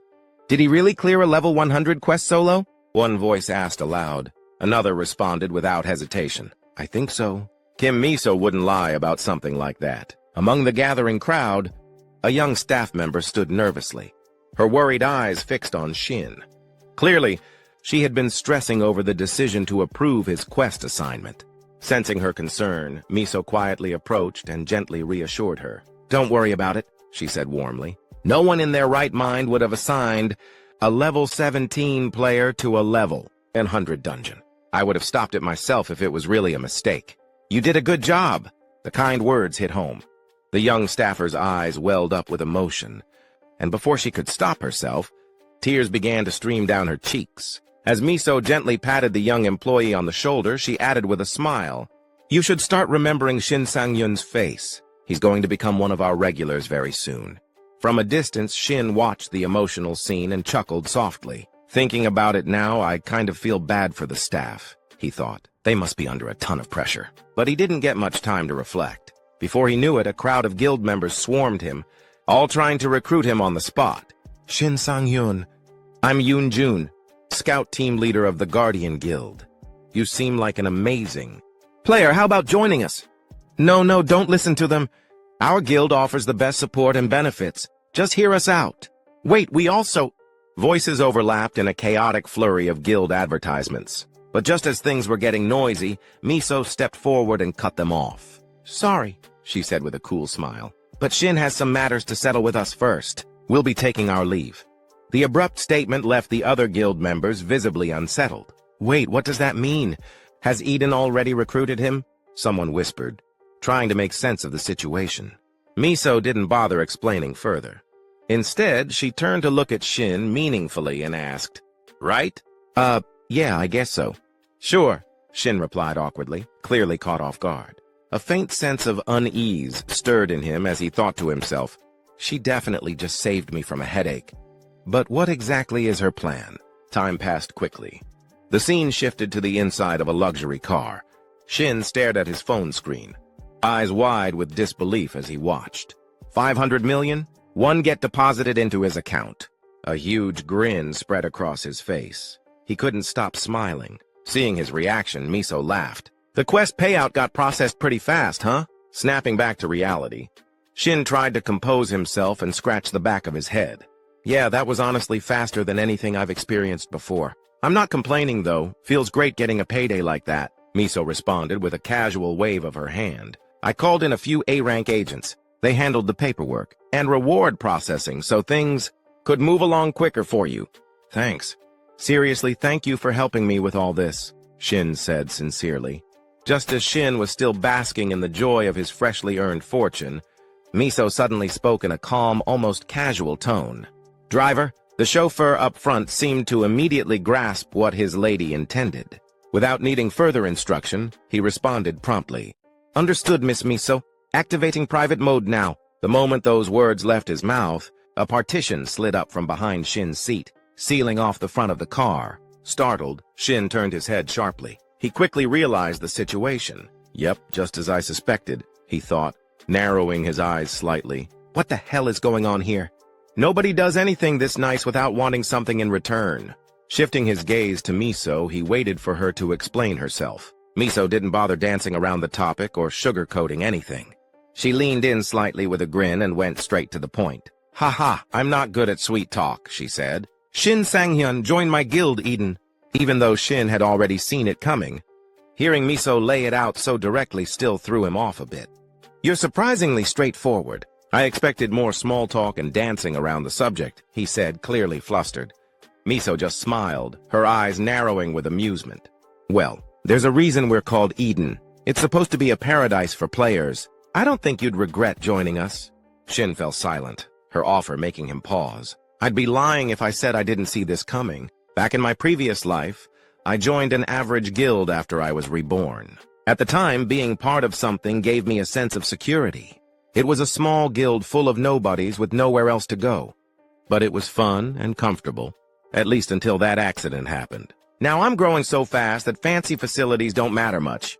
And sure, having a big opportunity like this could give me an edge. But it would also come with restrictions. Right now, fighting solo is helping me grow faster. After sorting through his thoughts, Shin finally made up his mind and opened his mouth to respond. I'm sorry, but before he could finish, Miso cut in, as if she had read his mind. You're planning to start a one-man guild, aren't you? That caught Shin completely off guard. He blinked, stunned. Apparently, the idea of a one-man guild had never even occurred to him. Still, he played it off like it was old news and nodded like a pro. Wow, you really do catch on fast. Not knowing his true thoughts, Miso simply shrugged. Well, I am the daughter of a major conglomerate's chairman. Considering your potential, Shin, it wasn't hard to figure out. And the thing is, I'm the only one who knows that right now. As she said this, she looked at him with clear intrigue in her eyes, like she was thoroughly enjoying the moment. All Shin could do in response was smile awkwardly. Even though she figured out that I'm planning to start a solo guild, she still made her move, showed her interest, and created a connection she can leverage later. Honestly, she's one hell of a negotiator, he thought to himself. Time passed quickly, and the scene shifted to the player district, specifically, Building C near Jamsil Station. As planned, Shin was in the process of securing a place to live in this area for safety reasons. Standing in front of him was a cheerful employee, smiling from ear to ear after closing a contract. As I mentioned earlier, the deposit is 100 million won, and the monthly rent is 5 million won, she said, her expression like a wolf eyeing a sheep. Shin couldn't help but scratch his head, slightly uncomfortable. You say that price with such a big smile that it almost doesn't sound too bad, he joked. She laughed brightly. Haha, well, you're actually getting a pretty sweet deal. Places like this usually have a long wait list. Anyway, I'll get going now. Feel free to reach out if you run into any problems. With that, she turned and walked off. Shin waved at her from behind. Of course. Take care on your way back. Once she was gone, he let out a long sigh. I managed to find a place faster than expected. Everyone else on that wait list probably has to keep grinding it out. Now, I guess I should thank the goddess of luck for this one too, huh? So much had happened in such a short amount of time. His mysterious return to life, the strange new changes. It was all still kind of mind-blowing. For days, he'd been wrapped up in trying to make sense of everything, even if none of the information really helped in the immediate moment. He didn't know what steps to take moving forward, but eventually, that uncertainty began to fade, replaced by a shift in perspective. He felt it now, a pulse, a fire flowing through his body, youth and potential, both burning bright in the palms of his hands. I'm not just going to sit around anymore. This time I'll live differently, happier, stronger. I swear I won't go back to being a coward. More than anything, opportunities for growth were appearing left and right. That alone felt like a blessing. As that thought passed, he suddenly recalled a memory. When Miso, the archer, had taken a phone call from someone important. Yes, this is her. Oh, Reporter Park Youngmin? Is that you? What brings you here today? Haha, you're always so quick on the scoop. Sitting beside her, Shin's eyes widened the moment he heard the name Park Young-min. A spark of surprise flickered across his face as he thought to himself, wait, Park Young-min from Player News? That guy is an S-rank reporter. At the same time, over at the Player News building, Young-min was smiling brightly. That's right. I heard you, Miso. We're with him during the mission run. Things are going absolutely nuts over here with all the info coming in. Miso gave a slight nod and responded, it's just like you've heard. Out of all the players I've encountered recently, he's definitely... Before she could finish her sentence, Young-min cut her off, lowering his voice. He could feel the nosy stares of his co-workers bearing down on him. Sorry, but could you speed it up a bit? Everyone's totally eyeing me right now. Time skipped ahead once again. Shin had just gotten out of the car and was politely thanking Miso. Thanks for the ride. But just as he turned to leave, Miso quickly called out, Wait, Shin, just a second. We're about to explore an unidentified gate. We're putting together a temporary team, 4 members max, all under level 120. Don't worry, it's not an official guild mission. If you're interested, then... Before she could even finish the invitation, Shin's instincts picked up the sweet scent of a quest opportunity, and he practically shouted, I'm in! The way he reacted, like a dog being offered a bone, left Miso momentarily speechless. You turned down a guild offer without blinking, and now you're this excited over a mission? Ignoring her slightly sarcastic remark, Shin could barely contain the excitement bubbling up inside him. Finally, I've got a shot at entering the gate, he thought to himself. To put it simply, dungeons are fixed locations. Once you're in, the entrance and exit are set, and the traps and monsters all behave in predictable patterns. But a gate is different. It constantly changes. While you're dealing with one situation, the paths in and out can shift in real time. And sometimes even the monsters themselves change based on the nature of the gate. But as always, the greater the risk, the better the reward. That's a rule every player lives by. And if it's an unidentified gate, there's a special reward system in place for the first person to conquer it, guaranteed. High-grade loot. Kim Miso must have experienced this before. That weapon she has, one that can pierce through the hardened hide of a dark wolf, could only have come from a place like that. As he was lost in thought, Miso pulled out her phone and said, I'll contact you as soon as I get more details. Looks like we'll be talking a lot from now on. Here, punch your number in. She handed her phone to Shin, but something on the screen caught his attention. An event reminder popped up right at the top. Friday, June 20th, Chestwalker 10:30 p.m., meeting with Mr. Gregory. Noticing it too late, Miso quickly snatched the phone back, flustered. I'm so sorry, that was careless of me. What's wrong with me today? She let out a small sigh, clearly rattled, while Shin quietly mumbled over what he saw. Looks like she's got some kind of secret she can't talk about. But then again, who doesn't? Every player has their secrets, even me.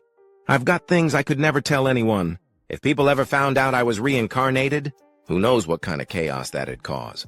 It'd be a serious problem, that's for sure.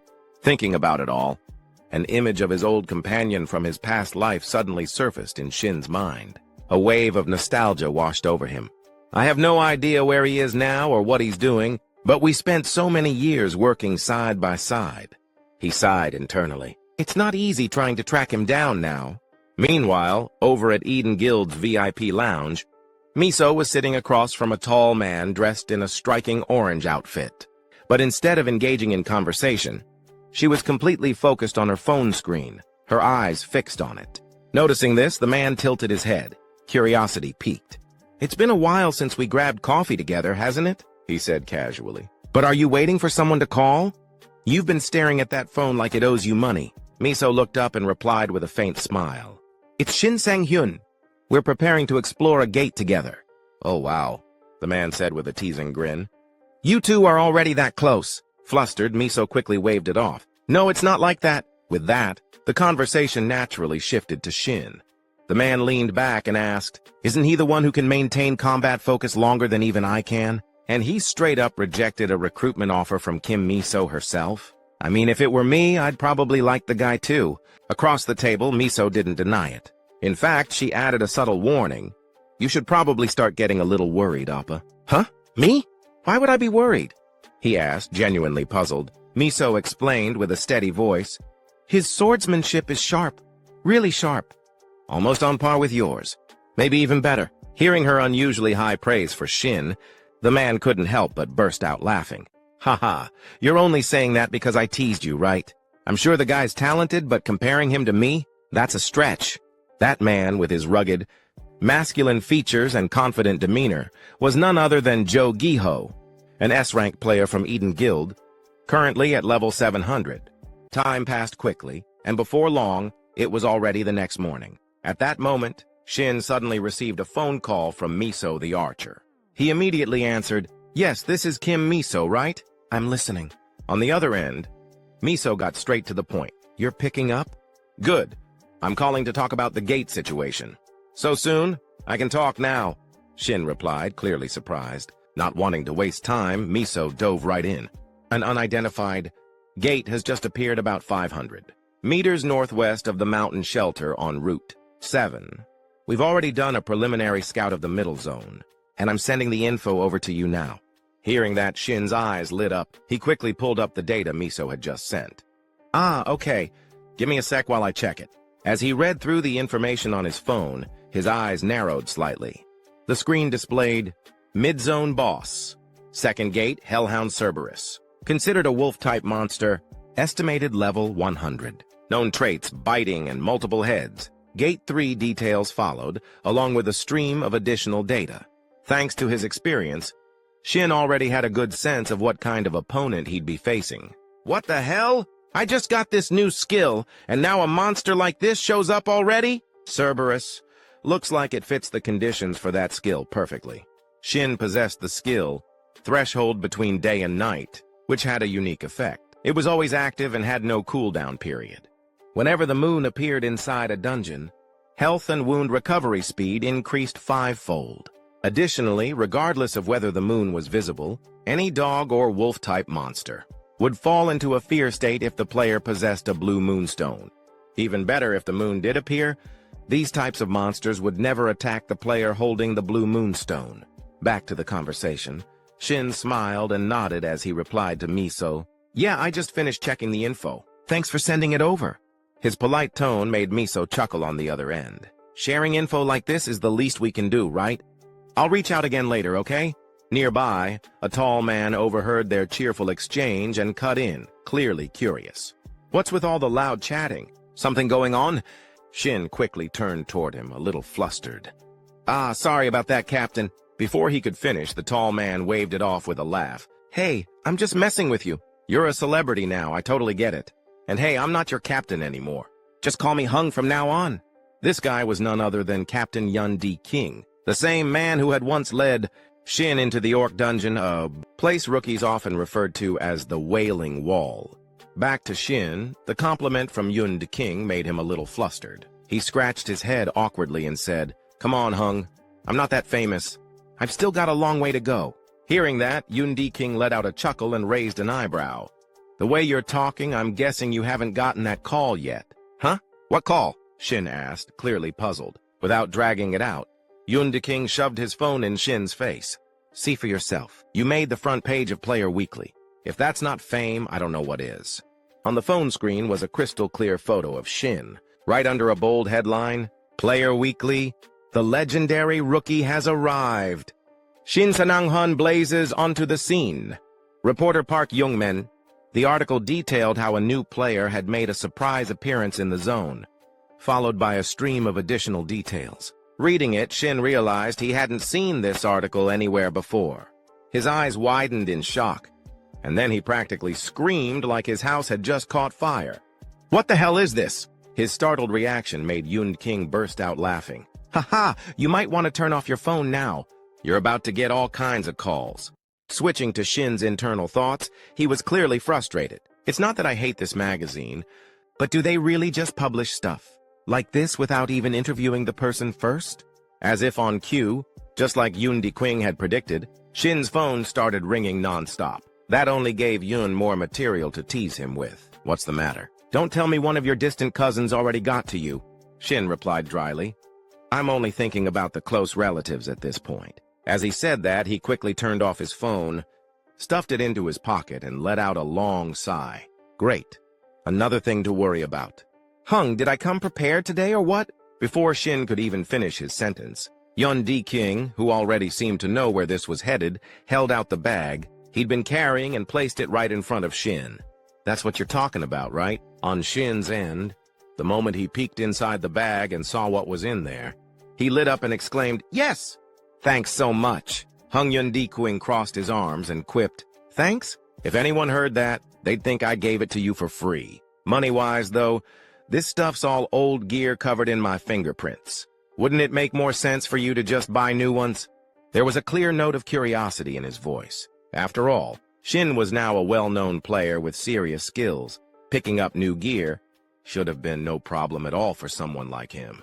Of course, Shin couldn't exactly tell Yun Di-King that he planned to absorb the old gear to boost his powers, so he gave an awkward, half-hearted excuse instead. "Maybe I'm just trying to inherit your fighting spirit, you know? The way you handle things." The more he spoke, the more Yun Di-King's expression darkened. Eventually, the man couldn't hold back and muttered, "Ha, there you go, talking nonsense again." Shin gave a sheepish grin. "Well, just think of this as a way to shake off some bad luck or something." Meanwhile, Yun Di-King silently shook his head. "Yeah, right. Like that explains why old gear has a higher absorption rate." Just as he was about to press further, a voice suddenly cut in from behind, a woman's voice. "Sorry I'm late. Parking here's a nightmare. Let's get the appraisal started right away." The voice belonged to a strikingly beautiful woman. As she approached, Shin gave her a quick glance, then turned to Yun Di-King and asked, "Huh? Who's that?" "Oh, that's the appraiser I called in to help with our transaction," Di-King replied casually. "Brought her along so you don't get ripped off. Gotta look out for my people, you know? Ha." He threw an arm around Shin's shoulder. Wasting no time, the appraiser got straight to work. A soft purple glow shimmered from her lips as she cast a skill that enveloped all the items in a faint light. Moments later, she let out a relaxed breath, nodded, and turned to both of them. "All set. The evaluation's complete. You two can go ahead and trade based on the pre-agreed price. Looks fair." Hearing that, Yun Di-King shot a sideways glance at Shin. "So you were planning to haggle, huh?" "What? Of course not!" Shin shook his head firmly. Then, maybe because his hands were starting to itch for action, Yun Di-King suddenly drew his sword and said with a grin, "All right then. Before we lock in the deal, how about you take a look at my swordsmanship first?" Shin quickly raised his hands in refusal. "No way, Hung! I'm not qualified to judge something like that." But before he could finish, Yun Di-King cut him off, blunt and honest. "Quit pretending to be humble. I'm not dumb. I know full well you're way better than me. And I'm not stupid enough to let my pride get in the way of improving myself. No, really, I mean it," Shin tried to explain, genuinely hating how awkward and complicated this was becoming. But when he saw the serious look on Di-King's face, he sighed inwardly. Turning down someone who's that sincere would just be rude. So in the end, he agreed. "All right, just pretend I'm not even here. Do what you usually do." At that, Di-King's face instantly brightened. He got into his stance, ready to go. Shin, watching him, turned to the appraiser and gave a quick heads up. "You might want to stand behind me for this." "Oh, right. Got it." The appraiser nodded, quickly stepping aside to give them space. Once she moved to a safe distance, Yun Di-King shouted, "Here I come!" and charged forward. His movements were sharp, and each strike of his sword sliced through the air, stirring up powerful gusts that whipped outward in all directions. Even Shin couldn't help but be impressed, thinking to himself, "Whoa, he's gotten way stronger since the last time we met in that dungeon. Looks like he hasn't stopped training for even a second." But then he noticed something off. "Hold up for a second, Hung," Shin called out. "Huh? Already? I've still got more," Di-King said in surprise. But Shin walked over and pointed something out. "Your left arm, is something wrong with it?" That caught Di-King off guard. "How'd you know?" Shin explained. "When you swing with your right, your left shoulder opens up too much. It felt like you weren't fully aware of that side of your body." "If I'm right," Di-King let out a resigned breath and finally admitted it. "You nailed it. I've had a minor injury on that side. Something from blocking hits with my left shoulder. Guess I couldn't hide it, huh? Most of the damage I've taken during training or in dungeons has ended up on that side." I know it's a problem, but there's not much I can do. As he spoke, he reached up to rub his left shoulder with a frustrated expression. But what Shin said next left Yun King stunned. That injury? It's treatable. It's actually way easier to fix than you think. Don't hide it. Own it. Choose a sword style that flows better with your current form. Make it your strength, from the way you control your movement to the rhythm of your steps. It won't be easy to adjust everything, but trust me, you'll improve a lot. Try gripping like this. Just tighten your fingers a little more. As he spoke, Shin stepped in and physically guided him through the motion. Yun King clicked his tongue. It's not as easy as it sounds. Hey, Shin, that hurts, man. Ha ha. Just hang in there for a bit longer, Shin encouraged him. A few seconds later, a relieved sigh came from King. Hey, it's kind of embarrassing to admit, but wow, that actually feels way better. Shin smirked. Right? It'll keep getting better, I promise. Now twist your hips this way. And just like that, the two of them got caught up in fixing each other's posture, totally focused on the task. Meanwhile, standing off to the side, the appraiser was watching with her face turning completely red. What are these two idiots even doing? She thought, flustered. What exactly am I witnessing right now? Time flew by, and after wrapping up the gear exchange with Captain Yun King, Shin cheerfully drove his beat-up car back home. He was in such a good mood that he started whistling to himself. Sure, this deal cost me over 100 million yuan, but it was still worth it. What I'll gain from this far outweighs what I paid. King seemed satisfied after the little sword training session. But that appraiser girl looked kind of weird toward the end. Was she just tired? Whatever. I can't wait to devour these items and see how much stronger I've gotten. There's no way I can wait until the next gate opens. Maybe I should just call Kim Miso already. As he spoke, Shin gave a quick glance at the gear bag on the passenger seat. But that one moment of distraction nearly cost him. He almost hit two people walking in front of his car. Slamming the brakes just in time, Shin stuck his head out the window, flustered. I'm so sorry. Are you okay? You were right in my blind spot. Before he could finish, one of the men, dressed like a total thug, cut him off, clearly having waited for this moment. Took you long enough. I'm sick of standing around waiting for your sorry ass. What are you staring at? Get out of that piece of junk car now! His tone was more of a command than a request, leaving Shin confused and annoyed. What the hell? Debt collectors or something? Who are these guys? Seeing the look on Shin's face, the scrawny blonde one just shrugged and mocked him with a smirk. Haha, you clueless types always react the same way, huh?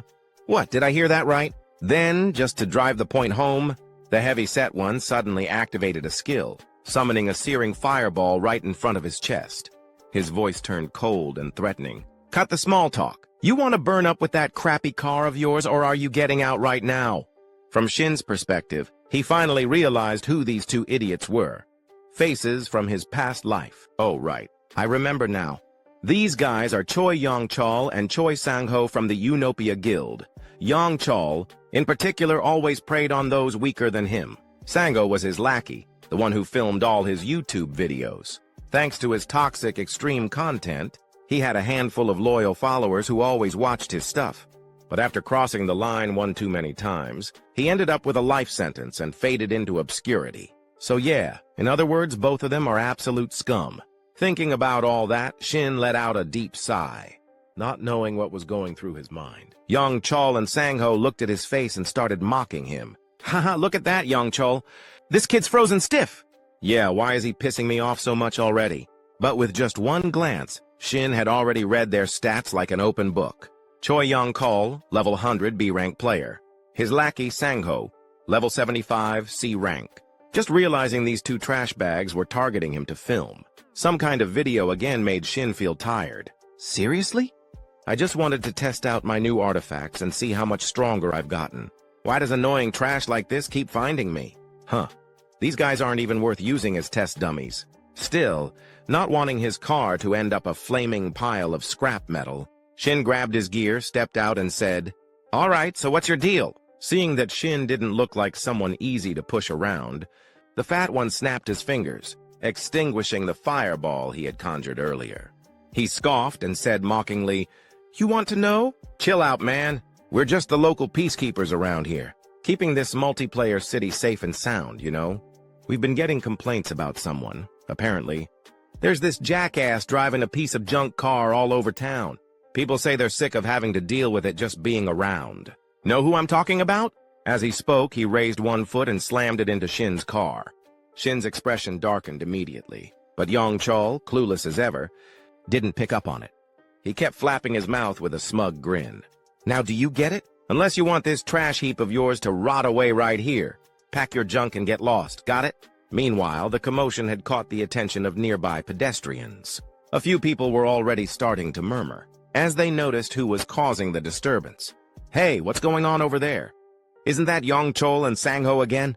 Those jerks are picking fights like always. Just then, a guy with reddish-brown hair suddenly recognized someone in the middle of the scuffle.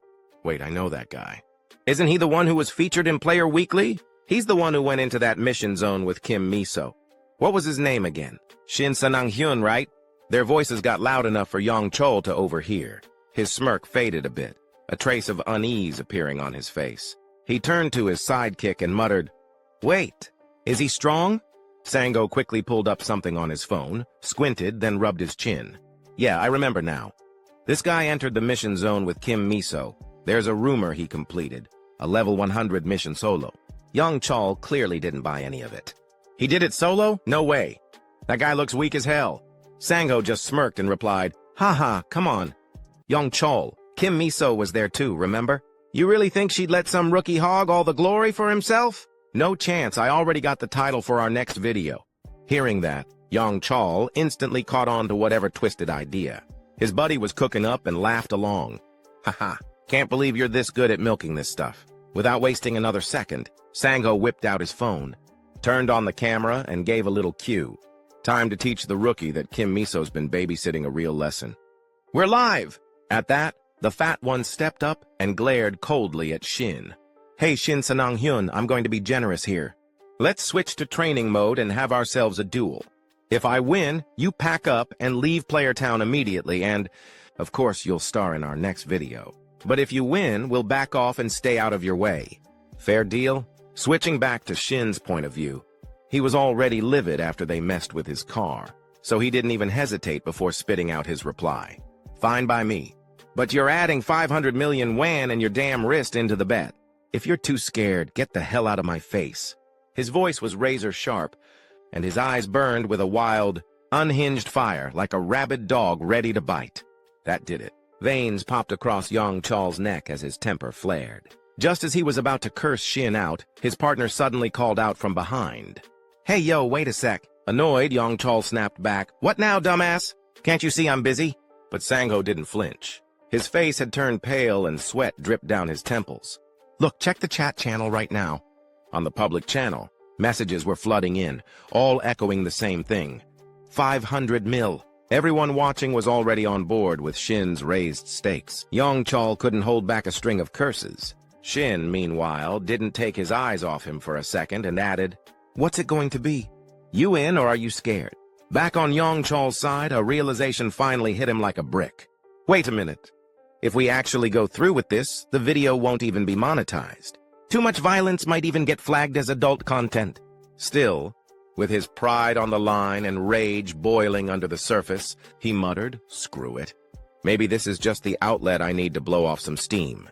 Time passed quickly, and the scene shifted to the plaza in front of Building C, deep in Player Town. By now, Shin had arrived with Yong Chol and Sang-ho, drawing the attention of a growing crowd of curious onlookers. A girl with jet black hair spoke up first. "What's going on here? Is that really Shin Sanang-hyun?" Next to her, a guy in a blue jacket looked a bit worried for Shin. "Those guys are just punks. They're always pulling stunts and picking on new players." "Hey, do you live around—" Before he could even finish his sentence, the girl cut him off flatly. "I have a boyfriend." Just then, a system announcement echoed across the square. Training mode has been activated.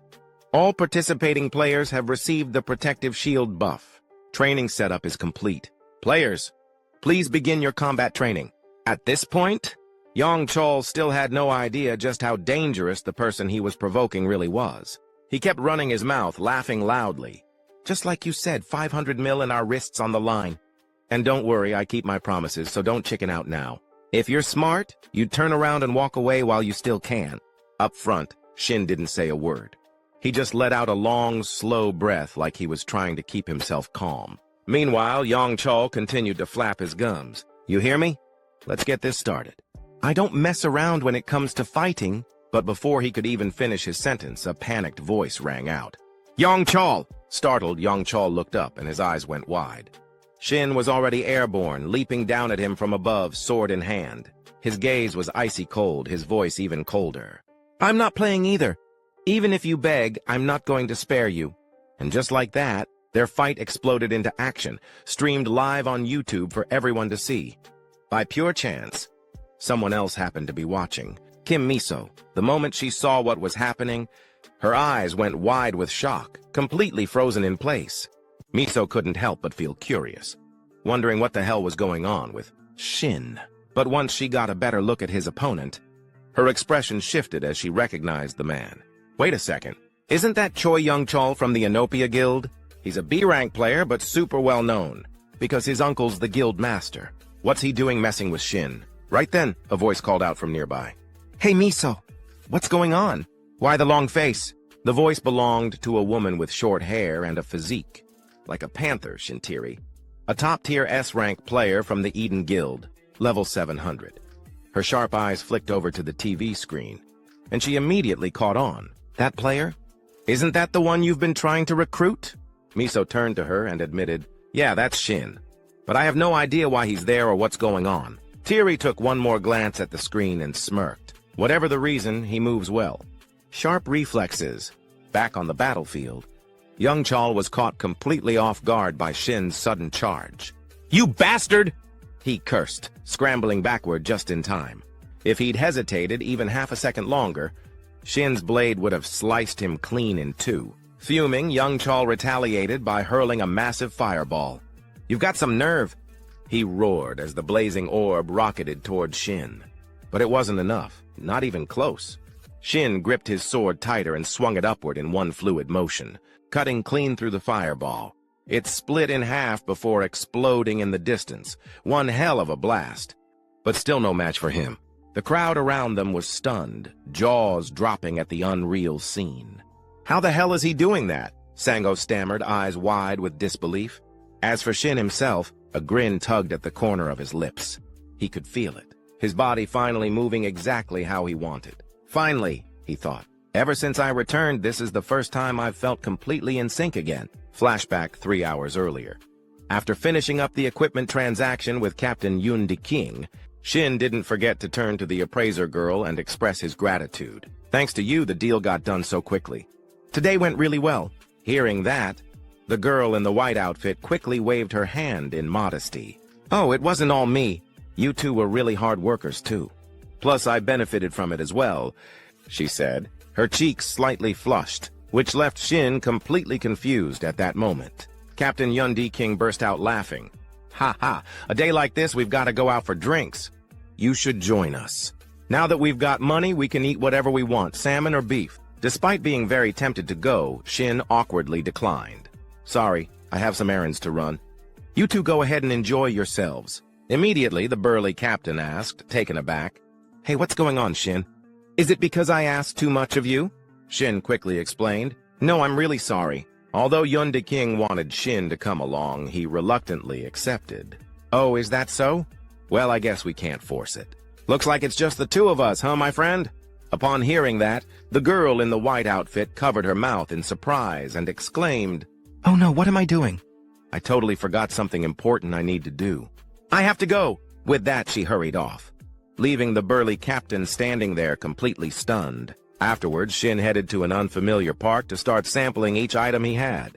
He let out a deep sigh, and just as he did, the system notification rang out. Based on the absorption rate, the basic stat absorption rate is at 10%. The previous artifact usage has activated, increasing the absorption rate, finally reaching 90%. Upon hearing this, Shin's eyes widened in disbelief. 90%? He exclaimed. At that moment, the goddess of luck appeared beside him. The goddess of luck believes all this joy you're feeling comes from her good fortune, she said, her voice light and teasing. This time, Shin didn't claim the luck for himself. His face showed a hint of annoyance as he said, Normally, I only get around 10% due to the absorption limit. As expected, the items used by the appraisers are truly on another level. Then, as if suddenly remembering something, Shin turned to the goddess and asked, "Oh, right.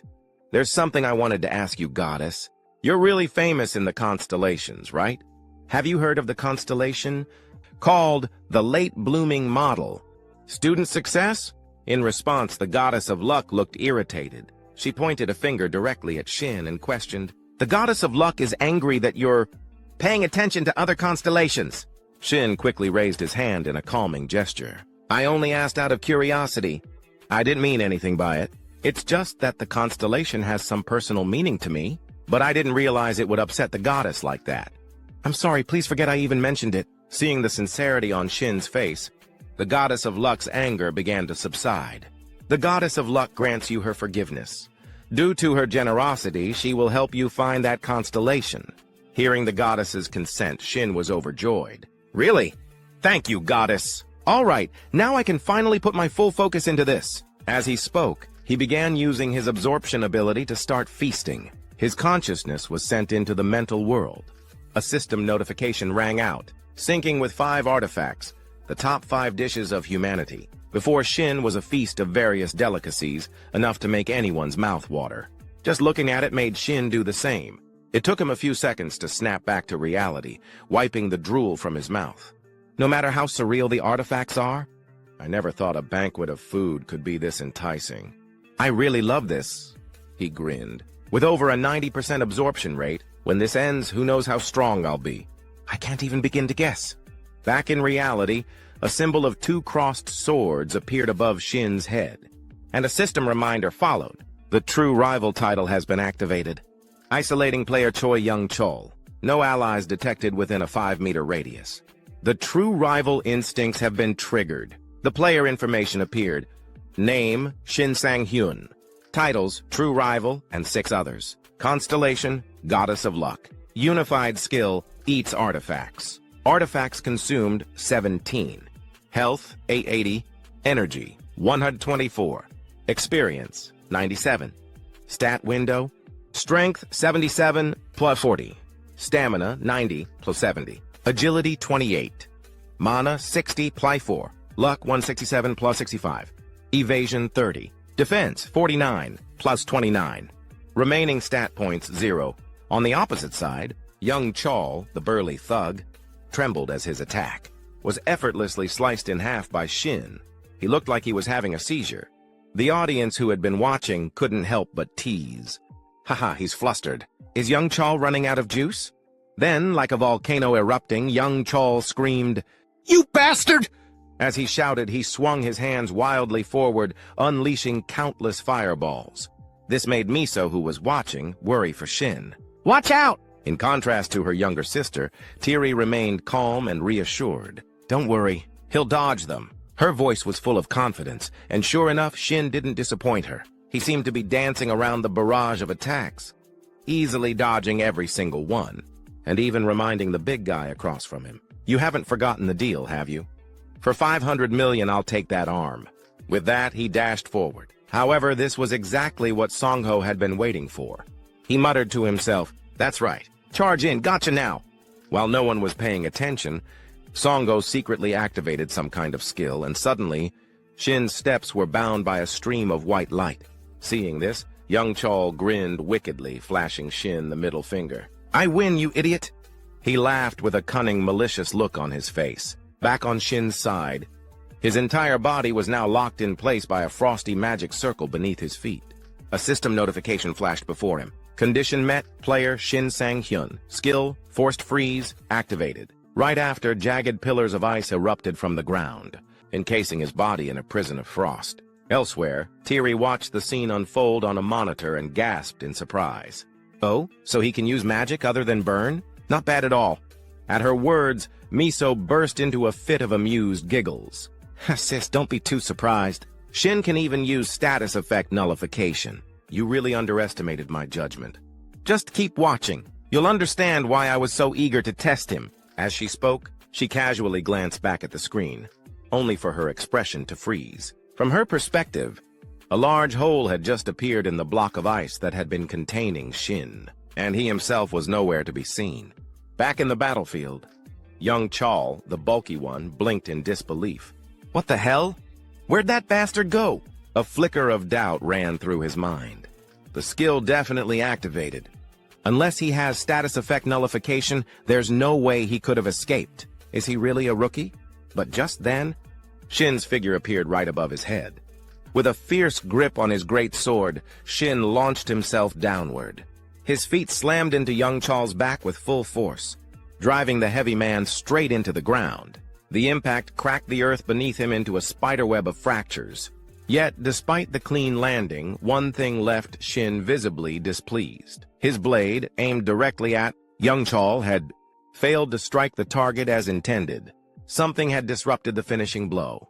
All around them, the spectators froze in shock. Sung-ho, the scrawny one, stammered, barely able to form a sentence. Meanwhile, the chat channel exploded. Oh my god. Shin Sang-hyun, did he just use status effect nullification? But more importantly, doesn't he seem different from earlier? The comments jolted Sung-ho out of his daze. He quickly turned to examine Shin again, sensing something strange in the air. Now that I think about it, that guy's entire presence feels completely different from before. What the hell did he do? His gaze sharpened. Shin's eyes, once normal, had turned pitch black. He didn't look like a player anymore. He looked like a demon. Back at S-rank Hunter Tiri's position, it seemed her younger sister Miso was just as curious. The white-haired girl tilted her head slightly and said, "Looks like some kind of awakening skill." Miso glanced at her with wide eyes. Her voice filled with curiosity. An awakening skill? You mean Shin Sang-hyun? Tiri nodded, her tone more thoughtful now. Yeah, it seems to branch from either transcendence or illusion. Judging by those pitch-black pupils, it's probably illusion. From what I know, taking damage while using that kind of skill causes severe exhaustion. Didn't he just say he was going to take them down without getting hit once? Talk about confidence. She let out a sigh, equal parts exasperated and impressed by Shin's sheer nerve. Miso, meanwhile, just broke into a wide, excited grin. Ha ha! No, sis, he never used anything like that when he was with me. And that kind of skill isn't exactly easy to trigger either. Tiri shrugged, casually analyzing the situation. Then it's one of two things. Either he had no reason to activate it around you, or he didn't have it at all. A brief pause. Tiri's face suddenly grew more contemplative. She muttered to herself after a second or two of silence, or maybe he just figured out a way to get it recently. Cut to the appraisal center. The female appraiser who'd handled Shin's gear stared at the report in her hands, stunned. Her lips parted slightly as she mumbled, "Oh no, this could be a problem." The artifact, Shin Sang-hyun, just bought had to go through a potential trade assessment. According to her screen, the chance that the item contained a hidden skill was 0.02%. And the skill in question, psychedelic, she scoffed in disbelief. A hidden skill with odds that low? No way. If he actually pulled that, he must be blessed by Lady Luck herself. Psychedelic, a hidden skill, a high-tier awakening ability. Cooldown, 1 hour. Skill level 1. Effect. Upon activation, it fully restores the user's HP and triggers an awakened state for 100 seconds. In that state, physical and mental capabilities are pushed beyond their limits, borderline berserk. Decision-making and information processing speeds are dramatically increased. Drawback: once the illusion effect ends, the user crashes into extreme exhaustion for 10 minutes, with delayed damage taking its toll. Cut back to Shin, who now looked and sounded like a lunatic on a full-blown adrenaline high. So, what about that bet, huh? Want to run it back? His voice brimmed with manic energy. Across from him, young Chal was pale as a sheet, fear seeping into his bones. He cursed under his breath. Shit, this bastard. I let my guard down thinking he was just some rookie. But if this is what he's really capable of, I'll have to get serious. Thinking quickly, young Chal slammed both palms against the ground, unleashing a surge of mana that caused a minor explosion beneath them. The blast flung both him and Shin in opposite directions, a desperate move to break free from Shin's grip. As he staggered backward, retreating through the smoke and debris, young Chal's mind raced. First, I need to put some distance between us. But wait, will that even work? This is nothing like what that bastard Jo Sung-ho told me. If I'd known he was this strong, I never would have picked this fight. Don't tell me. Those bastards! His thoughts spiraled into confusion as he glanced toward his own subordinate. The blonde, scrawny Sung-ho wouldn't even make eye contact anymore. He stood frozen, drenched in sweat, looking like he was about to puke. And in that moment, even young Chol, dense as he could be, finally realized he'd been set up. Hard. But before he could turn his rage toward Sung-ho, Shin was already on him. The younger man rushed forward, grabbed a fistful of young Chol's shirt, and slammed him straight down into the stone floor with brutal force. The impact sent chunks of tile and dirt flying in every direction. "You fat bastard," Shin growled, his voice low and dangerous. "Let's end this. Time for the final round." Young Chol writhed beneath him, now more terrified than ever. Wait. Fine, you win, all right?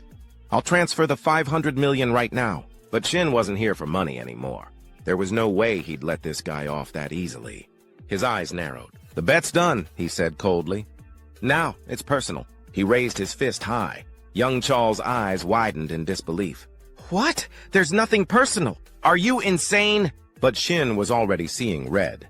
"Oh, there's something personal, all right. You want to know why I started all this?" His grip tightened. Flashback, 3 days ago. At a modest auto repair shop, a mechanic handed Shin his keys and offered a solemn nod.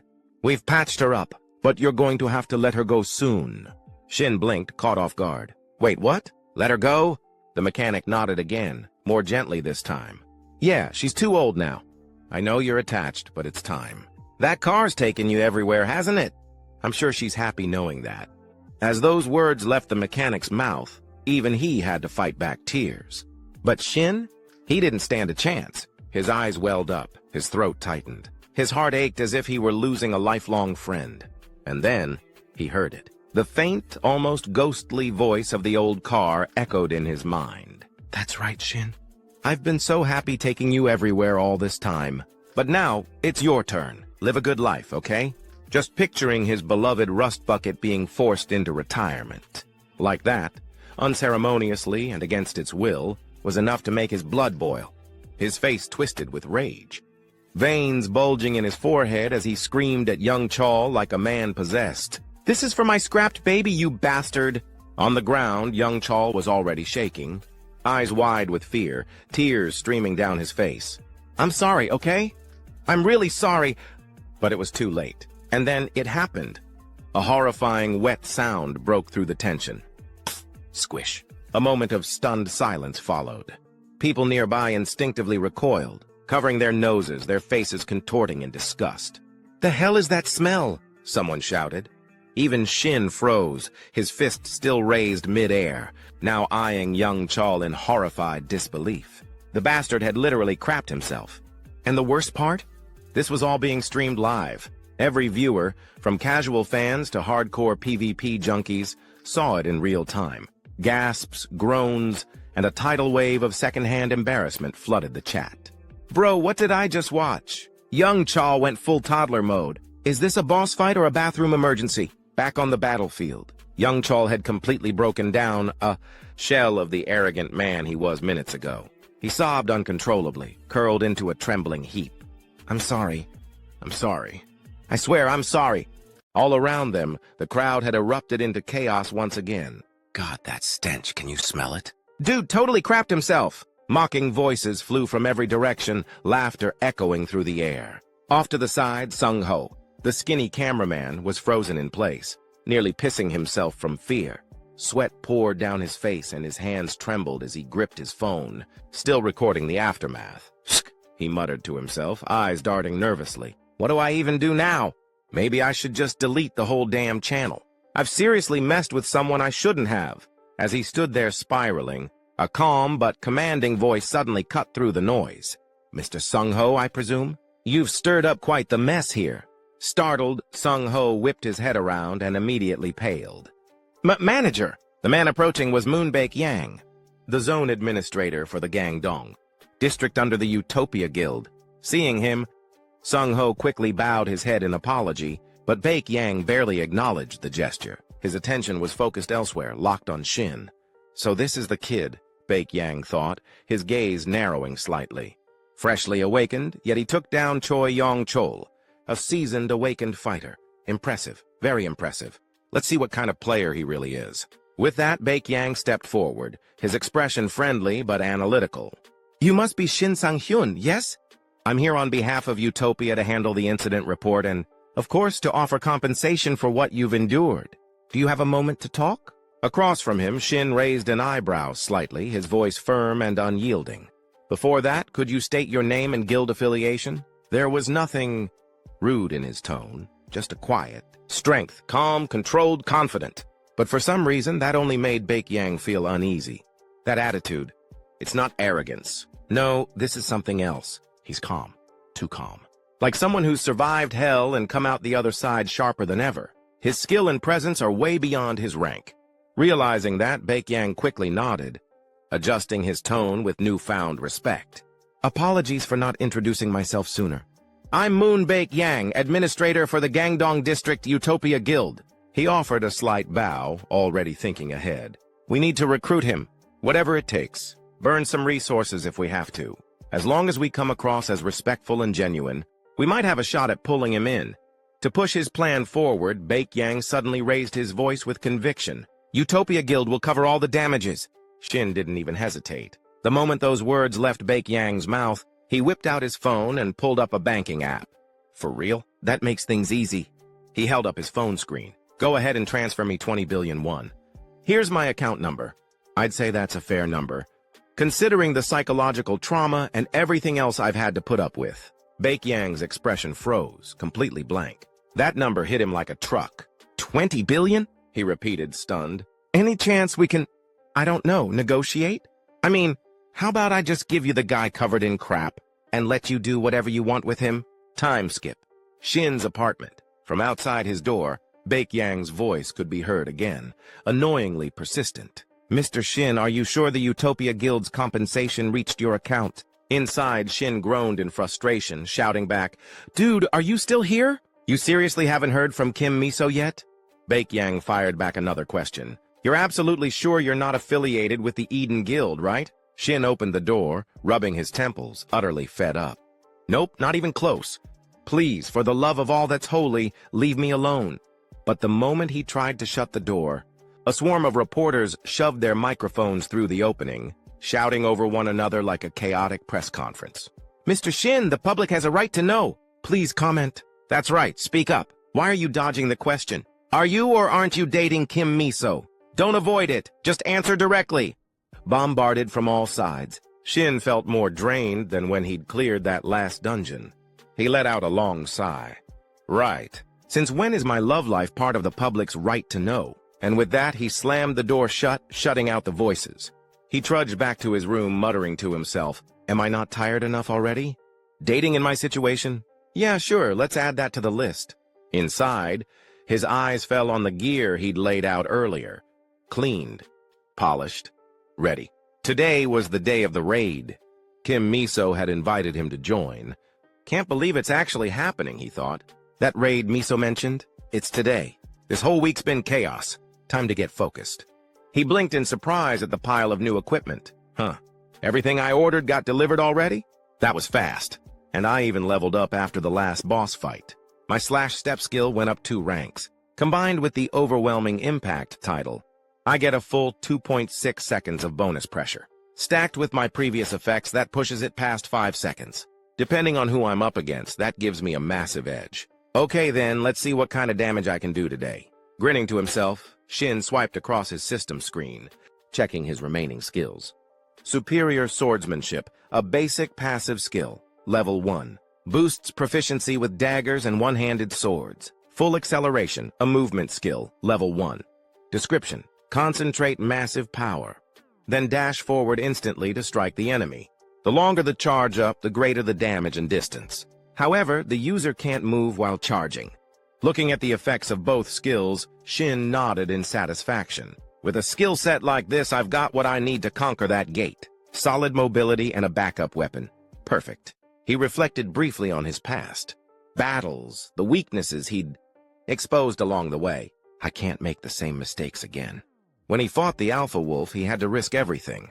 Limited by his offensive approach and the drawbacks of that self-sacrifice skill, barely managing to win. Same with the fight against Choi. Young Chol, he'd walked right into the guy's trap, completely lacking any mobility skills. If Yang Chol had been just a little stronger, it would have been game over. I need to keep my head clear. With the temperature rising like this, I need to keep pushing my training. Otherwise, I'll just repeat my past failures just like the disaster in 2040. This time, he had to make sure the future changed. He wasn't going to lose everything again. This time I had to be strong. I had to become strong, like him. As those words echoed in his mind, an image surfaced.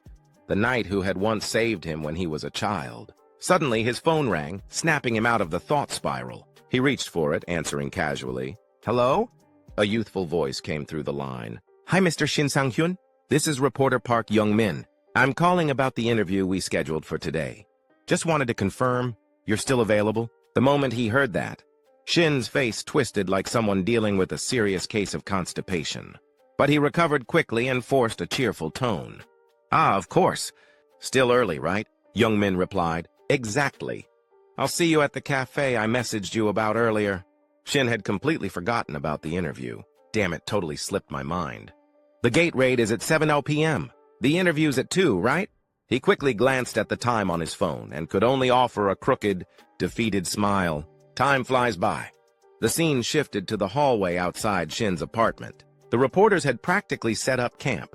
Mats, blankets, and all just to catch him the moment he stepped out. So when Shin finally emerged, the whole crowd lit up like it was Christmas morning. "There he is! Shin, over here! Tell us about your relationship with Kim Miso." But their enthusiasm faltered fast the moment they saw him, fully geared up in battle-ready equipment, a frigid aura radiating from his body. The temperature in the hallway seemed to plummet. Everyone froze. The air was heavy, almost suffocating. Shin barked, "Move, now!" Without waiting for a response, he activated every buff and enhancement skill he had, launching himself forward at breakneck speed. He wasn't just running, he was flying through the streets like a missile. He had one goal: get to the interview, fast. Cut to a quiet cafe. Reporter Park Young-min was calmly waiting when a loud yelp from a startled employee drew his attention. He turned to look and immediately saw the blur that was Shin storming toward him. "Shin, over here!" Young-min waved, smiling. "I already ordered coffee. You can just sit down." But then he paused, his cheerful expression faltering. "You okay? You seem kind of intense." Shin was drenched in sweat, his breathing heavy, eyes sharp. "I'm fine," he said simply. "Were you just in a dungeon?" Young-min asked, half joking. Shin scratched his head and gave an awkward chuckle. "Nah, no way, haha." But internally he was grumbling. Getting here was more exhausting than any dungeon I've ever cleared. He slumped into the seat and gave a quick apology. "Sorry for being late." Young-min waved it off. "No worries." Then, with a bright smile and eyes narrowing in excitement, the reporter leaned forward. "Actually, I was originally going to ask about your recent raid, but something bigger came up. You haven't heard yet, have you? It's blowing up among players all over the world." He paused dramatically, then continued. "Until now, everyone believed player level was the only measure of strength. But you flipped that idea on its head. Low level, high power. You're rewriting the rule book. Shin, people are calling you the legendary rookie." Hearing that, Shin let out an awkward chuckle, rubbing the back of his neck. "Come on now, I'm not that special." Young-min grinned and leaned in a bit. "You do realize it's not just regular players watching you, right? Plenty of guilds have their eyes on you too." From Shin's perspective, he had to admit, "Yeah, I've been getting a lot more friendly calls than usual lately." He laughed again. "Huh, are you talking about the buzz with Utopia? Or are there others I should be worried about?" Young-min shook his head, then dropped the real bomb. "No, I'm talking about foreign guilds. Just this morning, 5 international guilds officially requested your information from the Korean Players Association." Shin blinked, stunned. Normally, overseas guilds only scout high-level awakened players. But someone at your level, a rookie? That's unheard of. You're seriously on their radar now. He paused, then added, "From now on, I'd keep an eye out if I were you. A lot of people are starting to ask, who exactly is this guy?" Time passes quickly. As night fell, Shin made his way to the meeting point for the upcoming raid. While walking, he couldn't help but brood over what he'd just heard. Damn it. I was planning on founding my own guild and going solo, but foreign guilds? That actually sounds kind of tempting. Their level of resources is on another tier completely. Now that I think about it, just how badly was I treated before? God, it still pisses me off just remembering it. He let out a long sigh but was quickly snapped out of his thoughts by a familiar voice calling out to him. "Hey, Shin! Long time no see! This way!" It was the archer Miso waving him over with a big smile. "We've still got a bit of time before the raid kicks off. You two should take a moment to get to know each other." Shin followed her gaze and noticed another woman standing ahead of them. His brows furrowed slightly. "Who's that?" he thought to himself, eyeing the woman with a mix of curiosity and caution. He didn't know it yet, but he was looking at Tiri. Seeing the curious look on Shin's face, Miso smiled and stepped in to explain. "My sister's been bugging me nonstop to meet you, Shin, so I brought her along before you head into the gate. Hope you don't mind. This is my sister, Shin Tiri. She's also a member of the Eden Guild, same as me. If you want to chill for a bit, there's a cafe nearby just behind her." The S-rank hunter, Shin Tiri, stood silently, her eyes fixed on Shin with a calm, unreadable expression. After a moment, she stepped forward and extended her hand. "It's a pleasure to meet you. I'm Shin Tiri." Shin quickly reached out to shake her hand, responding politely, "Oh, I'm Shin Sang-hyun. Nice to meet you too." Despite his composed exterior, he couldn't help feeling a bit pressured. Even without Miso's introduction, there wasn't a single player in Korea who didn't know who Shin Tiri was. Her fame extended far beyond the country. After all, she was one of Eden's top-ranking leaders. Just her presence could shift a guild's overall power ranking. "Ever since I regressed, I've been running into some serious heavyweights," he thought with a sigh. "Man, the last timeline was pure suffering." Tiri then spoke, breaking his train of thought. "Hey, Shin, I was wondering if I could ask you for a small favor." That caught him off guard. "Huh? A favor? Wait, why would she need anything from me?" Confused but willing, he nodded. "Sure, if it's something I can help with." But before he could even finish his sentence, she cut in calmly. "It's nothing major. I was just wondering, would you be willing to have a quick sparring match with me?" Shin hadn't even gotten a word out before Miso let out an exasperated groan. "Seriously, sis? You just met him," Tiri shrugged. "What's the big deal? I told you on the way here." Apparently, in Tiri's mind, she had already voiced her desire to test Shin's strength, but judging from Miso's blank expression, that conversation may have only happened in her head. Flustered, Miso gently pushed her sister aside and turned back to Shin with an apologetic smile. "Haha, sorry about that, Shin. My sister has a quirky sense of humor sometimes." Hearing this, Shin, with his fiery spirit, immediately agreed. "Sure, no problem. How about we start right here, right now?" Almost unable to wait, he even reached for his sword. Seeing this, Miso looked a bit flustered, wanting to stop him, but Shin shook his head and explained, "It's not like every day the top players in Korea agree to spar with me. No matter how you look at it, this is an honor." Hearing that, Tiri seemed to see Shin in a new light. "Looks like you've got a good eye, Shin. Sorry if I came on a bit rough earlier. Let's keep this to 5 moves. Just tell me when you're ready." As she said this, she drew her weapons, putting some pressure on Shin. Sweat started to drip down his face. Inside, he thought, "I barely stand a chance, but this is an opportunity. An opportunity to see how far I've come and what I'm still missing. Just her drawing her weapons already changes everything. No joking around this time. I'll give it everything I've got from the start." With that, Shin activated his illusion skill, ready to go all out. Meanwhile, Miso was completely overwhelmed, unable to keep up with what was happening. "What? No way, I can't follow this at all." Ignoring Miso's bewildered face, Tiri nodded and said, "All right then, here comes the first move." Suddenly, her form twisted, spinning like a vortex. Watching this, Shin's face went blank. In his mind, he scolded himself, "Damn it, I'm so stupid. With my current body level, I forgot this. I saw it too late to react properly." He forced himself to swing his sword backward and managed to block Tiri's twin sword attack just in time. The clash was so powerful it sent out a shockwave into the surroundings. Shin reminded himself, "I need to predict and react before her moves." Tiri, surprised that Shin had managed to block her sudden strike, showed a hint of admiration on her face. Then Shin swung his sword fiercely, knocking Tiri's body into the air. Even in midair, she praised him. "Your moves are pretty good. So, should I raise the intensity for the next one? You've got 4 moves left."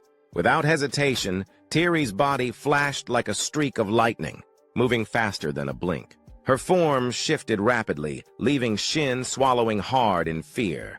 As expected, her moves are monstrous, and now she's even faster. Moments like this remind me of when all my sight-based abilities were blocked. I have to rely entirely on my sense of perception. Of course, this time the difficulty is at least 10 times higher. From Miso's perspective, seeing Shin suddenly close his eyes left her dumbfounded. He's closing his eyes in a situation like this? Even if it's Shin Sang-hyun, that's reckless. Unaware of Miso's worries, Shin was fully immersing himself in the most focused state, sensing every movement in the space around him. At that very moment, Tyree's attack came rushing right toward him, but Shin had already felt it coming and twisted, his body just in time to dodge. Tyree's surprise showed again. Your concentration is impressive. I didn't expect you to block a follow-up strike like that. Most swordsmen can't reach that level of focus. It's not just talent, it's mostly experience. You're like a seasoned veteran player. She said this while leaping backward to maintain some distance. Shin replied awkwardly, "You're flattering me too much." Tyree continued, "All right then, 3 moves left." Before she could launch her next strike, Shin interrupted. "Can I ask something before we continue? Instead of 3 separate moves, can you just go all out in one go?" Tyree blinked, puzzled. "What did you just say?" With firm resolve, Shin answered, "I know it sounds arrogant, but I don't want to waste this chance. Please, just once, go full force." Inside, he felt a flicker of anxiety. "If I say this, and she doesn't give it her all, I won't grow from this." Nearby, Miso wanted to stop her sister, but Tyree agreed immediately, driving Miso crazy. "Fine," Tyree said, "but I can't be 100% serious since we haven't even activated training mode. I can only show you a simple maximum speed charge. The skill itself is too hard to control properly and can't be used fully on others." Shin nodded, satisfied. "That's more than enough," he thought to himself. "If this is Shin Tyree's maximum speed charge, the fact that she's serious with me already feels like a win. I'll treat this like real combat, because if I fail, I'm done for." On the opposite side, Tyree assumed her starting stance. "All right, here I come." With that, her body surged forward at a wind-tearing speed. Seeing this, Shin quickly raised his sword high into the air, silently reminding himself, "I don't even have time to sense her movements. I had to go all out." Instead of swinging his sword before she arrived, he had to move as if he were already there first. He swung his sword wildly forward because neither his sensing ability nor his eyesight could keep up with Tyree's speed. At that very moment, whether by luck or fate, Shin's sword nearly grazed the hunter's face, making her eyes widen in surprise. With no other option, she activated her skill, Phantom Shadow, and twisted behind Shin to evade the strike. Seeing this, Shin immediately turned to look behind, but at that exact moment, his face collided with the hilt of his sword, producing a sharp, painful sound. Witnessing this, both beautiful girls anxiously asked, "Are you okay?" Though Shin was in immense pain, he forced a confident reply, "I'm fine," but inside he silently scolded himself. She said she wouldn't use skills. Shin sat on the ground, wincing in pain as he clutched his forehead. Above my head? Did my forehead crack open or something? Suddenly, a hand reached out in front of him, catching him slightly off guard. When he looked up, he saw Tyree standing. "There." Her expression filled with concern as she spoke quickly. Sorry. I promised I wouldn't use my skill, but it just triggered on reflex. Are you okay?" Without hesitation, Shin grabbed her outstretched hand. He slowly got to his feet as he responded. "I'm fine. Honestly, it's an honor to see you this serious." Tyree chuckled mischievously.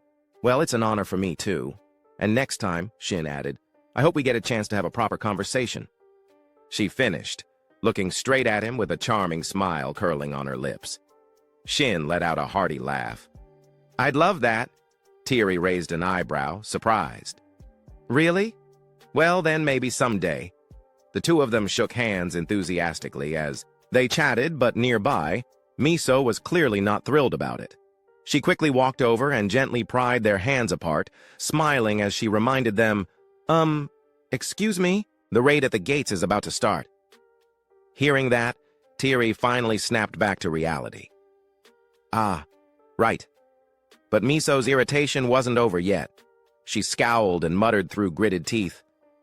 "And don't forget, we still have to submit a report to the guild about what happened today. Do you even realize how reckless you were?"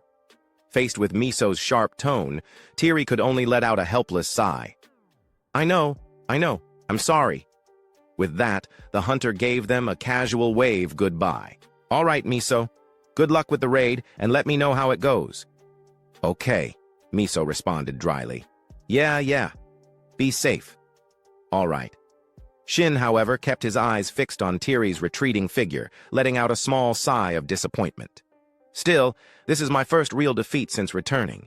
If Tiri had been serious from the start, I wouldn't have lasted a single move. This encounter was unexpected, but now I found another mountain to climb. A little while later, after she'd walked some distance away, Tiri glanced back over her shoulder.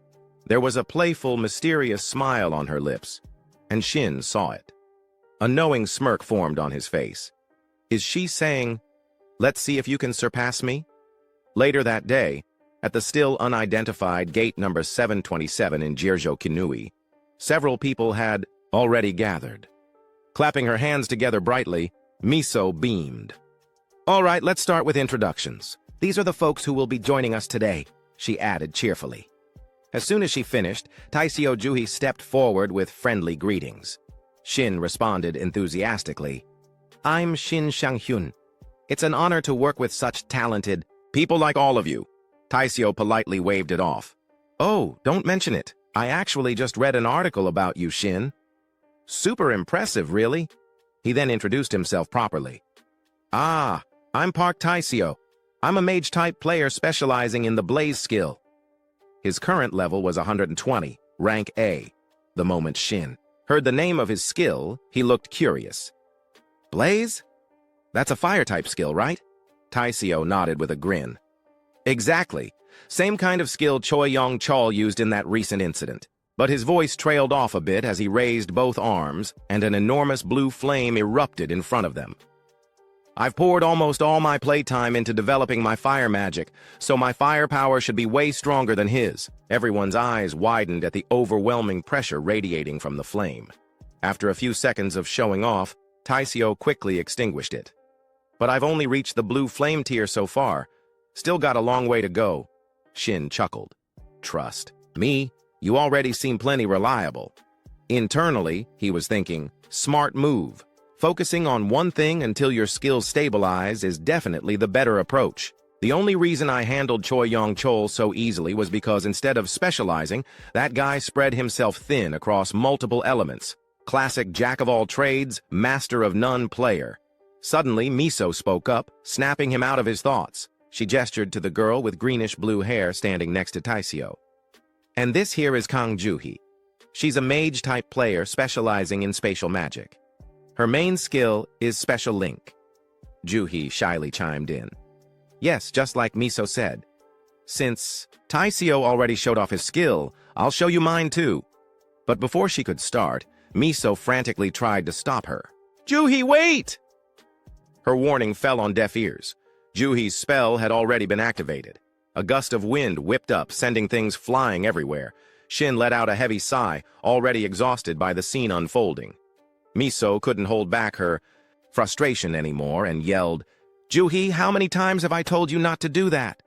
Looking embarrassed, Juhi quickly apologized. But Shin's focus was elsewhere now, on the strange wind swirling around him. "What is this wind?" didn't she say? She's a spatial magic user? The wind intensified, growing stronger, until finally, a circular portal resembling a giant mirror materialized in front of him. Inside, the image of a distant city flickered to life, leaving Shin stunned. Juhi spoke up timidly. "Anyway, that's my ability. Please take care of me, everyone." She gave a deep, clumsy bow. Faced with her overflowing enthusiasm, Shin was caught off guard. No, I should be the one saying that to you." At that moment, Shin couldn't help but marvel inwardly. Kim Miso really pulled together a perfectly balanced team. I handle close combat, Kim Miso covers long range, Park Taisio fills the firepower gap, and Kang Juhi adds the strategic flexibility with her spatial magic. Aside from not having a dedicated healer, this squad is pretty much flawless. But the most important thing is our teamwork clicks naturally. It's obvious they've practiced together more than a few times. Honestly, in survival situations, that kind of chemistry is more valuable than any elaborate strategy. I used to have that too. His eyes lingered on the group and memories of his old teammates came flooding back. A faint smile curled at the corner of his lips. Suddenly, Miso appeared in front of him, snapping him out of his thoughts. She asked with genuine concern. Shin, you good? Did you get hurt earlier when you were sparring with Tiri? The unexpected question caught him off guard for a second, but Shin quickly brushed it off with a cheerful grin. I'm fine. Just spaced out a little, that's all. He reminded himself silently. Enough dwelling on the past. Stay in the present. Less thinking, more focus. The next moment, he looked toward the looming gate ahead and asked the group, "Shall we head in?" The moment they stepped through that unidentified gate, a frozen hellscape awaited them. Thick snow fell relentlessly, but the four of them strolled forward without hesitation. Suddenly, Shin's voice called out from behind. "Oh, by the way, thanks a ton, Taisyo." Hearing that, the fire mage looked a little puzzled. Shin chuckled as he added, "If it wasn't for your buffs, we'd all be popsicles by now." Right now, the entire group was protected by Blessing of the Flame, a spell that wrapped them in comforting warmth and significantly boosted their resistance to the biting cold. Miso, walking behind them, completely agreed with the hunter's words. Seriously, it wasn't even half this cold on our last expedition? Oh, by the way, Shin, do you carry any other weapons besides that greatsword? Why didn't you use them last time? Shin glanced over at her and replied casually, "For this raid, I figured we'd need a more flexible approach. That's why I brought this." As he spoke, his hand naturally rested on the sword at his side.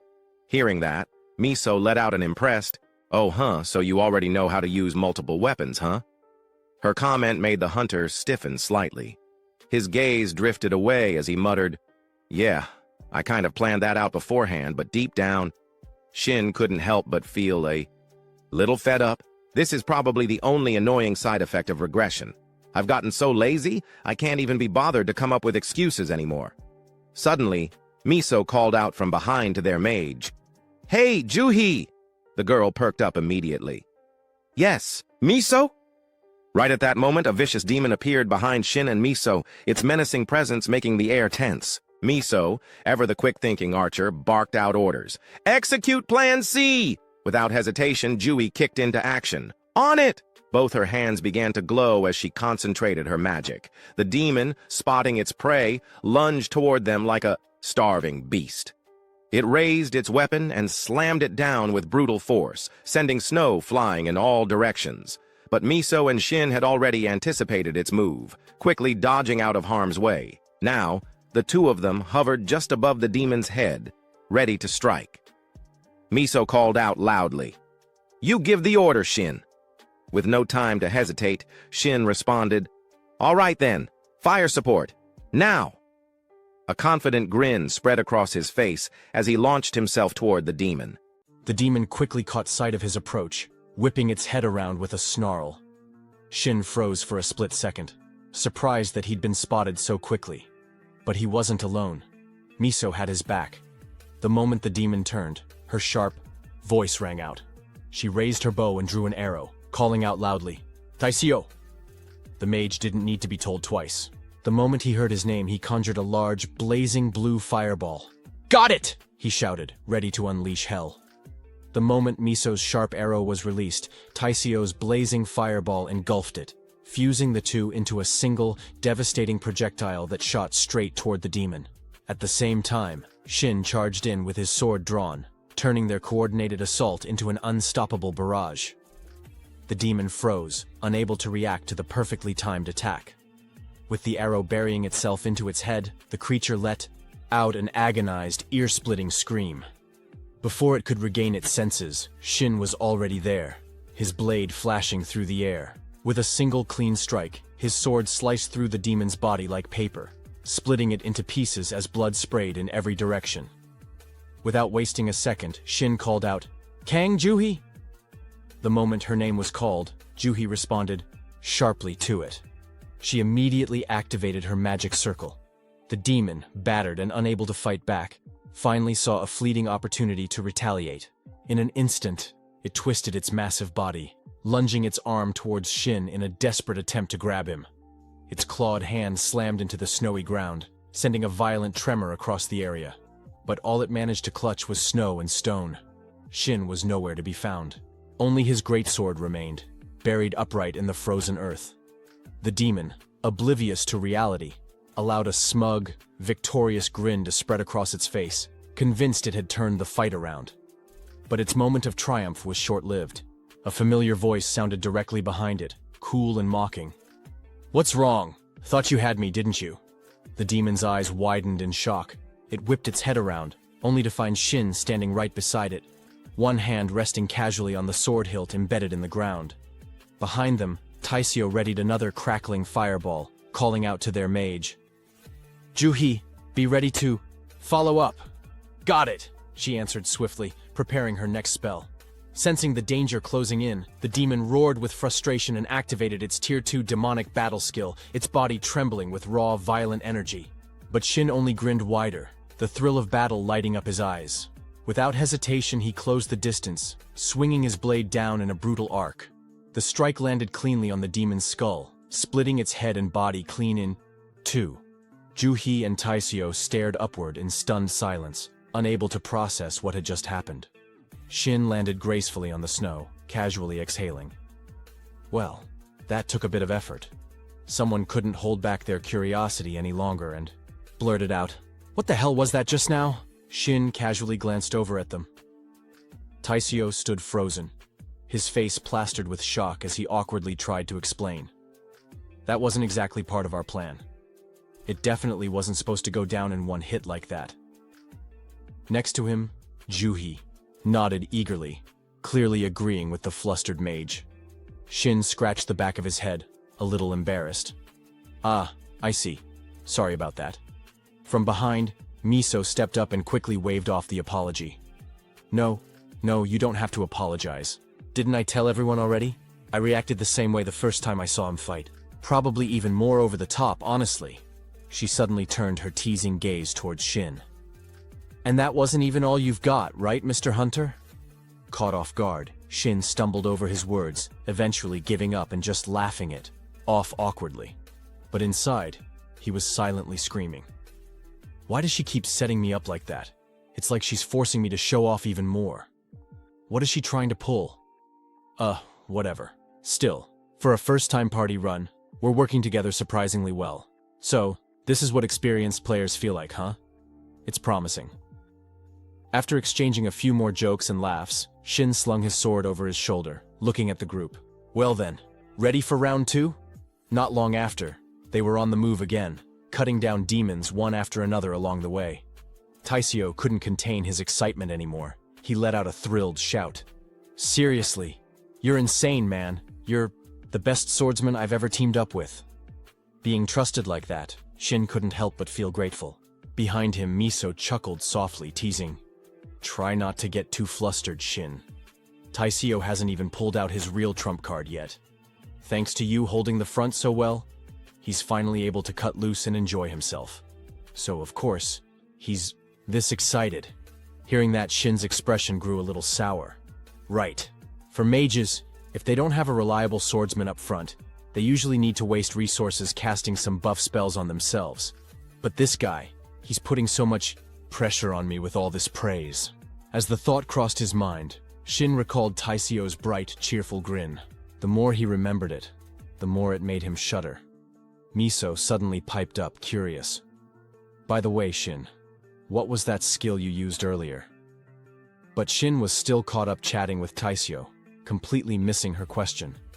He turned around, looking confused. "Huh?" Seeing his blank look, Miso could only sigh with an exasperated smile. "Seriously, you'd think I'd be used to this by now, but you keep finding ways to surprise me." Suddenly, a loud noise erupted from deep within the forest. Blood splattered into the air higher than the surrounding pine trees. And just like that, Shin's party set off once more to continue their relentless hunt for demons. Suddenly, Miso's eyes widened, as if she had just noticed something. In the distance, a group of demons was charging toward them, snarling and growling like wild beasts. Miso panicked and shouted a warning. "Armored orcs incoming!" The moment they heard that, Taisio's face darkened with concern. "What do we do? This timing couldn't be worse." The archer completely agreed, her expression tense. "Exactly. We've got to hit them with everything we've got. First, we need to keep our distance." But before Miso could finish her sentence, someone else's voice, Cut in. Miss Kang Juhee, can you open a portal that leads directly in front of those things, right in front of me? Shin's reckless suggestion made everyone freeze in shock. Shin, those monsters have insanely high defense. There's no way.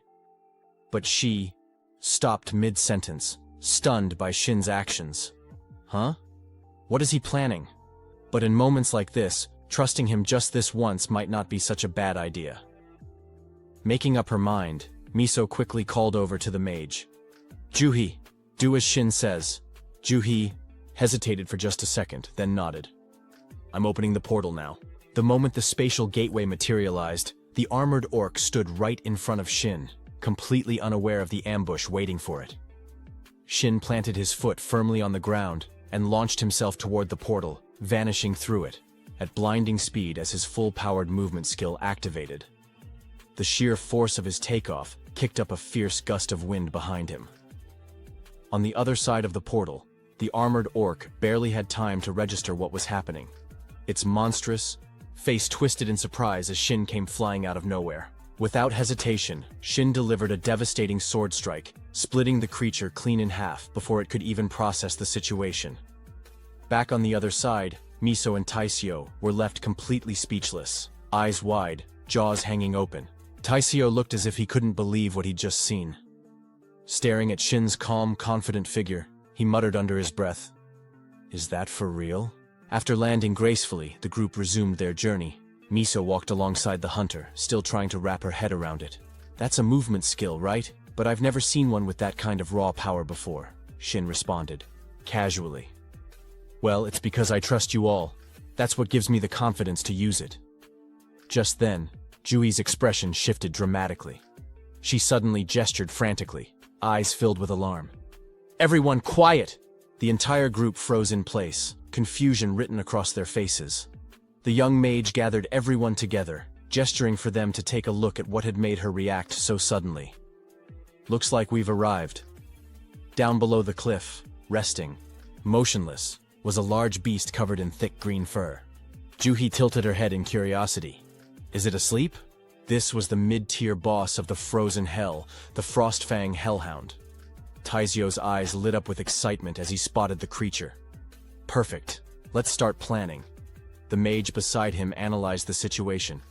"We don't have much backup gear. Maybe I should open a few more portals for support. Or we hit it with fire the moment the fight starts."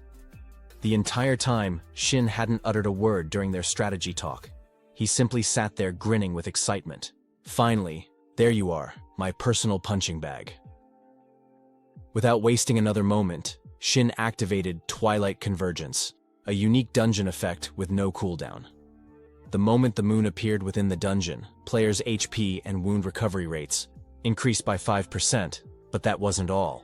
Regardless of whether the moon physically appeared, K9-type monsters like wolves or dogs would fall into a fierce state if the player carried a blue moonstone. And if the moon did appear, those monsters wouldn't even dare attack the player holding the blue moonstone. Shin locked eyes on the slumbering hellhound below and let out a booming laugh, his confidence filling the air. Miso turned to the group and suggested, "All right, let's go with Plan F." But before anyone could act, she noticed Shin silently standing up, his expression unreadable. Concern filled her voice. "Shin, what are you doing?" Instead of answering, Shin flashed a mocking, almost arrogant smile that left Miso and the others frozen in surprise. The archer couldn't believe her eyes. That expression, "Shin's doing it again. Should I trust him? No, no matter how I look." At this, Taisio, clearly confused, chimed in. "Shin, you've got a plan already, don't you?" With a casual tone and steady hands drawing his sword, Shin replied, "Yeah, I think you guys can just sit back and watch." His words left them completely stunned. Miso immediately protested, "Shin, I get it, but at least explain what you're—" But before she could finish, an eerie silence fell over the group. Shin's sharp, focused gaze cut toward them, cold and decisive. "There's no time to explain everything, no time for strategies. For the Twilight Convergence effect to work properly, the moon has to be fully visible. Even the slightest cloud cover can cut its effectiveness in half. Sorry, guys." Without another word, Shin dashed forward toward the hellhound, leaving the others behind. Miso's worried voice echoed behind him, calling his name, but he never looked back. The commotion had already stirred the Frostfang hellhound awake. The beast's eyes snapped open, immediately locking onto Shin, who stood right in front of it. For this hunter, asking for forgiveness was quicker than asking for permission. Without hesitation, he charged, fully aware the creature had noticed him. With a playful grin, he greeted it. "Well, hello there. Up close, you're even uglier than I imagined." The hellhound sensed danger radiating from him and leapt to its feet, its entire body tense and on high alert. Meanwhile, Miso scrambled to organize the others. "We need to prepare to support him, quickly!" Taisio nodded, already readying his magic. But Juhi hesitated, her voice laced with uncertainty. "Wait, hold on. There's something weird going on. Why isn't the hellhound reacting at all?" Her words made Miso and Taisio immediately glance back down toward the battlefield. The archer girl couldn't hide her surprise. "You're right," she murmured, then thought to herself, "Is it just sizing him up? No, last time we encountered it went berserk right away." On the other side, the Frostfang hellhound stood facing Shin, growling non-stop. Eventually, it started to move just a little. Taisio's eyes widened. "It's moving!" Juhi quickly chimed in. "I must have seen it wrong earlier. We need to jump in and help." But before the mage could even finish, Miso noticed something. "Wait! That posture? It's not aggressive. It's a submissive stance." Just as she'd suspected, the Frostfang hellhound slowly knelt before Shin, showing no signs of hostility. Then, the system notification rang out loud and clear. The Frostfang hellhound recognizes you as a higher being. It has entered a state of full submission. The message left Shin invisibly stunned. His gaze grew colder as he muttered, "What the hell? You're cuter than I thought. Let's wrap this up quick." A short while later, it didn't take much effort for the hunter to bring down the mid-tier boss, Frostfang hellhound. Standing before its body as it slowly faded into the void, Shin let out a quiet sigh. Putting down something that obedient feels a bit wrong. But if I didn't, the plan couldn't move forward. The system chimed in once again. "You have earned the title Halver, rank C." A system panel popped up next to Shin, displaying the details. Halver, rank C. Allows the user to designate one skill and reduce its cooldown time by half.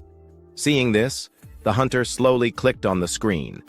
This will pair nicely with recovery. The skill recovery instantly clears all abnormal status effects. That moment, the rest of the team hurried over to regroup with him. From a distance, Miso called out, "Shin, hold up!" He turned back, curious. "What's up?" Before he could finish, a glowing orb appeared behind him, emitting a strong blue light that lit up the entire area. Startled, he quickly spun around, heart pounding.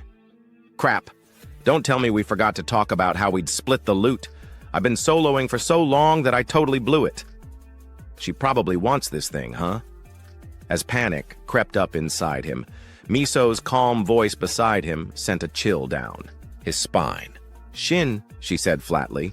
"No way she's not going to say what I think she's going to say, right?" Contrary to Shin's worries, the archer girl spoke softly.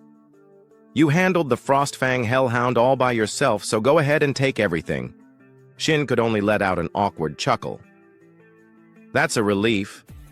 I mean, thank you. But are the others okay with that?" Miso glanced back at the two mages and fumbled with her words. "Okay with it? Well, look for yourself. Seems like we all agree, right?"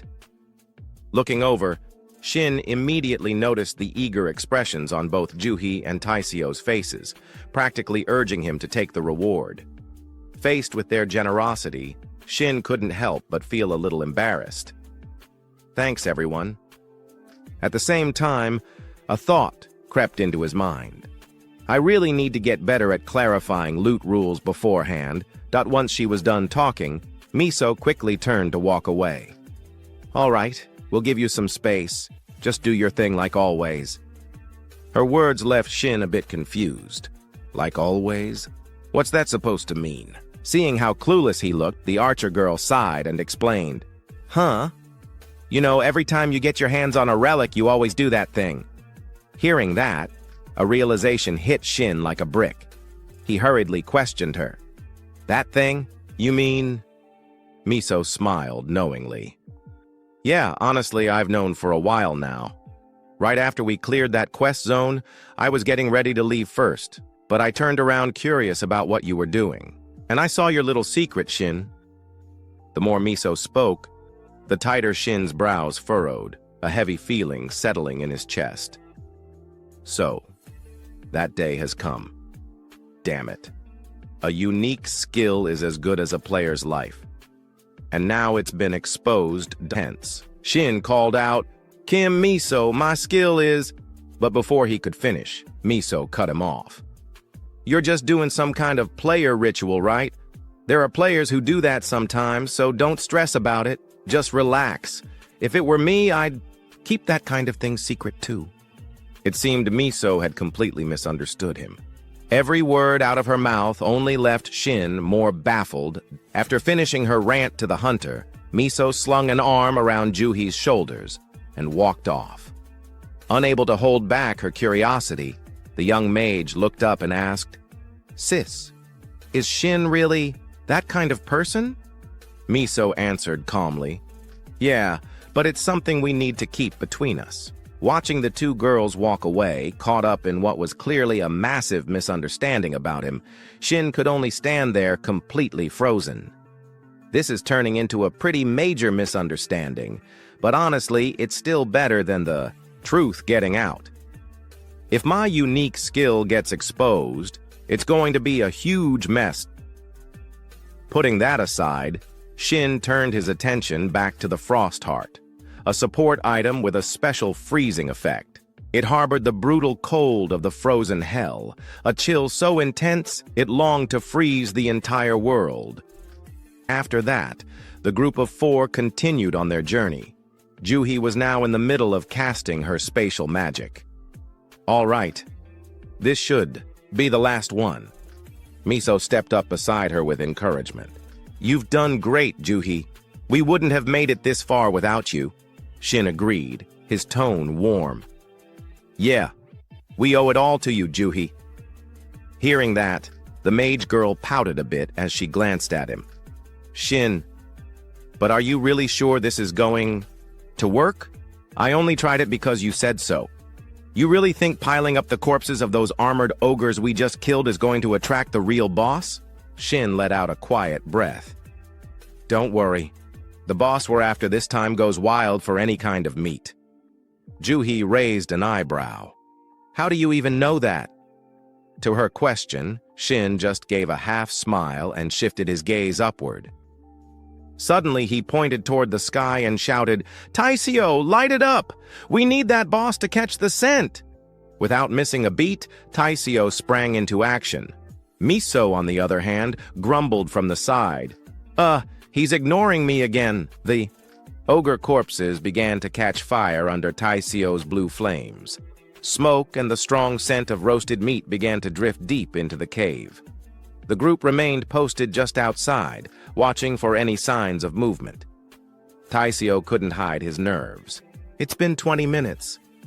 Shin calmly reminded him, it could bite any second now. And just as he finished speaking, a thunderous roar echoed from deep inside the cave. From the shadows, a massive bear began to emerge, low, deliberate, and terrifying. Shin instinctively dropped into a fighting stance, reaching for the great sword, strapped to his back. All right, everyone, get ready. After all their effort and patience, the time had finally come. The final boss, the titanic gray bear, had arrived. Kim Miso shifted into a battle-ready stance, drawing her bow and preparing to strike. With sharp, focused eyes, she thought to herself that it was true. thanks to Shin's plan, everything had gone smoothly so far. But as she watched Shin struggle against the titanic gray bear, a flicker of doubt crossed her mind. Still, in the freezing air, with snowflakes drifting softly around them, the beast let out a thunderous roar, baring its crimson eyes and massive claws. Shin gritted his teeth, trying to endure the crushing pressure of its killing intent. Despite the danger, he remained steadfast in his thoughts, believing that no matter what this situation was, the more he was backed into a corner, the more exhilarated he became.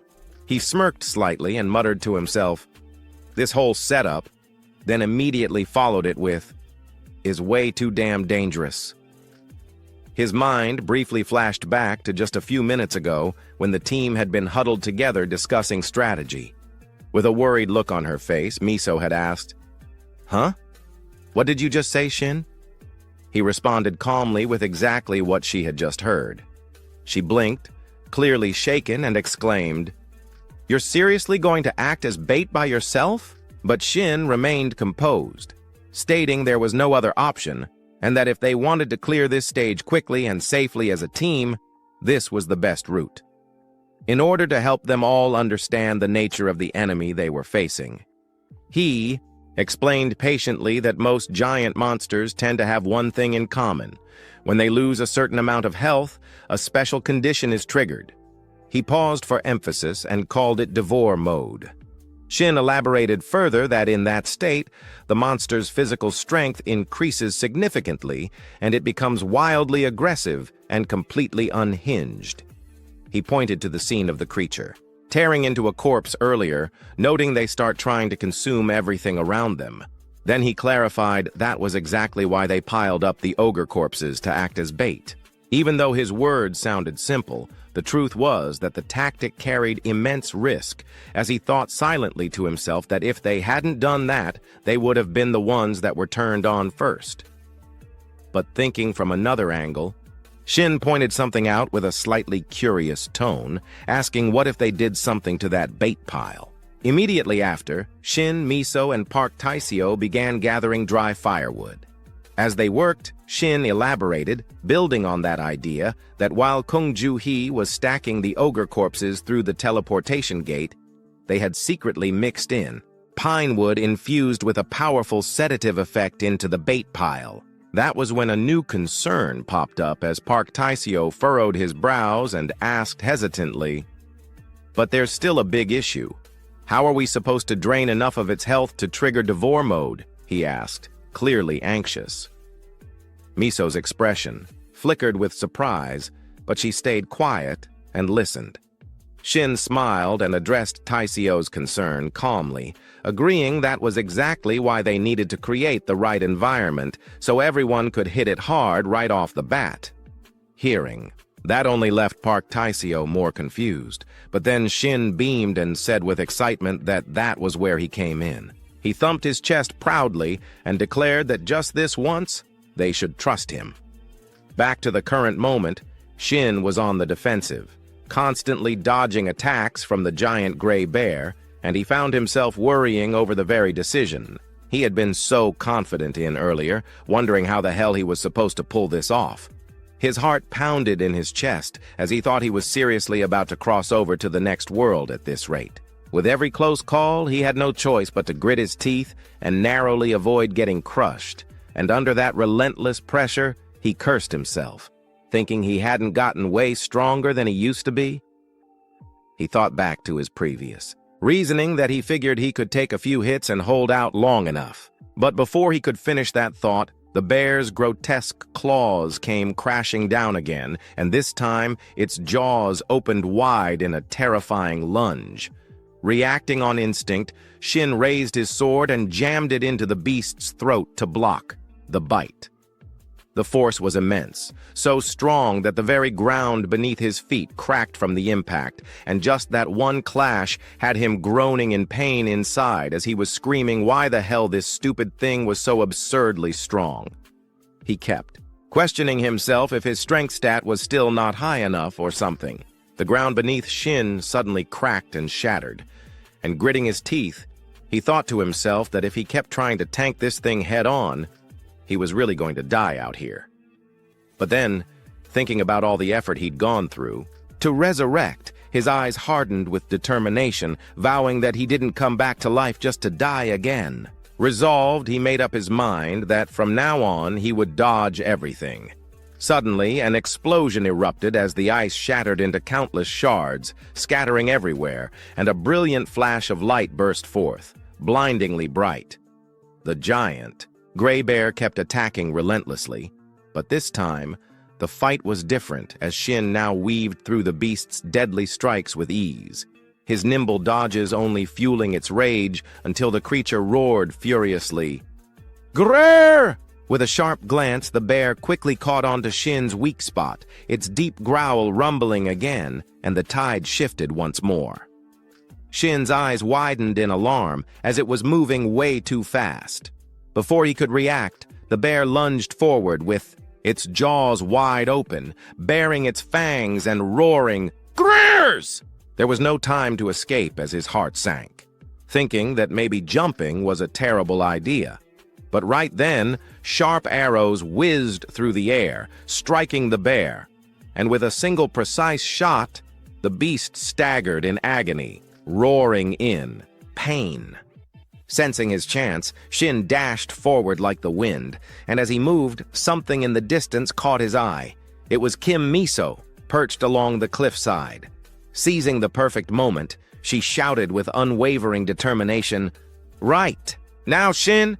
Seeing his teammates' flawless support, Shin couldn't help but smile, calling her name back, "Kim Miso!" Without hesitation, he launched himself into the air, his sword slicing through the wind with fierce momentum, and returning her support, he yelled that he owed her for saving his life. The giant gray bear recoiled in panic, overwhelmed by the sudden turn of events, its once blood-red, savage eyes now filled with shock and fear. Then, Shin unleashed his full thrust technique, gliding across the beast's massive body like lightning. His strike shattered through its thick ice armor, sending shards flying everywhere, and wherever he moved, frost followed. The deep wounds left by his sword were now jagged with ice, sealing them in a frozen grip.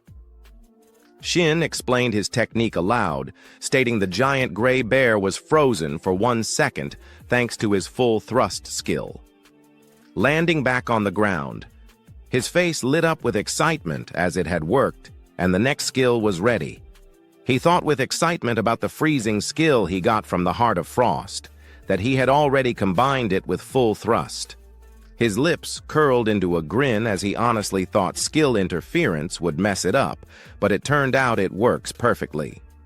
Seizing the moment before the beast could even react, he dashed toward its foot and shouted, "In that case!" Thrilled, Shin let out a wild laugh, proclaiming it was his turn now. His blade sliced through the air like a gust of wind, slashing through the beast's thick hide and spraying blood everywhere as the bear howled in pain. And immediately, he activated. His next move? Level 2 Demon Battle skill activated. High up on the frozen cliff, Kim Miso called out, "Taisio!" Hearing her shout, the mage responded calmly, "Got it!" Park Taisio instantly shifted into combat mode as a wave of blue energy burst from his body, enveloping him completely, and he declared with confidence that he was using his biggest trump card. Focusing his energy, he shouted a warning, "Shin, get out of the way!" Startled, Shin quickly turned his head and barely managed to dodge to the side, watching as Park Taisio unleashed his most devastating spell straight at the giant gray bear. The skill lit up the battlefield as Taisio roared, "Blue Flame Crimson Crane!" The beast, bombarded by relentless attacks, howled in agony.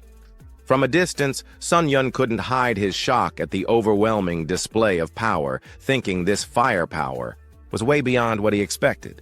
The impact radius was so massive that even Shin had to brace himself against the shock waves, and at this level, there was no doubt. Sure enough, the giant gray bear collapsed, defeated by the onslaught. Shin smiled with relief, thinking they had done enough damage, but suddenly, the bear's eyes snapped open. Its pupils fractured into layers of bright golden slits as something strange was happening.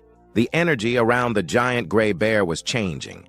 Its fangs rapidly multiplied, becoming long and razor-sharp, and the creature let out a terrifying roar. Just as planned, Shin smirked. It had worked. He clenched his fist in satisfaction as the damage threshold had been reached. From this moment on, everything changed. The giant gray bear had entered its Devour state. Shin's grin widened with excitement, thinking just as planned, Devour state was ready for battle. Miso called out to him, "Hey, Shin!" His eyes narrowed as he realized the giant gray bear had started devouring everything around it. With its newly transformed, more savage appearance, it locked its hungry gaze straight onto Shin, and his face, now filled with visible anxiety as Shin thought to himself, "Huh? Is the Devour state always this brutal?" He couldn't help but wonder where the hell that clumsy bear from earlier had gone. Trying to stick to the plan, Shin reminded himself that the final blow was Juhi's job, but the overwhelming fear made it hard to focus on whether he could even hold out until then. Off to the side, Park Taisio watched in horror, thinking that was really the Devour state. His thoughts were racing with panic as it had practically turned into a completely different monster. Suddenly, from above, Miso descended, her voice sharp with urgency, asking, "Taisio, how's Juhi?" Surprised, he called out, "Miso!" And glancing toward Juhi, he quickly answered that she was still preparing. In the sky, Juhi floated steadily, as a swirl of green energy surrounded her. Her eyes glowed a deep emerald, her face calm but laser-focused in intense concentration. Seeing this, Miso hesitated, her expression worried, asking if she was going to make it in time. Pale as a ghost, Taisio replied bluntly that now was not the time to be worrying about that. Back on the ground, Shin was still desperately dodging the beast's razor-sharp fangs, screaming in panic, "Aha!" As he sprinted for his life, his mind raced, noting that Kang Juhi was not done yet. The fear for his life crept in, thinking that, if this kept up, forget the ambush, he would be the one lying dead on the ground there. His eyes widened, completely horrified by the scene in front of him as the beast had accelerated, closing the distance in the blink of an eye. Now Shin was face to face with imminent danger, and with no other options, he whipped his sword behind him, ready to defend, realizing there was no way he could dodge this one. Gritting his teeth, Shin shouted, "Damn it! If it's come to this!" He couldn't afford to play it safe any longer. Blue lightning sparked fiercely in his eyes as he declared with grim resolve that then he had no choice but to charge in head first. The next skill readied for activation. Illusion skill activated. And finally, it was time as Juhi made her move. A massive green vortex of energy erupted into existence, swirling violently under her control. Blood poured from the giant gray bear's mouth as its wide, trembling eyes stared in agony. Suddenly, it sprang to its feet from the pool of blood, gripping the rocky cliff with its claws as it let out a ferocious roar. The three of them froze, stunned by the beast's current state as it pressed a paw tightly against its previous wound. Suddenly, its eyes bulged unnaturally, and it let out a painful guttural growl. Then, a system notification popped up. "Congratulations! You have defeated the final boss, Giant Gray Bear." The blood-soaked creature collapsed, its massive weight smashing through the frozen ground, sending shards of ice flying everywhere as Shin and Miso instinctively raised their arms to shield their faces. Another notification appeared. "Congratulations! You have cleared the unidentified gate, prison table." Miso chuckled softly and said, "Nice work, Shin." He laughed and let out a deep breath, adding, "Ha ha, no big deal. I'm the one who insisted on doing this in the first place." Yet another notification flashed. Level up. After all the struggles they'd endured, Shin forced a wry smile, his face a little pale, as he thought to himself that the dungeon had been seriously tough. More than that, he recalled, there were so many moments they were on the brink. From the teleportation gate, Juhi finally emerged, looking exhausted but offering genuine praise by saying, "You guys were amazing," before she awkwardly added, "Sorry I couldn't do much to help." Seeing her appear, Shin was momentarily surprised. Miso, noticing Juhi blaming herself, gently reassured her, "It's okay." And with a teasing smile, Shin added, "Nah, thanks for being part of my reckless little plan." Hearing that, Juhi sighed in defeat and said, "Thanks to you, I think I've officially found my limits." But Shin just chuckled warmly and replied, "Haha, well, I'll be counting on you again then." Deep down, though, his feelings were sincere and grateful, as he thought, "Honestly, I'm truly thankful my teammates trusted me enough to go along with such a ridiculous plan." But that didn't erase the lingering conflict within him, and still, he imagined an alternate scenario where even if no one had followed him, he would have gone ahead alone anyway. Suddenly, an image surfaced in his mind, memories from a gate he once faced.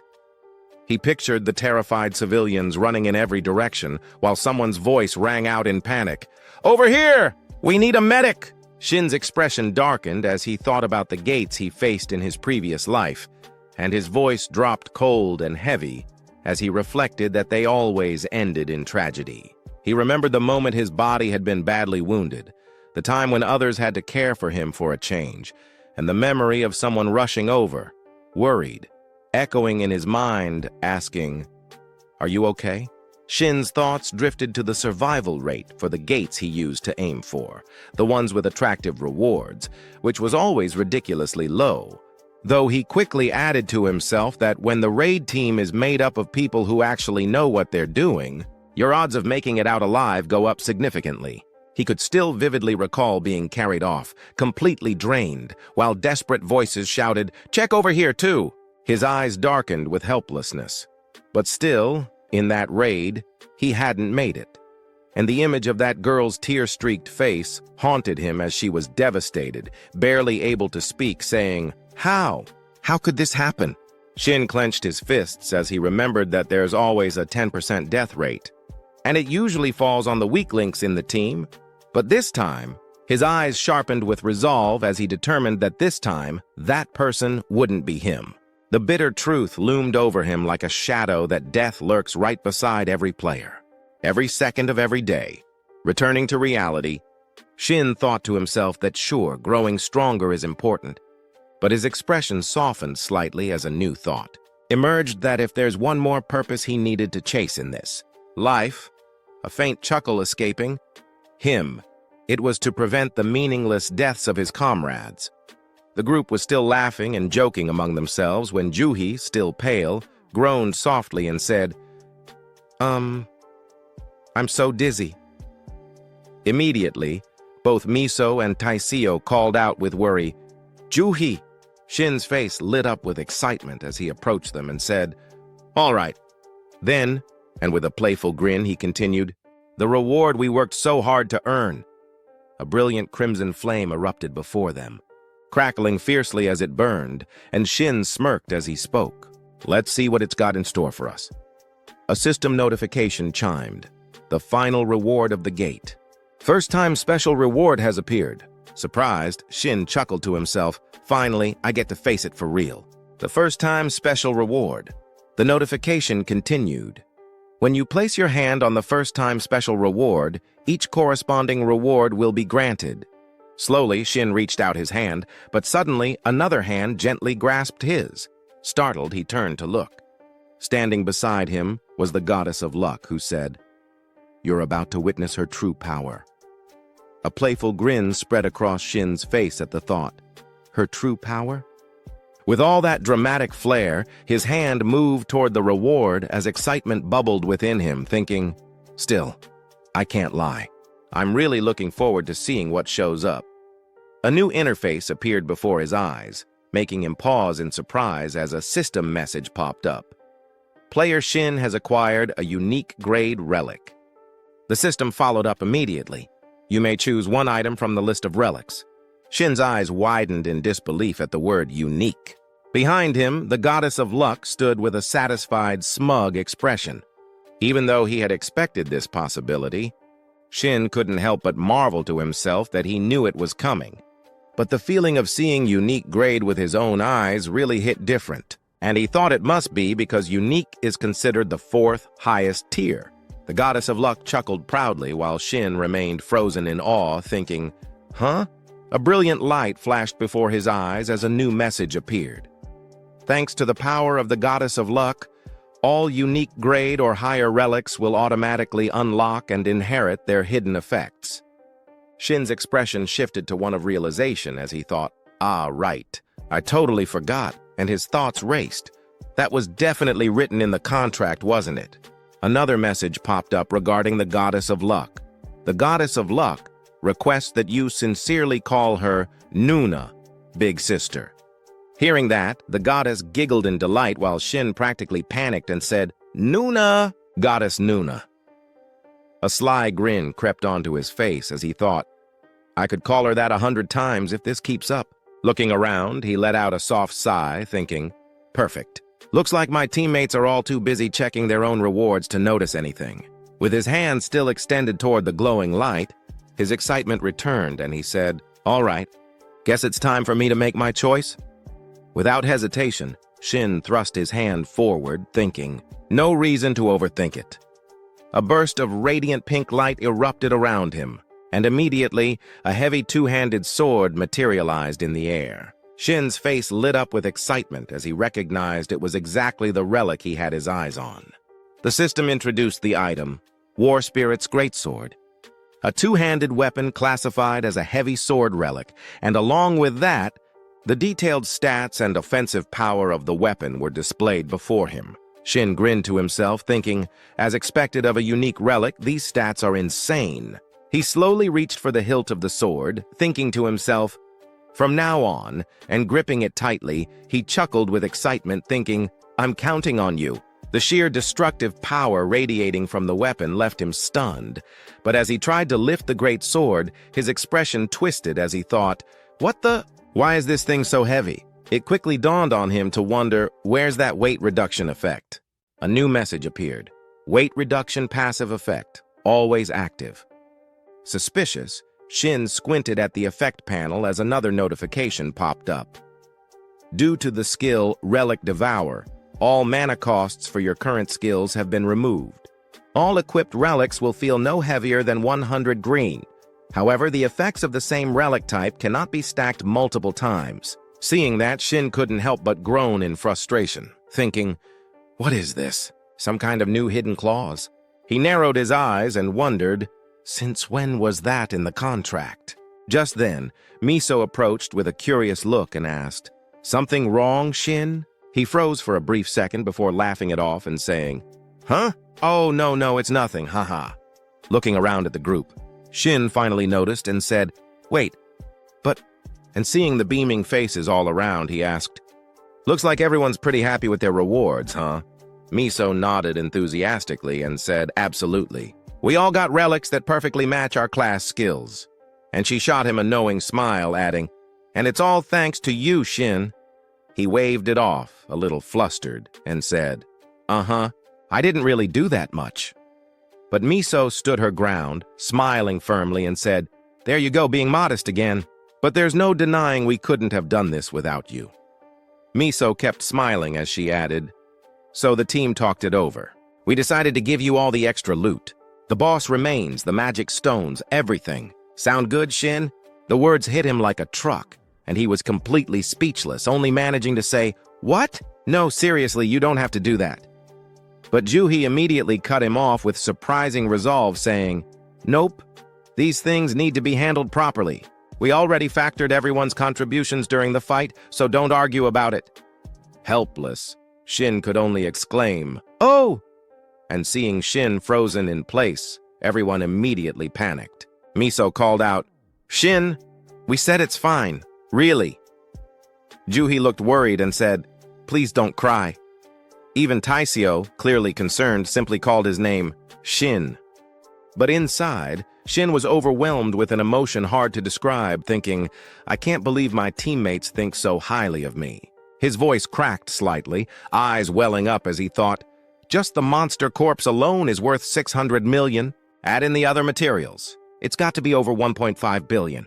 Suddenly, a sly, mischievous grin crept across his face as he muttered, this is unbelievable. Miso, watching him hang his head low, called out nervously, Shin? But inside, Shin could barely contain himself, thinking, I can't stop smiling. Later, they made their way outside the frozen prison dungeon gate, and Shin, still looking a little defeated, spoke to Miso, saying, Yeah, let's save the celebration for next time. Miso turned to him with a teasing smile and said, Oh, really? That's a shame, but I guess there's no other choice. And she added playfully, Would have been nice if you came to eat with us, though. Hearing that, excitement sparked in Shin's eyes as he thought, I can't wait to see the results of this run. With that, the three of them headed off in the opposite direction, waving goodbye and saying, See you later, Shin. Miso added, I'll text you. Okay? Shin smiled and replied, Yeah. Thanks for everything today. But it seemed Miso wasn't quite done, as she paused and said, Ah, then looked at him with a curious expression and asked, Shin, mind if I talk a little more casually with you? With a gentle smile. Slightly taken aback, Shin forced an awkward smile and said, Sure, I guess. While he chuckled inwardly, What am I going to say? How dare you speak informally to your elder? Miso's lips curled into a soft, playful smile, and beaming she chirped, Well then, get home safe. Oppa. Shin froze for a moment, completely blank, but then a faint smile crossed his face as he replied softly, Yeah, you get home safe too.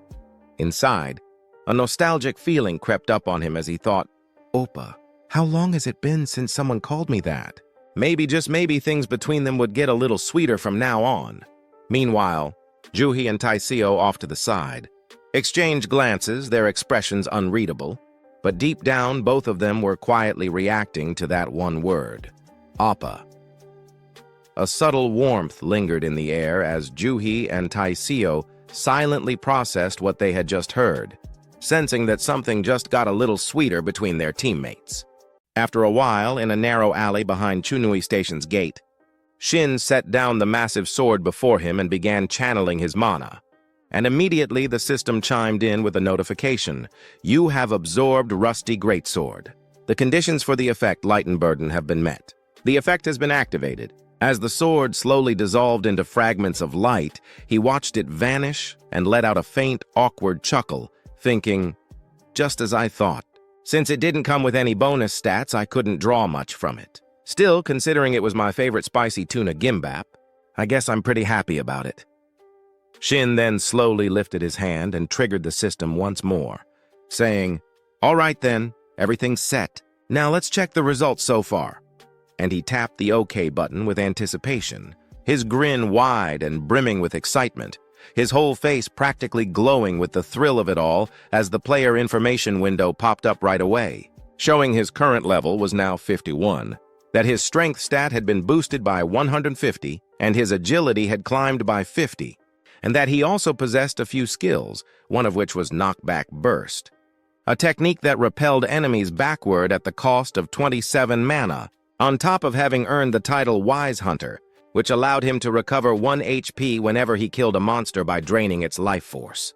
Surveying the fruits of his progress, Shin broke into a deeply satisfied smile, unable to believe it, thinking, Just switching over to a new sword raised my stats this much. Plus, I've picked up 2 titles and a skill. This gate really is a treasure trove. And then he had the thought, if I raise my luck stat even higher. And acting on it right away, Shin tapped the screen, prompting the system to announce, the player's luck stat has exceeded 200. Critical strike range has been recalculated, approximately 120% to 600%. Seeing those staggering numbers, the young hunter's eyes widened in disbelief as he realized, up to 600% critical damage? So if I'm lucky, I could land 6 times the normal hit. I've come so much farther than in my previous life in just 2 weeks. I've reached level 50, something that took Yun Daegun years to accomplish, and in the end, Shin could only laugh quietly to himself before stating, All right then, and still brimming with joy. He clenched his fists and declared, I need to keep up this pace. Just wait, Demon Sword Dukyungsu. This time I'll catch up to you. But as he reveled in his progress, an unsettling surge of mana began to creep closer from behind him, causing the system to urgently warn. The atmosphere around you is growing increasingly unsettling. Yet Shin seemed oblivious. casually muttering, "Now then, I should go track down Shin Tiri and settle that score," until mid-sentence. The crimson glow of the ominous aura flared so brightly it finally caught his attention, and the moment his eyes locked onto it, the smile froze on his face as he uttered, "What? This familiar feeling." The system's voice then rang out again, announcing, "3 new constellations are approaching you. Lion King has taken an interest in your swordsmanship. Bringer of Beauty and Flame acknowledges the ferocity of your fighting spirit. Shadowhunter questions your very existence in this world, claiming you don't belong here." And when the 3 constellations suddenly manifested before him all at once, Shin couldn't hide his shock, which was followed by another update. Goddess of Luck remarks that some rather decent constellations have shown up this time, and your Shin coins are skyrocketing. At which the hunter let out a weary groan, saying, "Where on earth did you even learn to talk like that?" And for a moment he stood frozen, staring at the newly arrived constellations, forcing a stiff smile as his heart struggled to process the surreal sight.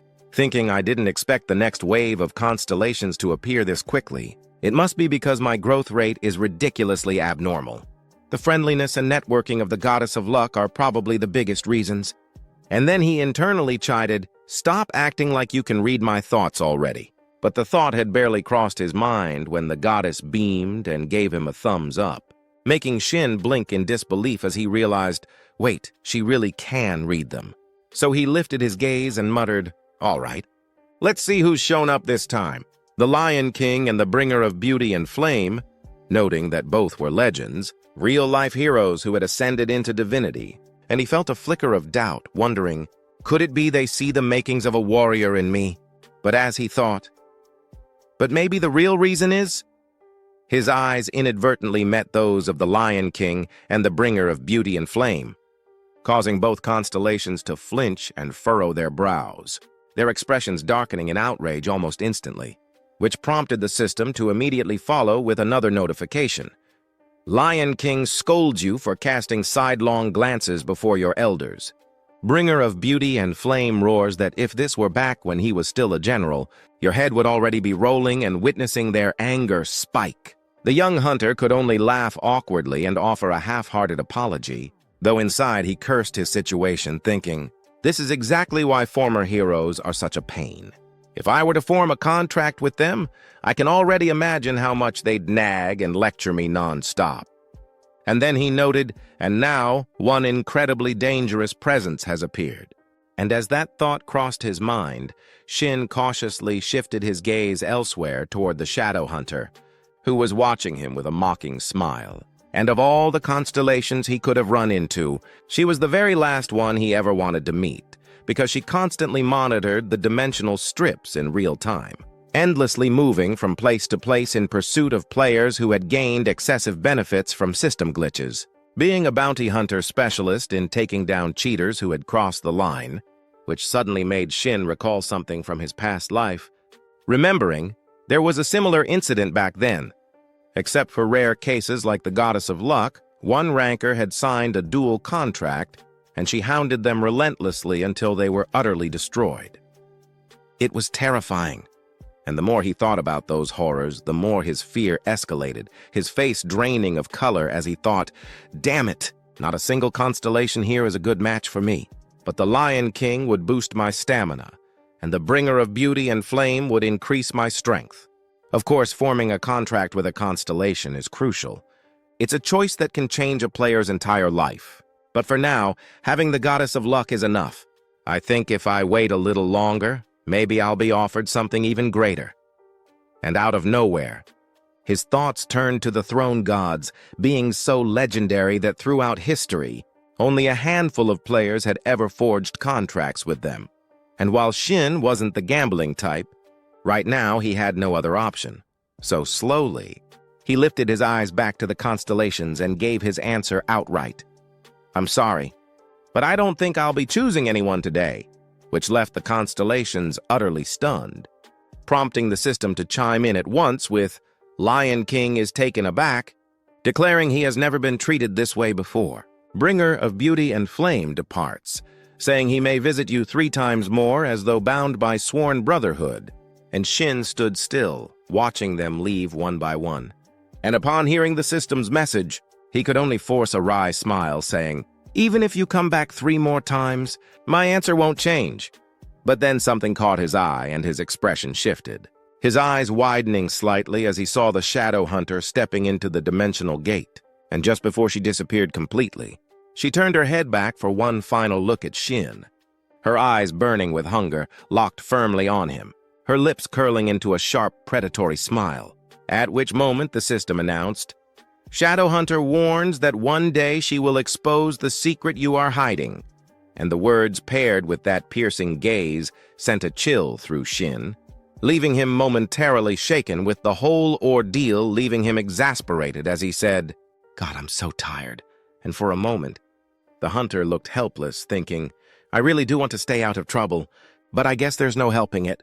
From now on, I'll have to be extra careful around those constellations," before he let out a long breath and said, "Well, things should be fine now, right?" And with that, Shin pulled out his phone and switched it on. And after the tense standoff with the constellations, he finally noticed the time was almost 11:30. So muttering to himself, he said, "Perfect. If I leave now, I won't be late." And glancing over the information on his phone, Shin smirked, noting, "The monsters that'll spawn in the next rift are a pack of kobolds. Just like Cerberus earlier, they'll also be influenced by the transition between day and night. I can't afford to miss this target." And with no hesitation, he slung his sword over his shoulder and left the alleyway, thinking, 3 runs in a single day, huh? It won't be easy, but let's go for it. At least until one of the throne gods takes an interest in me." And just the thought brought a grin to his face, his mood lifting with excitement. Meanwhile, over at the mission zone near Jamsil Station, inside the Rift B4 management office of the Korean Players Association, staff members were working at full tilt, and at that moment, a female staffer picked up a phone call saying, "Yes, this is the Rift Management Division of the Korean Players Association. We're listening." But whatever was said on the other end made her expression twist into horror, her eyes widening as she shouted, "What?" as the information hit her like a thunderbolt, causing her to spin around to face the others, her voice trembling in disbelief as she said, "Impossible! A rift has opened at Exit 1 of Bukyang Station. All combat personnel prepare to deploy immediately." And she quickly spoke back into the phone, saying, "Confirmed. We'll request nearby players for assistance." But before she could finish, the caller cut her off, saying, "But here, someone's already fighting," which made the staffer freeze, her voice cracking in shock as she asked, "What? What did you just say?" And the caller repeated herself, "I said there's already a player here." So the staffer snapped back to her senses, asking, "What? How did they even get there?" And the girl on the other end replied, "I don't know, but he's fighting the monsters alone," which made the staffer grow frantic, saying, "Alone? That's way too dangerous. Get him to evacuate immediately." And the girl hurried to answer, "Understood. But, her voice wavering as her eyes fell on Shin, who was tearing into the monsters with unrestrained enthusiasm. And after a brief pause, she said awkwardly, "Actually, it doesn't look all that dangerous," leaving the staffer completely thrown off as she stared at the phone in disbelief, as if she couldn't trust her own ears, asking, "What did you just say?" From within the fissure, monsters began to emerge, crawling out one after another. Rifts, in reality, first appeared 11 years ago after the initial dungeon outbreak. Unlike dungeons or gates, these are an unpredictable catastrophe. Gateways that allow monsters to spill into our world. A sound like shattering glass rang out, and a jagged rift tore open, and from the crack, the heads of creatures began to push through, stepping into reality. One of the beasts froze as if it had noticed something and widened its eyes in shock. For standing before it with his sword slung over his shoulder was Shin, his face radiating confidence as he met the monster's gaze. "For me," he said coolly, "it's not that unpredictable." Just 10 minutes earlier, Shin had walked out of the subway station, his sword resting across his back. Halfway down the road, he turned to glance behind him and thought, "It's about time. From what I remember, all I need to do is leave through this exit." Something nearby then caught his attention as strange, flickering lights began to appear before his eyes. Scratching his head with an awkward smile, he muttered, "There it is. The rift. Right where I expected it to be. That's why I remembered this part so clearly. He recalled how in his previous life, monsters had poured from this very spot, all because of this one particular rift. It was a tragedy, and the memory of that scene sharpened his resolve. Countless civilians died here. But this time I'm here. That won't happen again, he thought, his expressionless face letting his true feelings slip. I'm grateful I got the chance to come back. His mind then wandered briefly to his past, thinking, I grew up in an orphanage, so I never knew what my parents looked like. But even so, I never felt despair. He remembered a photograph he once took with the other children at the orphanage, now shattered and gone. Still, I know what it feels like to lose someone. The image of monsters mercilessly slaughtering civilians burned once more in his memory. That's why I'll never forget. At that moment, a girl's silhouette appeared nearby and, without turning to face him, simply asked, You okay? Shin's confidence never wavered. With sword in hand, he stepped forward to face the monsters alone, confronting the hulking creatures emerging from the rift. Their snarls and guttural growls filled the air, their feral eyes gleaming with hostility. But before they could charge, Shin unleashed his first strike. At the intersection of day and night, wolf-type monsters freeze in place. Under this effect, the pack snarled, muscles straining, but their bodies refused to move, locked stiff under the strange phenomenon. Pleased with the result, he let out a grin of approval. Nice. That worked better than expected. But then Shin's eyes shifted to the side, his thoughts sharpening. Still, it doesn't feel as effective as when I fought Cerberus. The star-lit sky stretched above, but not a trace of the moon could be seen, and from that alone, he understood the reason. So that's it. The moon's completely hidden. Without it, they won't fully submit to me. Yet instead of discouragement, excitement flickered in his chest. That actually makes things more fun. The monsters remained frozen, unable to move, their throats rumbling with frustrated growls. Gripping his sword tightly, Shin charged straight into the pack and activated a new ability, Full Burst, Mobility Skill Level 1, which focuses massive energy to dash forward in an instant and strike the enemy, where the longer the charge, the greater the distance and damage, with the downside that all other movements are restricted while charging. A brilliant streak of blue light shot past a monster's face, and thinking it had narrowly avoided the blow, the beast sneered with pride, but then beside it, a small blue orb flickered into existence and rapidly expanded, its weight forcing the monsters backward. Knockback? A hidden skill that forces enemies into a knockback state, consumes 27 mana per use, has a success rate and distance that depend on the target's resistance, and can consume up to 183 mana to boost both success and distance. With just his opening strike, Shin had already sent the monsters reeling, forcing them back into the rift itself, and even he was surprised at the overwhelming force of the ability. The knockback effect has way more range than I thought, and stacked with Full Burst, the damage is brutal. The monsters were left coughing blood, battered from the sheer impact. This alone just raised my area of effect attack power a notch.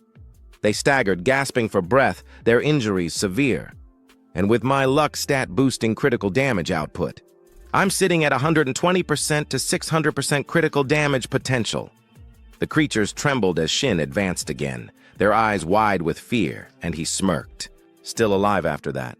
Guess I haven't hit max crit damage yet. Leaping high, sword ready, he prepared another strike, and as the monsters panicked and turned to flee, he said, his eyes gleaming, Fine then. Let's see just how high that damage ceiling really goes. Meanwhile, a car sped down the road at breakneck speed, racing toward the rift, its driver's eyes locked on the glowing fracture. There it is. Found it. The car screeched to a halt just a few steps from the rift, drawing curious stares from bystanders. Lee Hun was the first to step out, introducing himself with a steady voice. We're from the Players Association. Who made the call? I'm Lee Hun. Korean Players Association, level 110, player rank B. A young woman quickly raised her hand and stepped forward, pointing toward the battlefield. That was me. The monsters are over there. After taking in her report, Li Han nodded firmly. Understood. Find somewhere safe. We'll handle this. But before he could move, someone at his side called out, "Hun!" It was Li Jiang, his eyes sharp as he spoke up. "I think we should scout ahead first. Lee Jung Korean Players Association, level 90, player rank B." The two men turned their gaze toward the rift where Shin was already locked in combat, facing the monsters alone, and the sight left them both stunned. "The hell?" they muttered, unable to hide their disbelief. Just then, one of the beasts roared and swung a massive fist straight at Shin. With weapons already drawn, Li Han and Li Jung stepped forward to assist. But then Li Han caught sight of the creature and froze for a second. A Cobalt warrior, so this rift is a Cobalt type. "Quick, let's take it down first." "Got it," Li Jung replied, but before they could charge, Shin's voice rang out from the battlefield, calm and commanding. "I'm fine. Don't come any closer."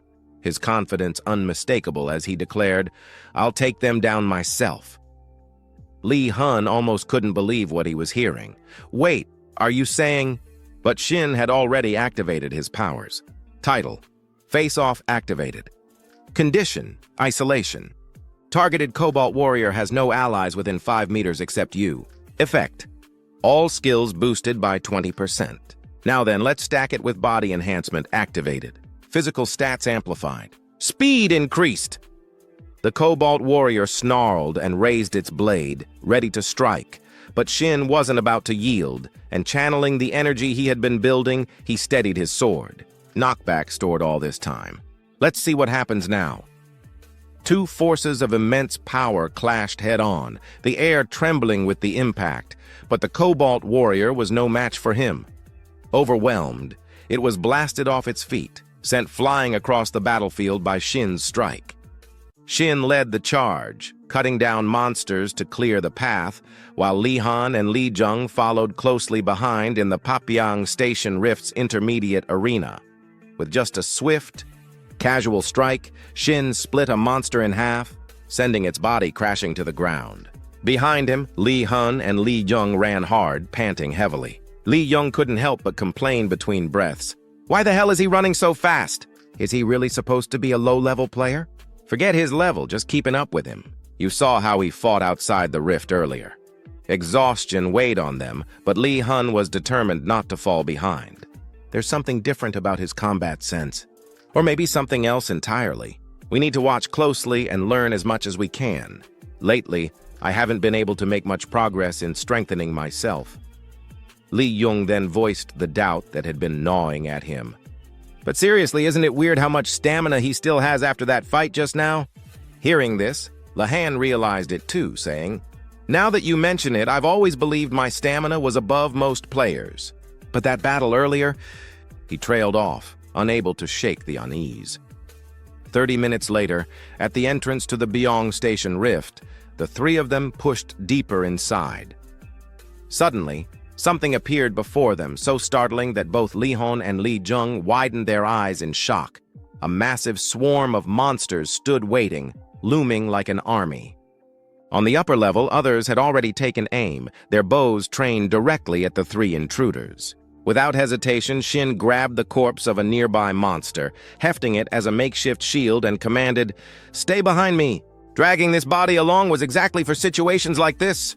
The monsters roared as arrows rained down, but every arrow thudded harmlessly into the monster's corpse, sparing the three players huddled behind it. Li Jung trembled, clutching his arm tight as he watched an arrow strike dangerously close. Shin glanced back at the two behind him, his thoughts heavy. Bringing them in might have been a mistake. Handling these monsters while also protecting them, this is pushing it.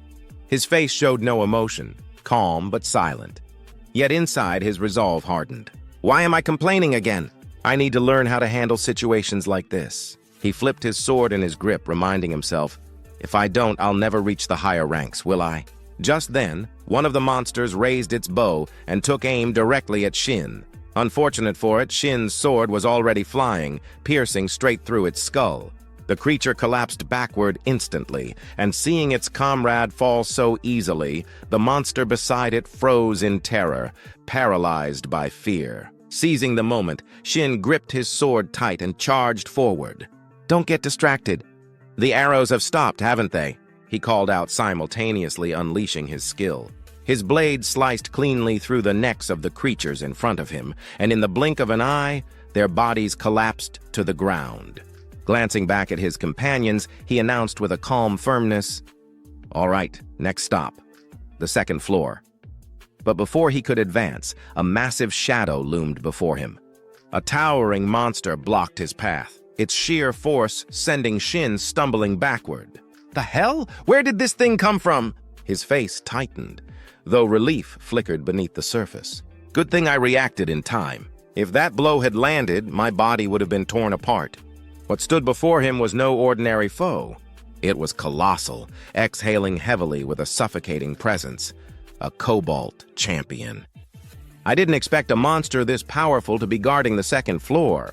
The Cobalt champion raised its shield and charged forward with a guttural roar, its intent clear, to crush Shin. "It's coming at me again." Doubt flickered in Shin's mind. "Can I repel it with repel? No, I can't gamble on something so uncertain." After weighing his options in an instant, he made his choice. "I'll take the blow head-on and do everything I can to minimize the damage." He surged forward, sword in hand, and drove it straight into the champion's shield. To his shock, the blade didn't just pierce through the shield. It cleaved straight through, severing the champion's head in a single stroke. Even Shin froze, stunned at what he'd just done. "What the hell?" This damage output, not only did it pierce that shield, the monster's head rolled across the floor, lifeless. It actually one-shotted a Cobalt champion famous for its defense. No way, my stats shouldn't be anywhere near that high. Then this must be the true power of the greatsword spirit.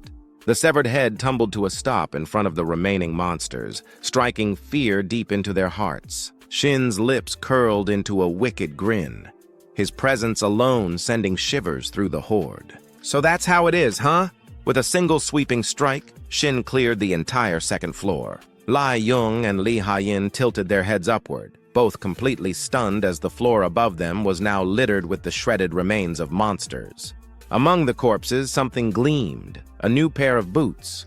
Boots of speed, a platinum relic, and common great equipment of the boot type. Their effect was imbued with the will of an assassin who once yearned to run faster. Blessed by a minor spirit, these boots triple movement speed on natural terrain and double it under normal conditions. Shin quickly sat down and slipped the boots onto his feet, a grin tugging at his lips. Jackpot. Kobolds are way tougher than goblins, but I've heard they sometimes drop rare relics. As the boots adjusted snugly around his legs, energy pulsed out from them. He glanced down, raising a brow. They ought to adjust size. These kobolds don't exactly have athlete-sized feet. Guess things just got a whole lot easier. Rising, Shin stepped to the railing of the second floor and looked down. Below, Li Han and Li Yong had just finished cutting down the last of the monsters after a hard-fought struggle. Watching them, Shin couldn't help but nod in acknowledgement. Those two, they fight even better than I do in a group. The three regrouped and hurried further upward. This run's been profitable already. 5 silvers, 4 golds, and 1 platinum. That's about 1.5 billion won worth. Just mowing down kobolds along the way topped off my HP. At this rate, even the boss won't be a problem. The health bar above his head was full, and confidence surged through him. And with my new title, Wise Hunter C, I've got even more to rely on. The title's effect was to restore 5 HP by absorbing blood whenever he killed a monster of small grade or higher. But then something caught his eye ahead, making his pupils sharpen. A door stood before him, radiating a deep crimson aura. This strange energy, so that's where it's coming from. The deepest chamber of the rift, the king's treasury. Without hesitation, Shin pushed forward and stepped inside. And then, light. A blinding brilliance filled the chamber, leaving him momentarily speechless. What the hell is this even? Before him now stood a mountain of gold. What the hell is this? Shin's eyes lit up like a predator spotting prey. He immediately crouched down, staring at the glittering pile of coins. Forget that weird energy. I'm sorry, my lovely treasures, but what's going on here? Can I just retire early now?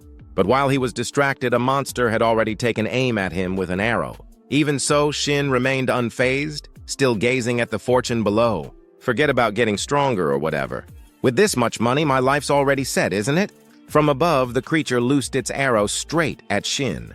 The shot struck the pile of gold beneath him, sparks flying on impact. What the monster didn't expect was that Shin had been on guard all along. He leapt up, blade flashing, and lunged toward the enemy, declaring, "Another ambush, huh?" The Cobalt King turned its head and snarled. Shin's sword came crashing down, his voice mocking as he struck. The same trick every time. Boring. The Cobalt King swiftly rolled to the side, dodging the deadly slash. Even Shin was caught off guard. What? It dodged from that distance? What kind of movement was that? The creature spun around, boasting already, and drew back another arrow aimed squarely at him. "It feels like it lured me in here on purpose," Shin muttered, realization dawning. The final enemy standing in his way was none other than the boss itself, the Cobalt King. The Cobalt King drew back its bow, the arrowhead gleaming as it aimed straight at Shin, and with a guttural snarl it loosed the shot directly toward him. Luckily, Shin sensed the danger just in time, whipping his head around as the arrow flew. The Cobalt King's shot screamed through the air, but Shin managed to evade it at the very last second using the move Total Evasion. Seeing the arrow buried deep into the stone floor, Shin exhaled in relief, thinking that if he hadn't used Total Evasion in time, that thing would have pierced straight through him. Both he and the Cobalt King stomped down at once, the ground, trembling beneath their feet, and Shin narrowed his eyes at the beast before him, which gave him no room to breathe as it plucked a single hair from the back of its neck, transforming that strand in an instant into a deadly arrow brimming with power. Shin's expression darkened as he muttered, "Troublesome. This one's going to be a problem." Meanwhile, Li Hun and Li Jiang had finally reached the rift's door, noting, "It's already started," before rushing inside and shouting, "Shin, sorry we're late!" The moment they entered, the Cobalt King turned on them with a thunderous roar, its body swelling to tower larger than before, and with fangs bared in a murderous glare, it unleashed its skill, Emperor's Gaze, as a voice echoed in there, minds announcing, "Status effect, immobilize activated." Li Hun's face twisted in fear as he wondered what kind of boss this thing was, finally realizing something was terribly wrong when he found he could not move his body. But in that very moment, Shin had already slipped behind the Cobalt King, with his sword raised high, ready to strike, a triumphant grin spreading across his face as he taunted, "You dare take your eyes off me?" A system message declared, "Recovery. Level 1 activated. Immobilize negated through healing," and the Cobalt King's gaze snapped upward, snarling as Shin's blade came down and connected, slicing into the beast's arm, causing it to howl in pain and clutch its wounded limb until an unexpected message appeared. Skill, War Demon failed. Target's resistance too high. Shin clicked his tongue in frustration, thinking he got the opening thanks to recovery, but with resistance that high, he couldn't even land a stun, which was a waste, and he then glanced toward Li Hun and Li Jiang, who were both crouched helplessly under the pressure of the intimidation aura with faces pale with dread, though Shin just smirked, thinking that if 2 level 100 players were reacting like that, then this thing was definitely stronger than the Goblin Lord he had fought before. Shin's lips curved into a confident smile as if he had already decided on his next move, recalling that last time he couldn't take it. But fortunately, now he gripped his sword and charged straight at the Cobalt King with a face radiating absolute confidence, determined to make sure he got intimidation this time. The Cobalt King was not about to be outdone, materializing arrows from behind its back one after another to form a deadly barrage, but Shin showed no fear, his movements unwavering and his stance as steady as an unshakable ice wall as he dashed forward with unrelenting momentum. The Cobalt King raised the stakes by using multi-shot, sending out countless arrows in a relentless wave, but Shin dodged every single one and even swung his sword to deflect them mid-air, sparks flashing as steel met magic before he muttered, "Damn thing," under his breath. Then all of a sudden, the Cobalt King leapt high into the air as more arrows erupted from behind it. Dozens, maybe hundreds, filling the space above like a storm of death, causing even Shin to widen his eyes in surprise, thinking it was too smart and unlike any monster he had ever seen before. And he wondered if its arrows were infinite, which was insane, as it kept its distance to turn the fight into a war of attrition. Analyzing the flow of the battle, Shin clenched his teeth, knowing the Cobalt King's cooldowns reset faster than his. And though he remembered its intimidation ability had a longer cooldown than his recovery, he swallowed hard at the thought that if it ever figured out his weakness, he would only have one outcome: death. So he couldn't let it drag him into a drawn-out fight. From below, he stared up at the Cobalt King suspended in the air with a grimace spreading across his face, thinking, "Damn it! If only I had some kind of long-range attack, this would be so much easier."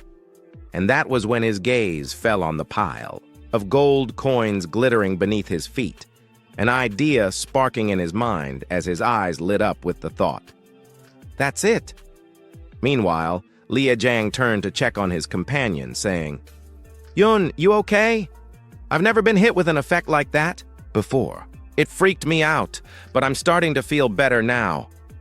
The Cobalt King roared and unleashed another storm of arrows, each shot sharper and faster than the last, pressing the assault with relentless confidence, and Liajang watched Shin moving through the storm, baffled as to how he was still fine and wondering if he had some kind of cleansing skill. Li Hun's eyes narrowed as he studied Shin intently, saying that at first glance it wouldn't be surprising if he had one or two skills like that, but his voice dropped with an uneasy feeling about what it really was, and all of a sudden his eyes went wide as if he had just realized something horrifying while staring at the arrows the Cobalt King had fired earlier, now embedded deep in the ground, and a chill ran down his spine as the realization hit him, prompting him to shout a warning.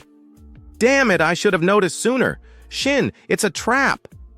Meanwhile, Shin was descending toward the pile of gold coins below with an expression that remained calm, almost taunting, as he said, "So, you finished shooting, huh?" His boots touched down on the glittering mound of treasure, and in that instant, the coins tightened around his ankles like shackles, locking him in place, while the Cobalt King's lips twisted into a sinister grin as it raised its crossbow, pouring every ounce of strength into a single shot aimed at the immobilized Shin, releasing the arrow with a crackling burst. Shin couldn't move, his legs trapped, and his eyes fixed on the incoming strike as the arrow pierced clean through his stomach, and the Cobalt King landed on the pile of coins with a thunderous crash, laughter rumbling in its throat as it relished the sight of its prey impaled.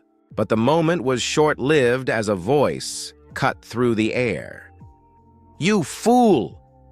Shin stood upright with the arrow sticking out of his body, his expression utterly unfazed and without a trace of injury as he declared, "You think you're the only one.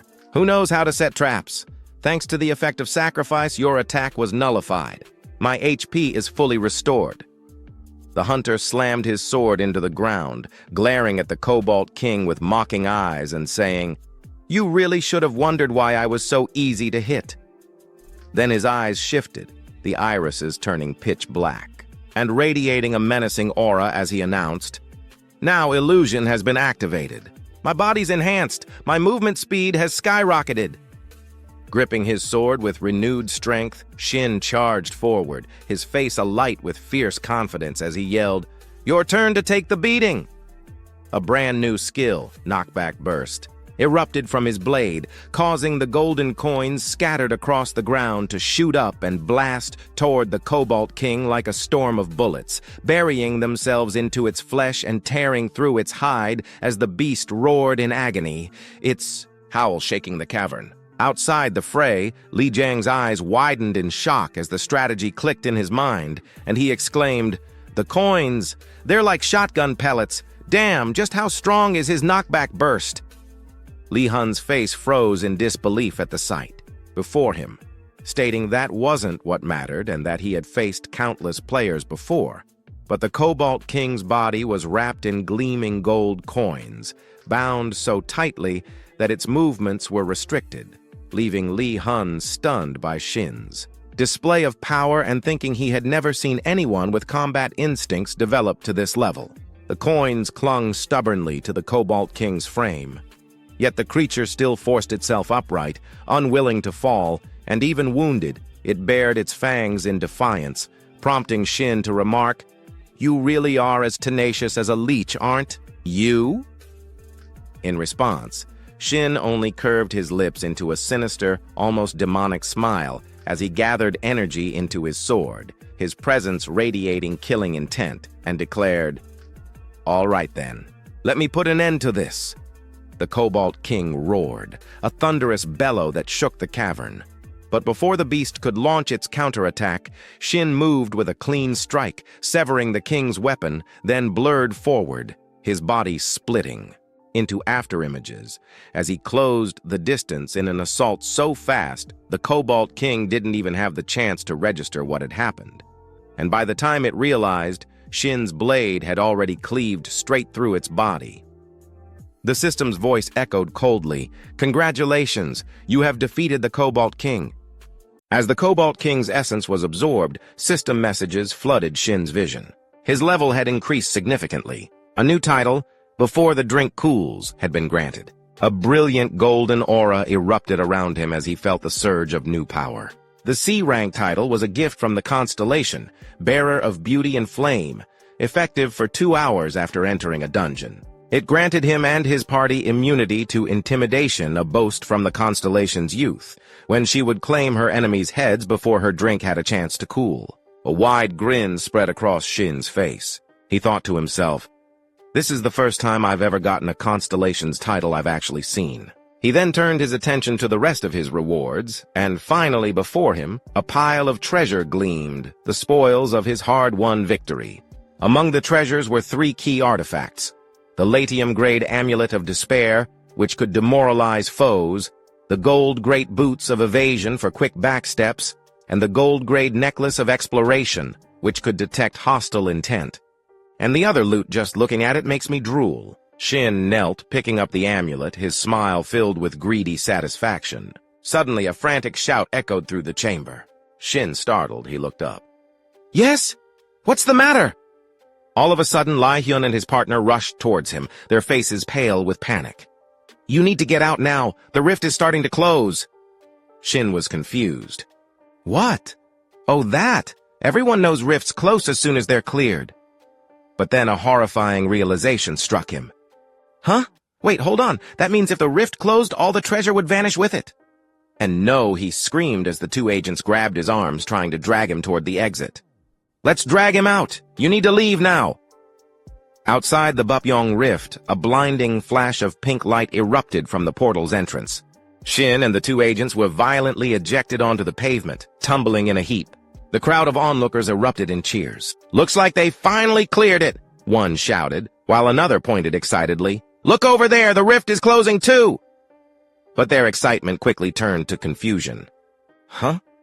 The triumphant atmosphere vanished, replaced by a tense silence as they stared at the scene.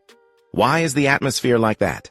Burdened by his armful of loot and supported by the 2 agents, Shin looked up, bewildered by the quiet crowd staring at him. Suddenly, a reporter shoved a microphone in his face. "Hello, Shin. We're from Player Magazine. As the hero who saved Bupyong Station, please say a few words." Shin's mind went blank. "Hero? What are you talking about?" he stammered, managing only a strained, awkward laugh. Meanwhile, in an advanced training room in Player Town, a B+ rank summoner named Jo Ih-hyun stood ready. "Free B-rank golems summoned, then starting now simulation battle begin." As the stone golems lumbered forward, a figure stood calmly before them. It was Shin Tiri, her silver hair catching the light as she drew twin daggers, her expression utterly focused. The golems let out a guttural growl as she blurred into motion. With lightning speed, she closed the distance, her blades flashing as she struck a golem's arm, shattering the solid rock. She let out a sharp breath, spinning her daggers. A web of brilliant blue energy erupted around her, slicing through the remaining golems. In an instant, the stone constructs crumbled into piles of rubble at her feet. Jo Ih-hyun watched in awe. Good work. But T was lost in thought, remembering her spar. I came here so I wouldn't forget today's feeling, but I want to fight that person again. Just then a news report flashed on a nearby screen. Breaking news, a rift has appeared at Bupyeong Station today. Amazingly, a single nearby player cleared the rift alone.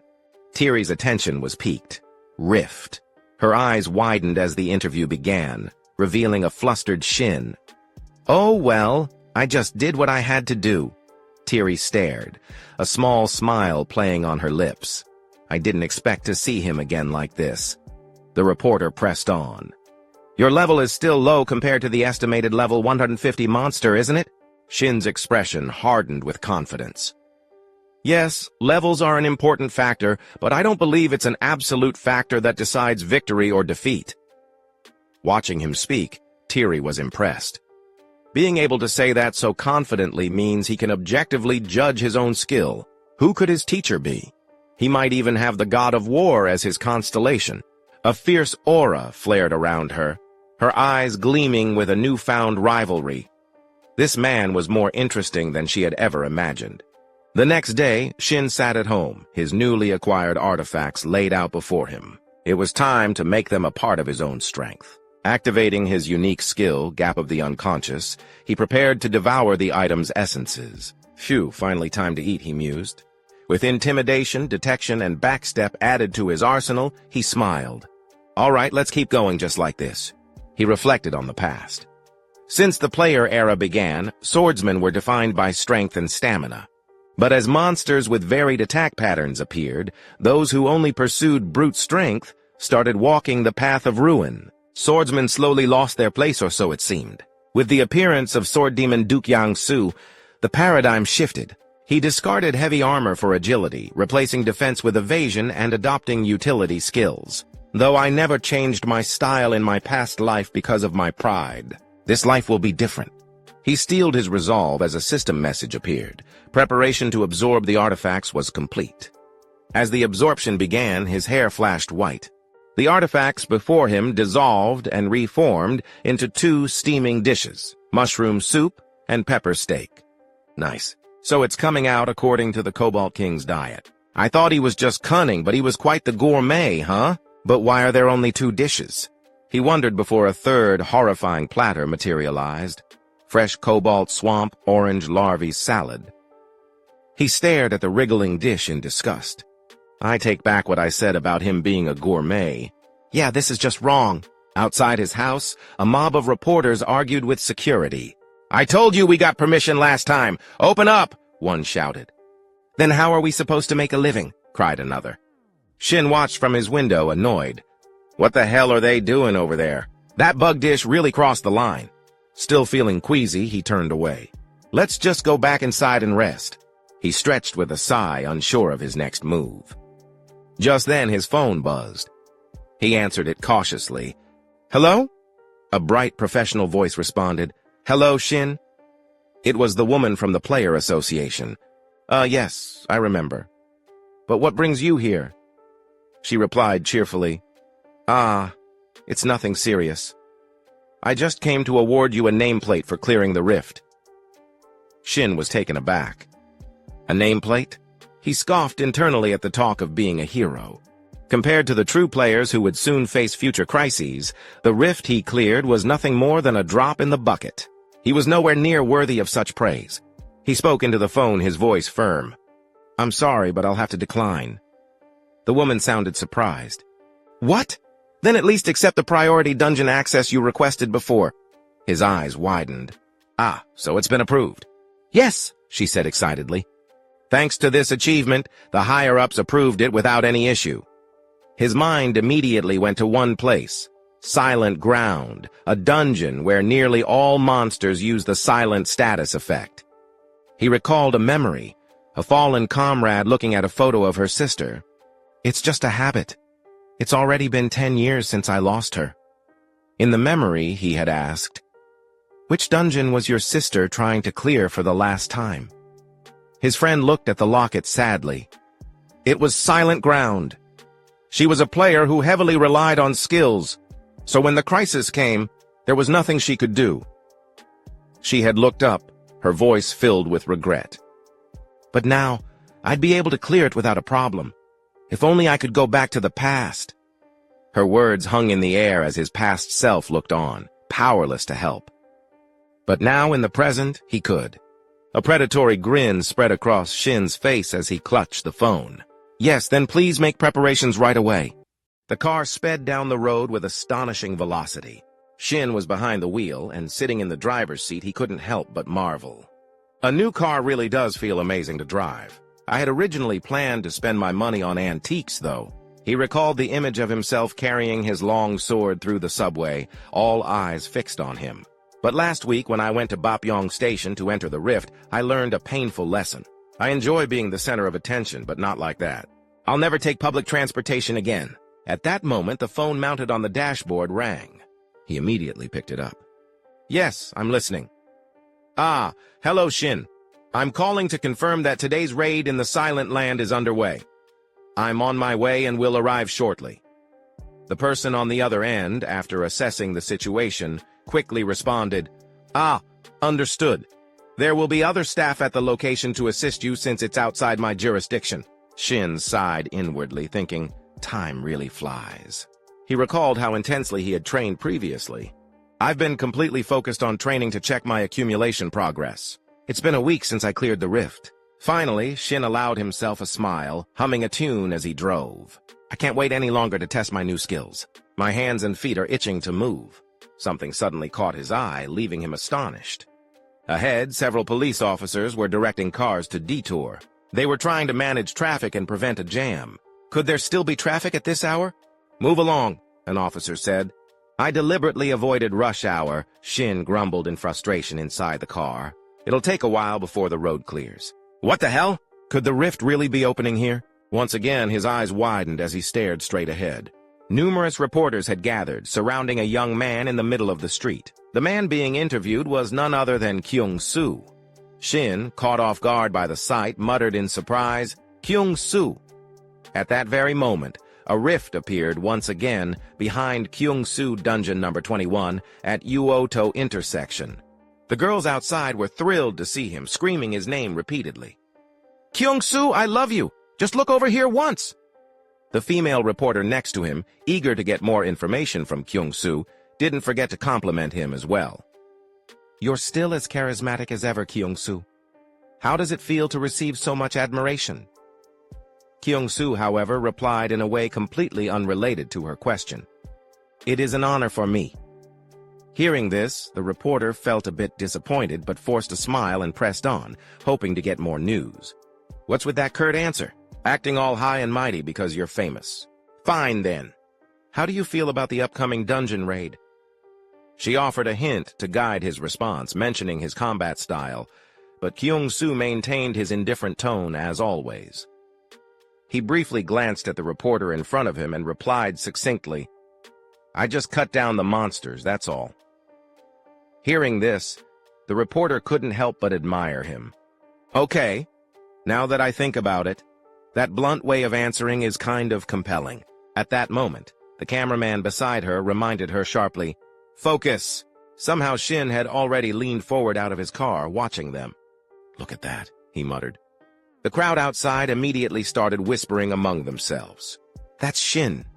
He's watching Kyung-soo. He's been staring for so long I didn't even notice him driving here. Guess even he's easy to spot. Other reporters quickly turned their cameras towards Shin's presence. Breaking news. The encounter between the god and the man. He's challenging the king of the demon sword. The bodyguard beside Kyung-soo leaned in and whispered to him. That's the person who recently soloed in the rift. I heard he's a swordsman with a style similar to yours. Kyung-soo, upon hearing this, didn't get angry. Instead, he gave a rare smile. Yes, I know. My apologies. Meanwhile, Shin got out of his car to face the reporters, who immediately began bombarding him with questions. Shin, why have you come all the way here? Was it just coincidence, or are you here to challenge Kyung-soo? The rapid-fire questions left him momentarily flustered. Why are you asking about my car? It's fully loaded. Can I reveal how expensive it is? It's just coincidence. No, I mean it's full option. Damn it. I don't want Kyung-soo to notice me like this. From a distance, Kyung-soo was also looking towards Shin, which made him even more nervous. Kyung-soo gave him a rare, fleeting smile, but it was a sarcastic one, laced with subtle mockery. Seeing him smile at him, Shin was instantly stunned, unable to believe his own eyes. Did he just smile? That was a smirk, wasn't it? So, did he borrow money to buy that car, or did he pay for it himself? A reporter asked. At this point, Shin no longer cared about the reporter's questions. His mind was entirely focused on Kyung-soo's smile. I don't know what that smile meant. But no matter what, I'm genuinely happy to see it. For a brief moment, their eyes met, and in that gaze, both of them felt an unspoken understanding. Seeing him like this reminds me how long the road ahead still is. Finally, Kyung-soo turned and walked away, calling his bodyguard. All right, we should be going now. Yes, sir. Yet for a fleeting moment, he let out a quiet sigh, thinking to himself, I've met many promising players before, but this one, he's different. He recalled the look Shin had given him and realized, he isn't looking at me with admiration. He sees me as someone he must surpass. As the demon sword Kyung-soo walked away, his mind held on to Shin's name. Shin, isn't it? I'll remember that. Wait for me. We will meet again for sure. Meanwhile, at dungeon number 6061, Matt Dan in the Silent Land, another rift opened. A figure stepped out of the vehicle and stopped at the sight. Shin closed the car door. Yet his thoughts lingered. Kyung-soo is truly remarkable. He just stood there. Yet, I couldn't detect any weakness. That presence, it's still here. His face now shone with unwavering determination. The bigger the goal, the more thrilling the chase. Just wait. I'll catch up to him soon. Suddenly, a voice rang out beside him. Hey, are you serious? What do you mean by that? Outside, two people were arguing with GI, clearly furious at being denied entry. Today was clearly our turn to raid the Silent Land. Please calm down. Why should it all go to Shin? At that moment, Shin stepped forward to assess the commotion. Is there a problem? Shin! Perfect timing. The red-haired girl who had been arguing earlier now turned to scold him as well. Just because you're famous doesn't mean you can act like this. Even as a player, you have to follow the basic rules. Has this ever happened before? Seeing the red-haired girl, Shin seemed to recognize her faintly. Thank heavens it really is her. I am not entirely sure. My memory is a bit hazy. The girl standing before him was none other than the red-haired sister of the blonde-haired man he had fought alongside in his previous life. Today marks the day your sister died in the Silent Land. Hey, are you even listening to me? Recalling her gentle older brother, Shin couldn't help but compare the two. I didn't expect her to be so wild and reckless. She's the complete opposite of him. No wonder he must have had a hard time with her. The red-haired girl, unable to contain her anger, shouted loudly, Enough! In a situation like this, there's no need to hold back. Hey, Shin! Shin looked down at her from above, his tone teasing. So what? Sometimes you need to be firm with others. He immediately took the opportunity to teach her a lesson she wouldn't forget. Even if you're angry, don't take it out on me. I'm just following the schedule arranged by the guild. Is there a problem? After delivering his reprimand, he turned, waved, and prepared to leave. Well then, I'm heading into the dungeon. I don't have much time. All right, stay put! The red-haired girl fumed, steam practically rising from her ears, and threatened him relentlessly. Do you think I'll let this go? Watch yourself, Shin. Be careful tonight. Got it. I should have just taken the day off. So annoying. Meanwhile, at the entrance to the Silent Land, everything had grown old and worn with time. Shin stepped through the rift into the Silent Land, immediately wrinkling his nose at the foul stench. The smell hits you the moment you enter. Well, makes sense since most of the monsters here are... Suddenly, a mysterious light glimmered beneath his feet. From the ground, two hands emerged, grasping at Shin's legs. A monster with a gaping mouth crawled upward, growling incessantly, a living corpse. It seized Shin's legs, preventing him from retreating. Shin drew his sword from his back, ready to strike. A system notification rang out. You've been afflicted with the silent status by the Eastern Windal. Skills cannot be used for 0.5 seconds. Just touched it and you're silenced. Even under silence, his hands and feet moved as usual. He raised his sword high. With a single swing, he cleaved the ghoul in two. But there wasn't just one. More emerged, crawling up from beneath the ground. The ghoul's hands reached towards Shin, eager to strike. So, in short, don't get hit even once and try to limit skill usage. The undead hands nearly reached him, but Shin remained unfazed. Seriously, sounds like I have to play by the basics. If there's one thing I'm confident in, it's this.